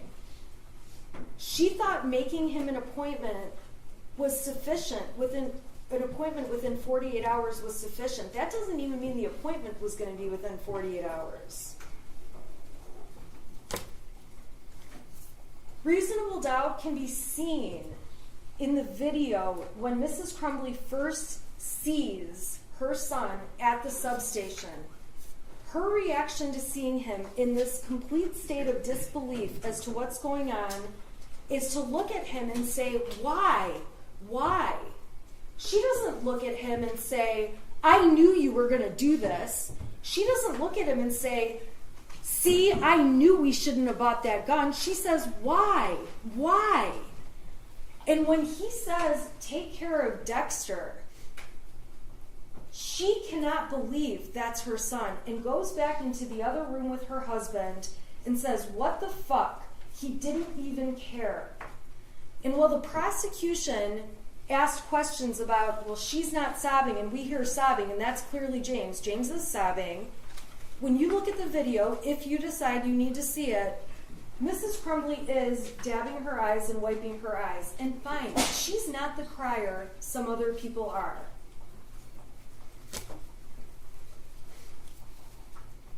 Reasonable doubts can come from the statements in the heat of the moment at the substation when Jennifer Crumbly is in a state of shock trying to answer their questions. She says, "He's never done anything bad." This is after she already has somebody saying, "You really should have a lawyer there." She's still just talking about what the truth is. He's never done anything bad. One of the parents says he's a perfect kid. Jennifer Crumbly tells them the most of an issue he ever has is anxiety over tests. Jennifer Crumbly tells them everything was fine this morning. In the statements Jennifer Crumbly made when she was in the car and doesn't even know yet if there has been fatalities, she says he's never done anything. She acknowledges he ruined lives today. She says, "It's the first time I've ever seen him do anything." She says he's a good kid. He's never angry. He's mellow. He's not what he looks like. He's not a monster. And she's not a monster either. She explains to them in detail when they ask, he's never had mental issues. In those moments, she can't even think straight about life around her. She's worrying about a horse and her job and all kinds of random stuff. And ladies and gentlemen, when emergencies happen, life doesn't just stop. So the fact that she's able to function and think, I still need a job, I need some money, I need a phone that works, that doesn't mean she thought her son would terrorize and kill people and shoot people at a school.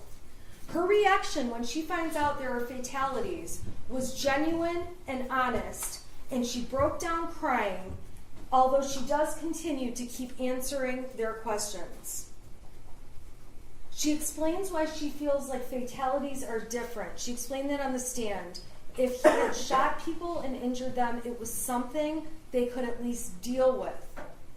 But a fatality is a fatality and can never be changed.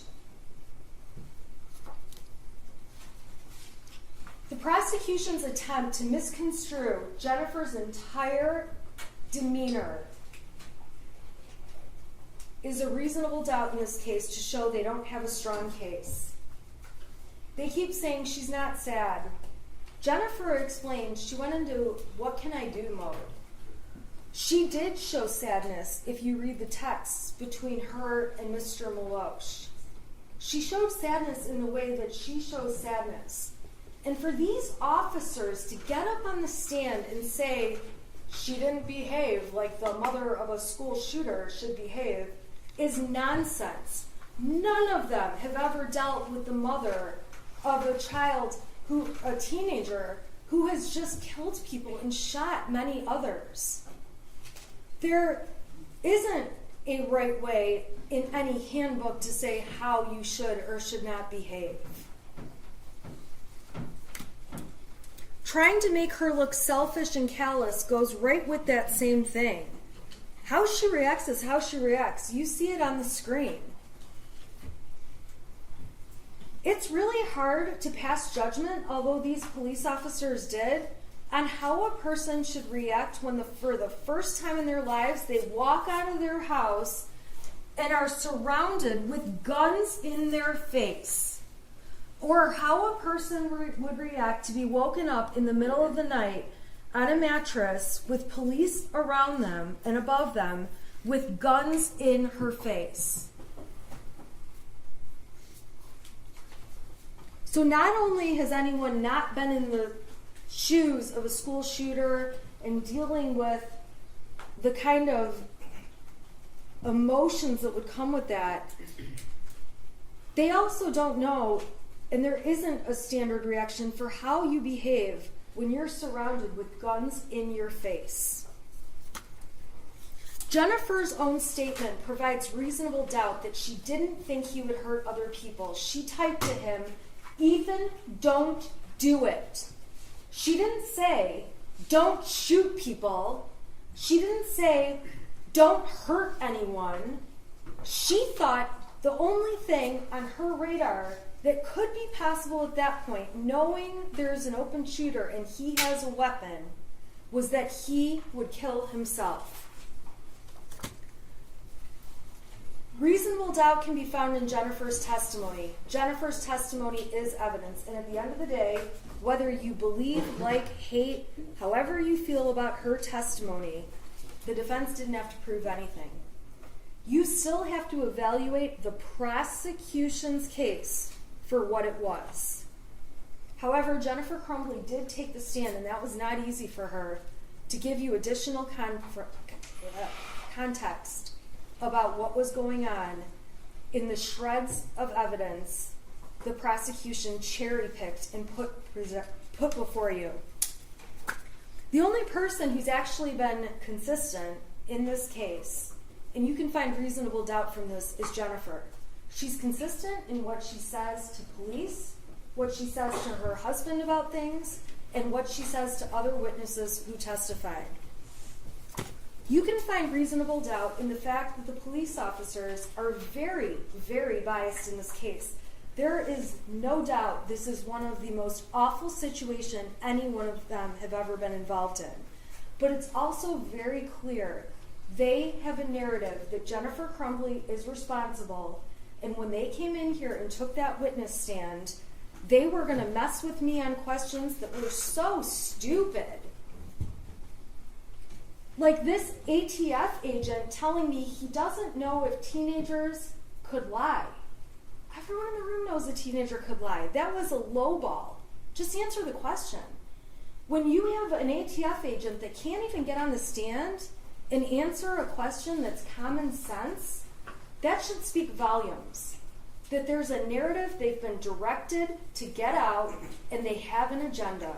And that agenda, ladies and gentlemen, is not positive for Jennifer Crumbley. Making this big deal about money and cash that Mrs. Crumbley took out is another reasonable doubt in this case. Mrs. Crumbley explained her dad had accounts frozen. She didn't want her accounts to be frozen. Her dad put money in that day so she could take it out. Getting money out of the account that had her son's name on it wasn't done in any way to steal money from her son or show she doesn't care about him. She's the one that contributes every week from her paycheck into that account. And at the end of the day, she wants cash because everyone in the world absolutely hates her. She can't walk in places and hand them a credit card. Hey, Jennifer Crumbley's on that credit card. The only option she had was cash. She can't go in and start showing identification and things to get hotel rooms, and the more cash she can use, the better. The less she has to risk that people are going to figure out who she is. And remember, the world was essentially showing its colors against her as she was receiving threatening messages in the days that followed that shooting. On Facebook, from other people, in her emails, in her Instagram, everywhere. They're so threatening, her employer is making her shut down accounts. Her friends, people that have been her people for years, don't want anything to do with her and don't want to be by her because she's that dangerous at that point in time. So for her to want to have cash makes absolute perfect sense. That's not a sign she's trying to flee.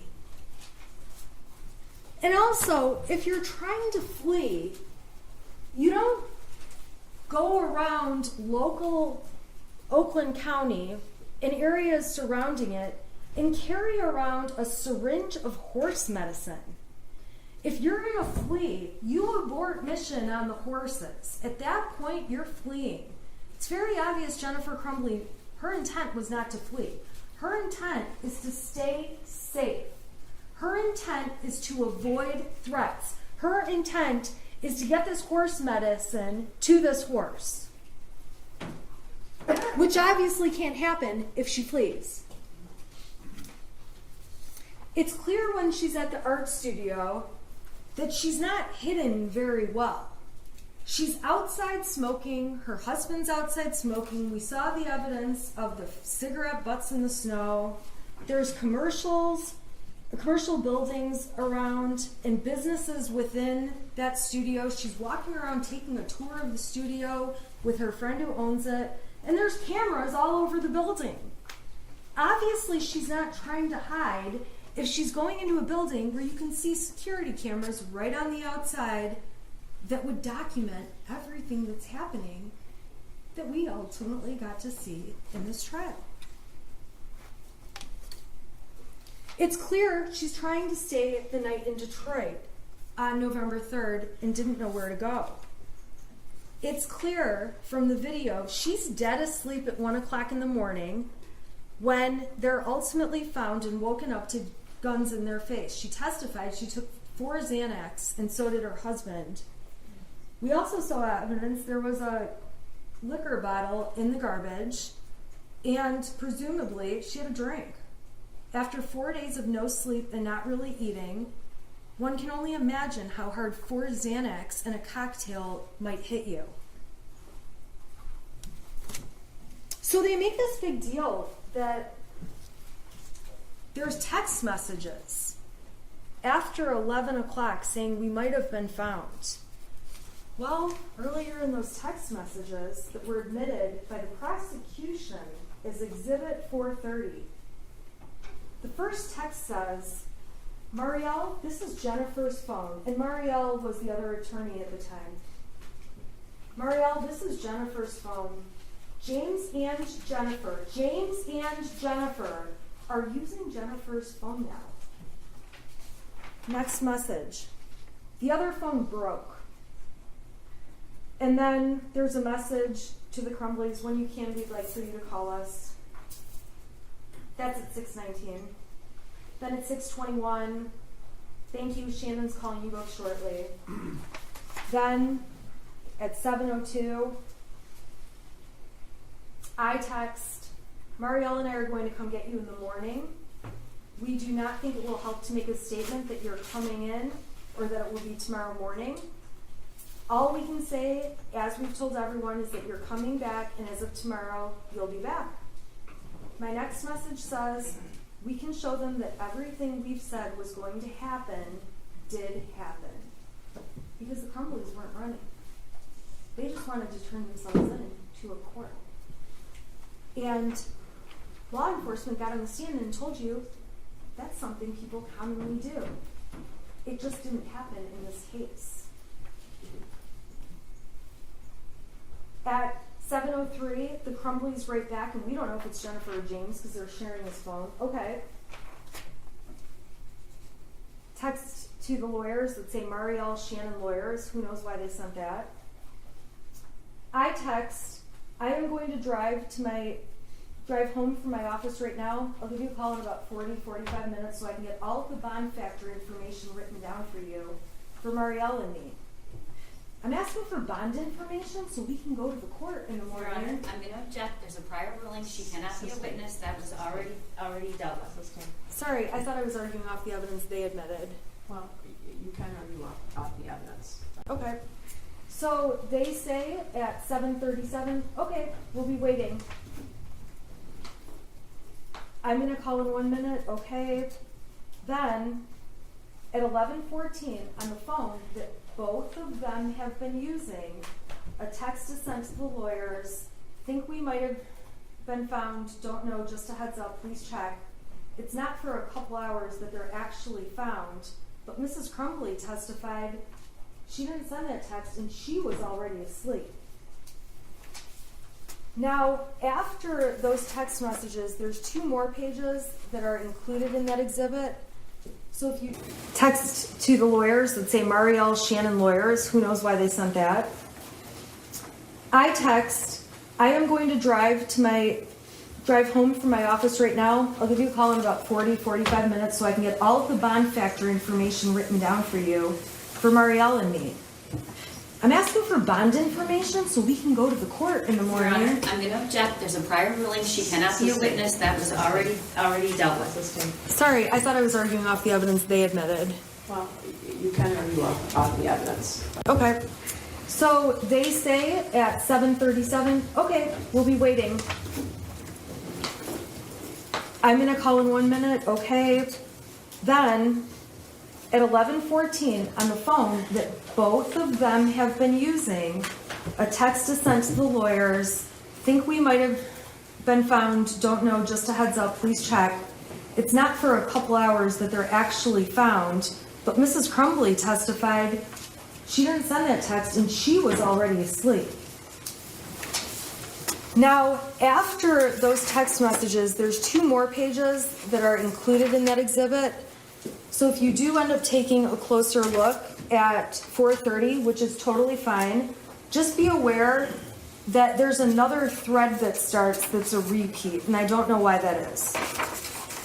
I just want to let you know that, and I'm not sure why that exhibit is like that. That was a new one we got, obviously, all today.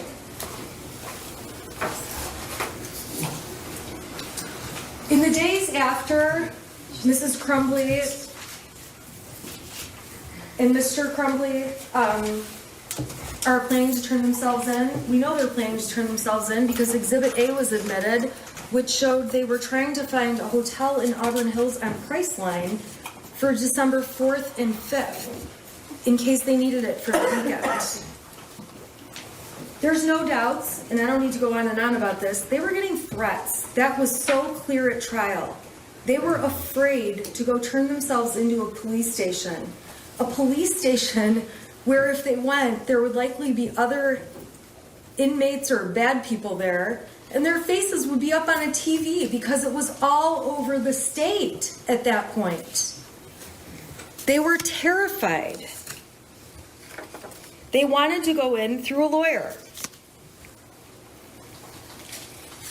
Reasonable doubt can be inferred from the fact that they set an alarm clock, which was admitted by the prosecution, showing that on Saturday they were getting up at 6:30 or 6:45, completely consistent with their plan to go to Novi for an 8:30 hearing. This is also not James's trial. I am not standing here suggesting that James is guilty of involuntary manslaughter in any way, but it is important to point out that James was the parent responsible for all of the storage of the guns. Jennifer Crumbly barely knew a thing about them. She didn't object to them being in the house. She didn't object to buying the gun that James and Ethan were interested in. She didn't object to calling it Ethan's Christmas gift. She was not responsible at all for the storage of the weapon. It is misleading to suggest by the prosecution that that 6-hour case was open on the bed and that it sat open like that all day with the ammunition box next to it. It's very clear that when James and Jennifer Crumbly were on the phone during that 7-minute phone call, Mr. Crumbly was looking for the gun, found the gun was missing, asked Jennifer Crumbly, where's the ammunition, pulled it out, and set it on the bed. It's not like that gun box, that case, was just sitting out there open at all times. When law enforcement did get there, find it on the bed, even they moved it around to the kitchen counter and other places.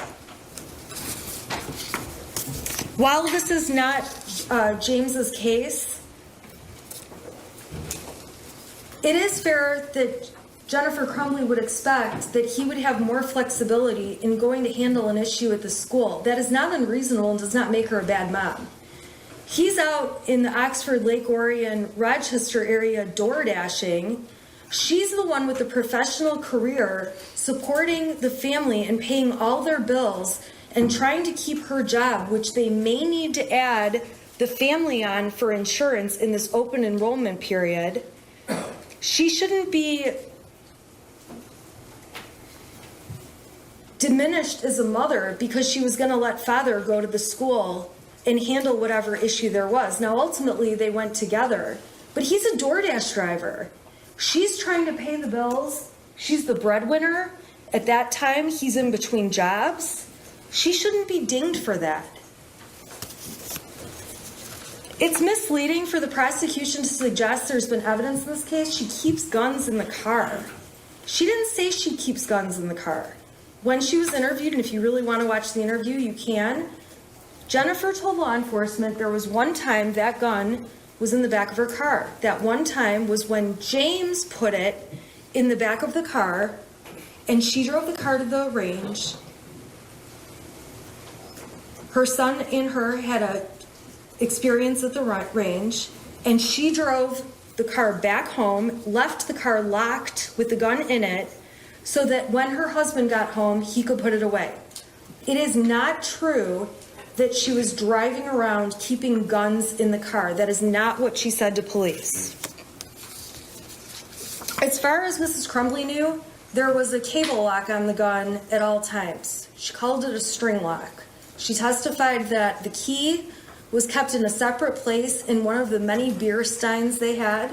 She testified that she did know where the ammunition was. She hid it in her drawer of jeans. And she testified that things were locked and hidden separately, and that Mr. Crumbly was responsible for hiding the weapon. If you are upset with how the weapon was hidden, that's not your issue to decide. That's a future jury that will look at the case of James Crumbly. You're here to look at the case of Jennifer Crumbly and consider what she knew. She is not the person responsible for storing this weapon. I'm not trying to suggest she didn't know it was in the house, but she is not the person putting the cable lock on and off or doing anything with the gun. We saw her gun abilities when she went to the range and had to have her son show her everything about it. It's a gross overstatement to keep saying that the gun was his gift. It's very clear it was something bought for him to use at the shooting range, something that may one day ultimately be truly just his. But it's just like any of us giving our kids a laptop to use, a cell phone to use, a car to use, a jet ski. I have a friend that has kids, they have snowmobiles. Nothing different. It doesn't really mean the kids just have free access to all of that stuff. It comes with conditions, rules, and parameters. Unfortunately, this is a case where the prosecution made a charging decision way too fast. It was motivated by obvious reasons for political gain and media attention. And we know that because on 11/1, when the shooter was arraigned, the shooter was on Zoom, and so were the parents, and the media was aware. And when Mr. and Mrs. Crumbly were charged, and there was a swear-to at the court, the media was all there, but guess who wasn't? Mr. or Mrs. Crumbly. Mrs. Crumbly testified she didn't even know there was going to be an arraignment, but the media knew. And then the prosecution came out with a big press conference, announcing it. I would submit that the plan was never to let the Crumbleys turn themselves in, but to turn them into a big charade of looking like they're trying to flee when they absolutely weren't. The prosecution and law enforcement have approached this case with tunnel vision from day one. Brian Maloche called it a witch hunt. I would submit to you it was. And once they charged these parents and the ATF, Sheriff's Department, Border Patrol, Secret Service, all U.S. Marshals, not Secret Service, when all these agencies have gathered around and hundreds of people are looking for the Crumbleys, it's really hard to say, we made a charging decision a little too fast. And in this case, you heard evidence that much of the evidence in the case didn't roll in until after the parents were charged, arrested, and in jail.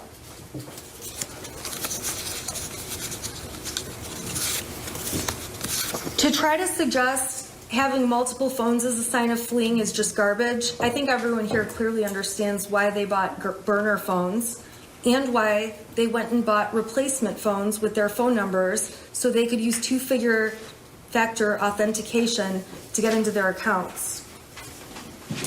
Jennifer Crumbly is seen in the police interview at the substation handing her phone to law enforcement when they're asking questions. When the police tell her they want to take her phone for a search warrant, she doesn't want to hand it over right away, but it's not because she's trying to hide things. It's because it's her only line of communication. She doesn't really understand how a search warrant works until her husband explains it. All of her contacts are in the phone. She doesn't carry around a little diary of all the numbers, although police do let her get the numbers out. And it's the only way people can get a hold of her, and she's been in touch with them nonstop, as we can see when she's in the police vehicles.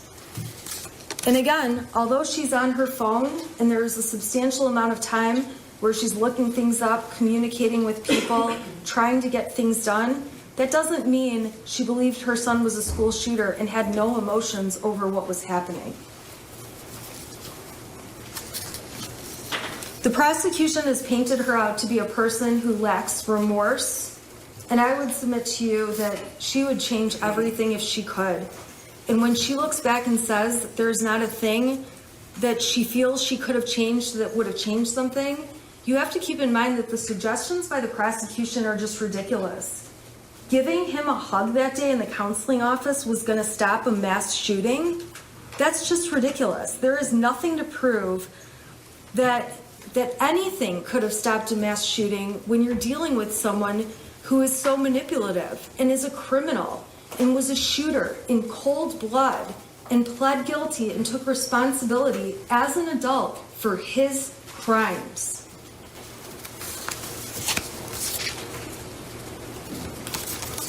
Finally, my last reasonable doubt card is blank, because I've tried my hardest to come up with all the reasonable doubts the defense sees in this case. And like I said, each of you need only one to vote Mrs. Crumbly not guilty. But a lot of times jurors think of a reasonable doubt I miss because there's so much evidence. And we've already established, and I've admitted I'm not a perfect person and not a perfect lawyer, so I put a blank card before you so that if you have a doubt I've missed, you know you're not limited to what I've suggested or the defense has suggested. You're welcome to come up with your own doubts on your own.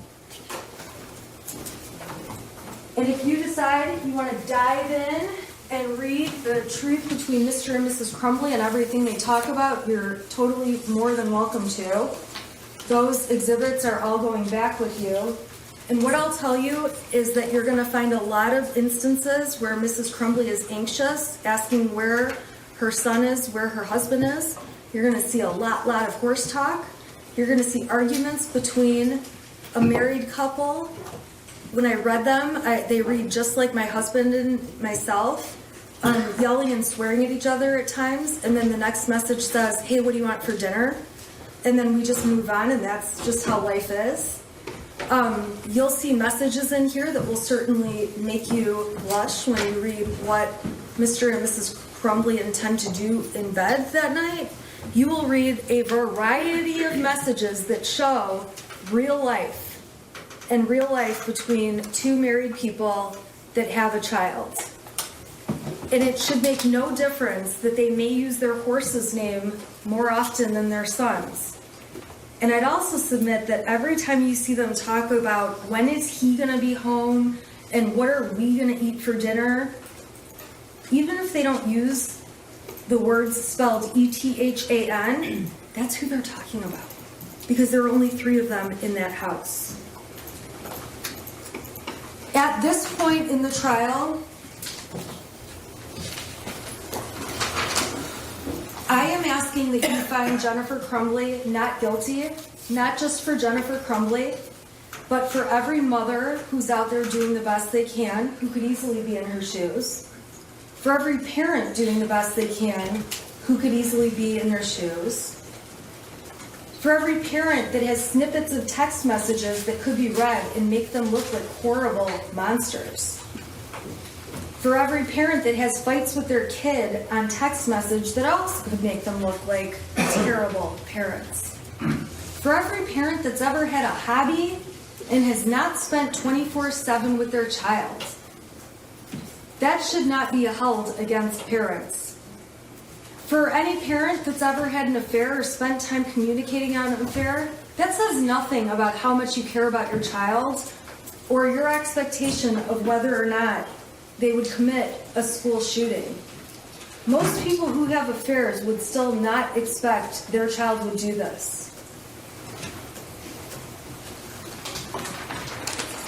I do wish more than anything this case could bring justice to the victims of the shooting, the victims of the terrorism that took place that day, and the victims of their families.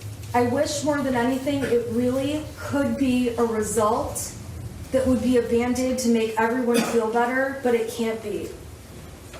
First of all, it brings back nothing for the people who have lost. It certainly doesn't bring back any lives.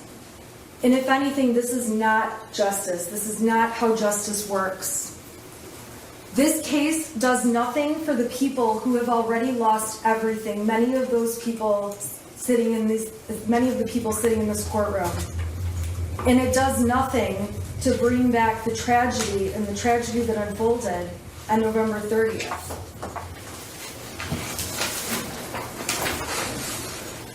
At this point in time, the prosecution cannot prove that Mrs. Crumbly avoided exercising ordinary care that would have saved lives. The prosecution cannot prove that Mrs. Crumbly was aware there was a danger that existed by her son that required her to exercise reasonable care. They cannot prove that she was grossly negligent. This is an ABC News special report. Now reporting, David Muir.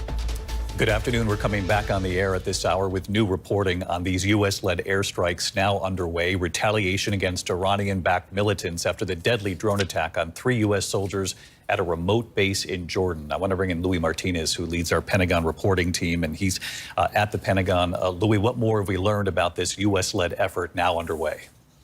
David, we've learned that there are from 4 officials that there have been the start of retaliatory airstrikes in both Iraq and in Syria. This is in response to the deadly incident in Jordan at that base known as Tower 22, where 3 Army reservists lost their lives and as many as 47 others were injured. We understand that these strikes are targeting areas that belong to some of these militia groups that were believed to be responsible for those attacks that was carried out by a drone against the Tower 22 base that led to so many of those casualties. But the officials telling us that the strikes are underway, hitting multiple targets, and this is something that's going to be going on for multiple days. That's something that we've been hearing from officials throughout the week. And another thing is that this is going to be multi-tiered. One of the things that we've heard is that, yes, Iraq and Syria were definitely on the table, as possibly as well as Yemen, where Houthi militants have been striking at commercial shipping lanes in the Red Sea and in the Gulf of Aden. And Louis, I know you and the team were reporting earlier from the Pentagon on initial airstrikes that were confirmed there at the Pentagon. You have learned additional reporting on that they were hitting some of the same areas, some of the same militia groups being looked at, perhaps targeted by the U.S. Unclear if that was the tip of the spear in this U.S.-led attack or who, in fact, was behind the initial strikes that took place just moments before this all officially began. That's right, David. We are told that there were airstrikes underway in various locations that are affiliated with some of these groups that have carried out these attacks against U.S. bases in Iraq and Syria. And it is unclear who carried out the airstrikes. Spoken to multiple Pentagon officials who will not disclose who was behind these airstrikes. But the reality is that there were airstrikes that were carried out in these locations, as you said, that targeted similar areas, similar towns, similar areas affiliated with those militia groups that are responsible for the more than 160, now 65 attacks against U.S. bases in Iraq and Syria. Louis Martinez at the Pentagon. Louis, thanks, and stay with us here. I want to bring in our Chief Global Affairs Correspondent, Martha Raddatz, reporting from Jordan, as she has been for several nights here. And Martha, what more are you learning at this hour about this broader U.S.-led airstrike, how long this could last, and the internal debate that led to how to go forward and which option the president chose? There was a lot of internal debate, and the fear is still there, David. They want this to be very significant, but there are some in the Pentagon who say this will probably deter these militant groups, and others worry that it will trigger an escalation because these strikes, according to officials, will be different. It will be a much more powerful show of force than we have seen over the last months and weeks, going after the Houthis, going after these militant groups. Those were really just storage areas and things that didn't seem to make much of a difference. You and I have talked so many times over recent weeks that deterrence simply hasn't worked. But this time, you had a loss of life. They had to respond in a different way. And they have said for months that if an American was killed, that was a red line.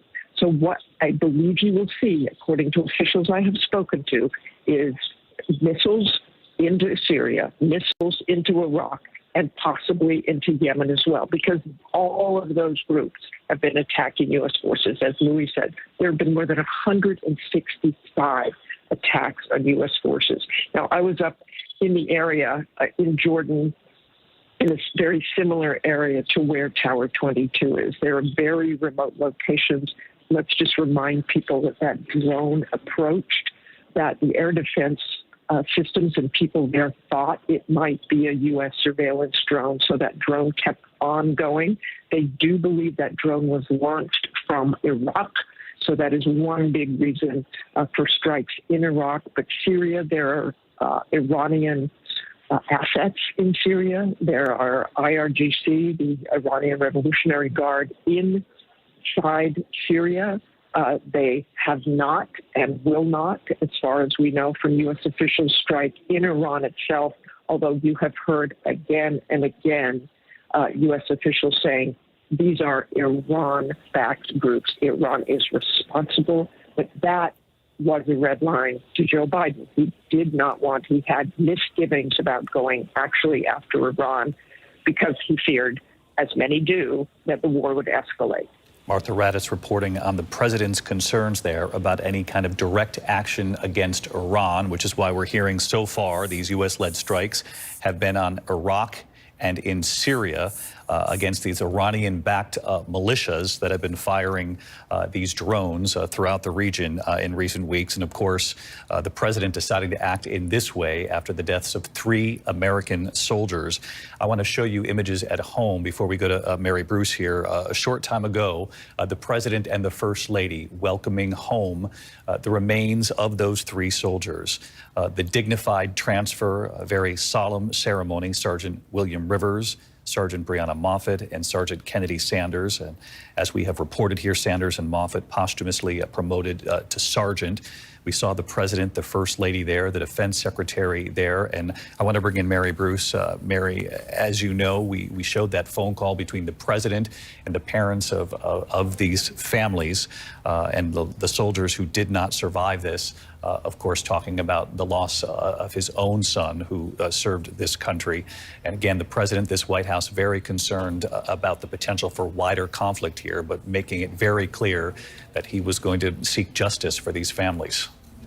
And David, there is no more powerful reminder of the weight of these kinds of decisions than what we saw today. The president there witnessing the dignified transfer of the remains of these 3 U.S. service members killed in this horrific strike in Amman, Jordan. And we know that this is a decision that weighed heavily on the president, that he carefully considered his options, meeting twice with his national security team this week, huddling in the Situation Room, going over and poring over all of the options. This is the scenario that the White House had been hoping to avoid for months, as we have seen U.S. service members come under these relentless attacks from these Iranian-backed militants. And the president has faced a lot of pressure to strike Iran directly, something, as Martha noted, we know the president has deep misgivings about. But they made very clear that this strike was fundamentally different. And so the response is going to be different, too. It is why we have been told to expect multiple strikes, multiple targets over several days to play out. The president trying to strike that really difficult balance of sending a strong message, responding in a way that will finally, he hopes, stop these attacks, without widening this war, without starting another conflict, David. Mary Bruce, Martha Raddatz, Louis Martinez at the Pentagon. My thanks to all three of you. Again, U.S.-led airstrikes now underway. The retaliation for those deadly drone attacks that killed 3 American soldiers so far. The U.S.-led strikes targeting locations in both Iraq and in Syria. Our coverage will continue on ABC News Live, abcnews.com. And, of course, I'll be back here with the entire team for World News Tonight. I'm David Muir in New York. I'll see you then. This has been a special report from ABC News. Well, welcome to this coverage of our continuing coverage of the retaliatory strikes, as David Muir was just reporting, that the United States has apparently begun retaliatory strikes for the strike in the American air base in Jordan, a small outpost, I should say, in northeastern Jordan earlier this week, where 3 American soldiers were killed in that strike. And today, we get the reporting from our Pentagon reporter, Louis Martinez, that the retaliatory strikes of the United States have begun in Syria and apparently in Iraq, expected as well. So for more, let's bring in ABC News senior White House correspondent Selena Wang. Selena, first, what are you hearing there at the White House? This has been obviously a busy day executing as the president at Dover Air Base with the dignified return of the fallen soldiers. What are you hearing at the White House right now? Well, Terry, and that dignified transfer that the president attended just underscores how difficult and the weight of this decision that the president had to make. He knew that he had to respond in a different way once when American troops were killed as a result of these Iranian-backed militants in the Middle East. There have been more than 160 of these kinds of attacks, and the president has been laser focused on avoiding escalation. But as you say now, we're hearing these strikes have begun hitting in Iraq and Syria. We're learning these are targeting places. These are places that helped execute those attacks that led to the deaths of those 3 American troops. But the president really striking a very difficult balance of sending a more forceful message than before, while also not wanting this to spiral and broaden into a wider war, Terry. All right, Selena Wang, thanks very much. Our White House correspondent, Chief White House correspondent Mary Bruce joins us now live from the White House. Mary, this has been a very hard problem for the president. Ever since the war between Israel and Hamas was launched, the United States has been under attack by various Iran-backed militias in that region. The president trying to respond without widening the war. Now American blood has been spilled. What do you think this response is going to do? And will it actually accomplish what has not been accomplished so far? Will it deter further attacks? Well, that is the big question, right? This certainly is the scenario that the White House had been hoping to avoid for weeks and months, as we had seen, U.S. service members come under relentless attacks, more than 160 attacks by these Iranian-backed militants since the Israel-Hamas war began.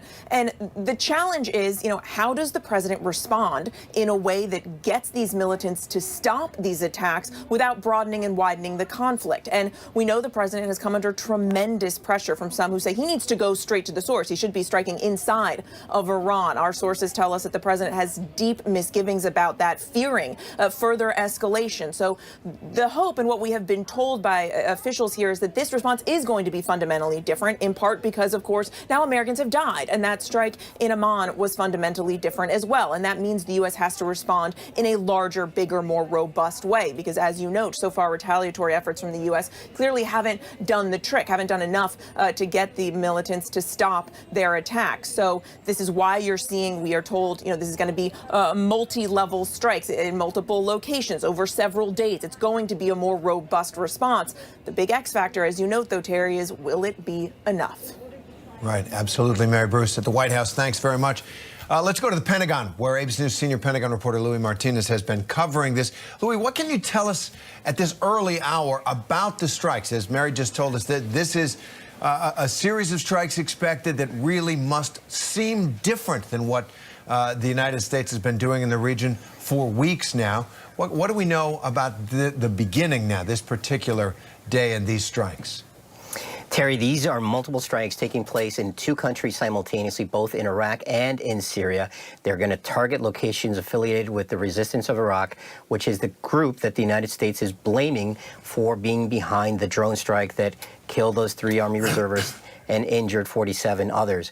Now, the targets that they were going to be striking are affiliated with those militia groups. In other words, as we've seen in the past, they may have struck at a warehouse, they may have struck at training sites.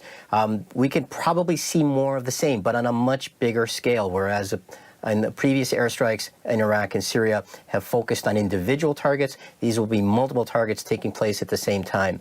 What we've heard is that this is going to be a multi-day effort, and that potentially beyond just Iraq and Syria, that we might also see airstrikes within Yemen.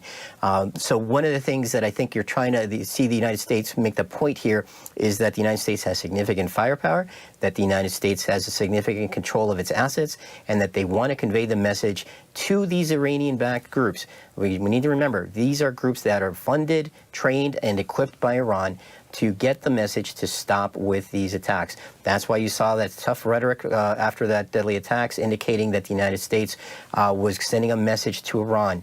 And I think the message here is that these groups are being affiliated with Iran. These are potentially, there could be Iranians militants affiliated with the IRGC. That's the Islamic Revolutionary Guard Corps that carries out these kind of missions, working with these militia groups throughout the Middle East. That's what we might be seeing now.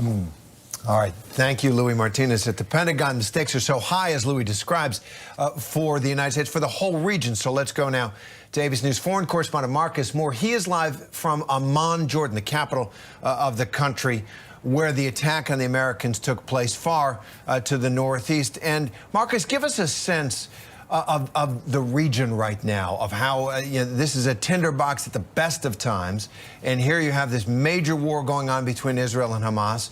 These attacks, these constant drumbeat of attacks by Iran-backed militias against U.S. forces and international shipping, and now what is expected to be a major U.S. response. How are people feeling? Are they concerned that this war will widen?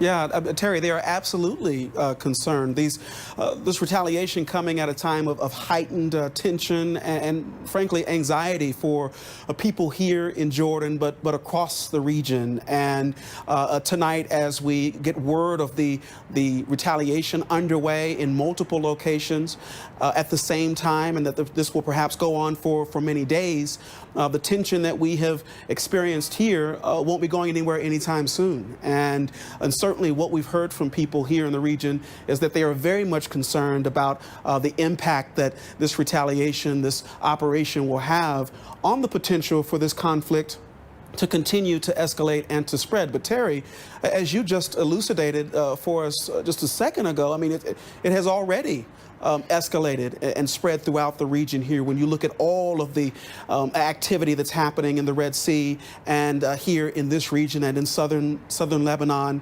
and of course, we can't go without mentioning what's happening in Gaza day in and day out. So there are people here who are watching that very closely with a lot of concern. And I can tell you that we've heard in Iraq that members of a certain militia group there, the Popular Mobilization Force, they have said that they would evacuate all of their headquarters, and we're asking their members to suspend all of their activities ahead of the strikes. You're concerned about the U.S. strikes that were to come. But Terry, at the same time, you have Kataib Hezbollah, which is another group that operates out of Iraq. They have also said that they would suspend their operations, but other groups would continue. So you get a sense of how all of these groups, while they are working together, they do have different strategies at this point.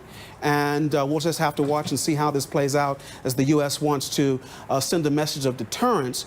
But as our team has reported tonight, it has not seemed to have worked so far. But now with tonight's strikes and those yet to come, perhaps it could be different in the days ahead. Yeah, this is a region really just on the knife's edge. Marcus Moore, thank you. Let's bring in ABC News contributor and former CIA operative Daryl Blocker. So, Daryl, we are hearing now that B-1 bombers were used in these strikes. What does that tell you? And then more broadly, as we were just talking with Marcus, you know, this is such a kind of fiendishly complicated and dangerous dance that all the powers in the region are doing. They want to hit each other, not too hard. I mean, what does this moment do to that?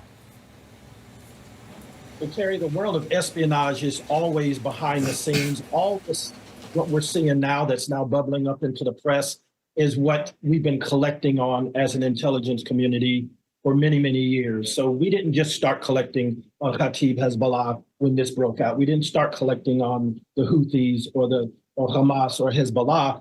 There are three principal intelligence disciplines that were probably involved in this: human intelligence, sources on the ground, coupled with SIGINT, signals intelligence, people who are speaking to each other on phones or sending messages back and forth, and then telent or telemetry intelligence, which is a couple of different things, but looking at how the missiles were fired and where they were fired from. So all of this is underpinning, is almost always happening. We just never see it on the scale in which we're seeing right now. The B-1 bomber is very, very accurate, and it carries a heavy, heavy payload. So I know that they were looking for accuracy, pinpoint surgical type strikes as opposed to carpet bombing. Right, and that's one of the big weapons, obviously, that the United States has at its disposal. Daryl, thank you very much. ABC News contributor, former Homeland Security official Elizabeth Newman joins us now. And Elizabeth, this is a region, obviously, that has been the source of a lot of attacks, not just there, but around the world, in the United States as well. Drawing on your Homeland Security experience, are you concerned about this, that as this war, which is so awful and so emotional for all sides, generates heat and more anger and more rage? Are you concerned about safety here at home? Absolutely, Terry. We have a number of vectors that we're concerned about. We have domestically just a very tense political environment. We are in the middle of, I want to say we're at year 9 of ever increasing domestic terrorist attacks. And anytime you have a dynamic occur overseas that might inspire an individual or prompt an individual decide to do something domestically. So we have a homegrown threat. But when you're dealing with Iran, you're also dealing with Iranian proxies. And the balance that I think the Biden administration was trying to make here was to appropriately respond to the devastation of the loss of 3 U.S. service members, but not escalate too far, because we are aware that Iran has capabilities, and we don't want Iran to respond and escalate it as well. And some of those escalation concerns that we have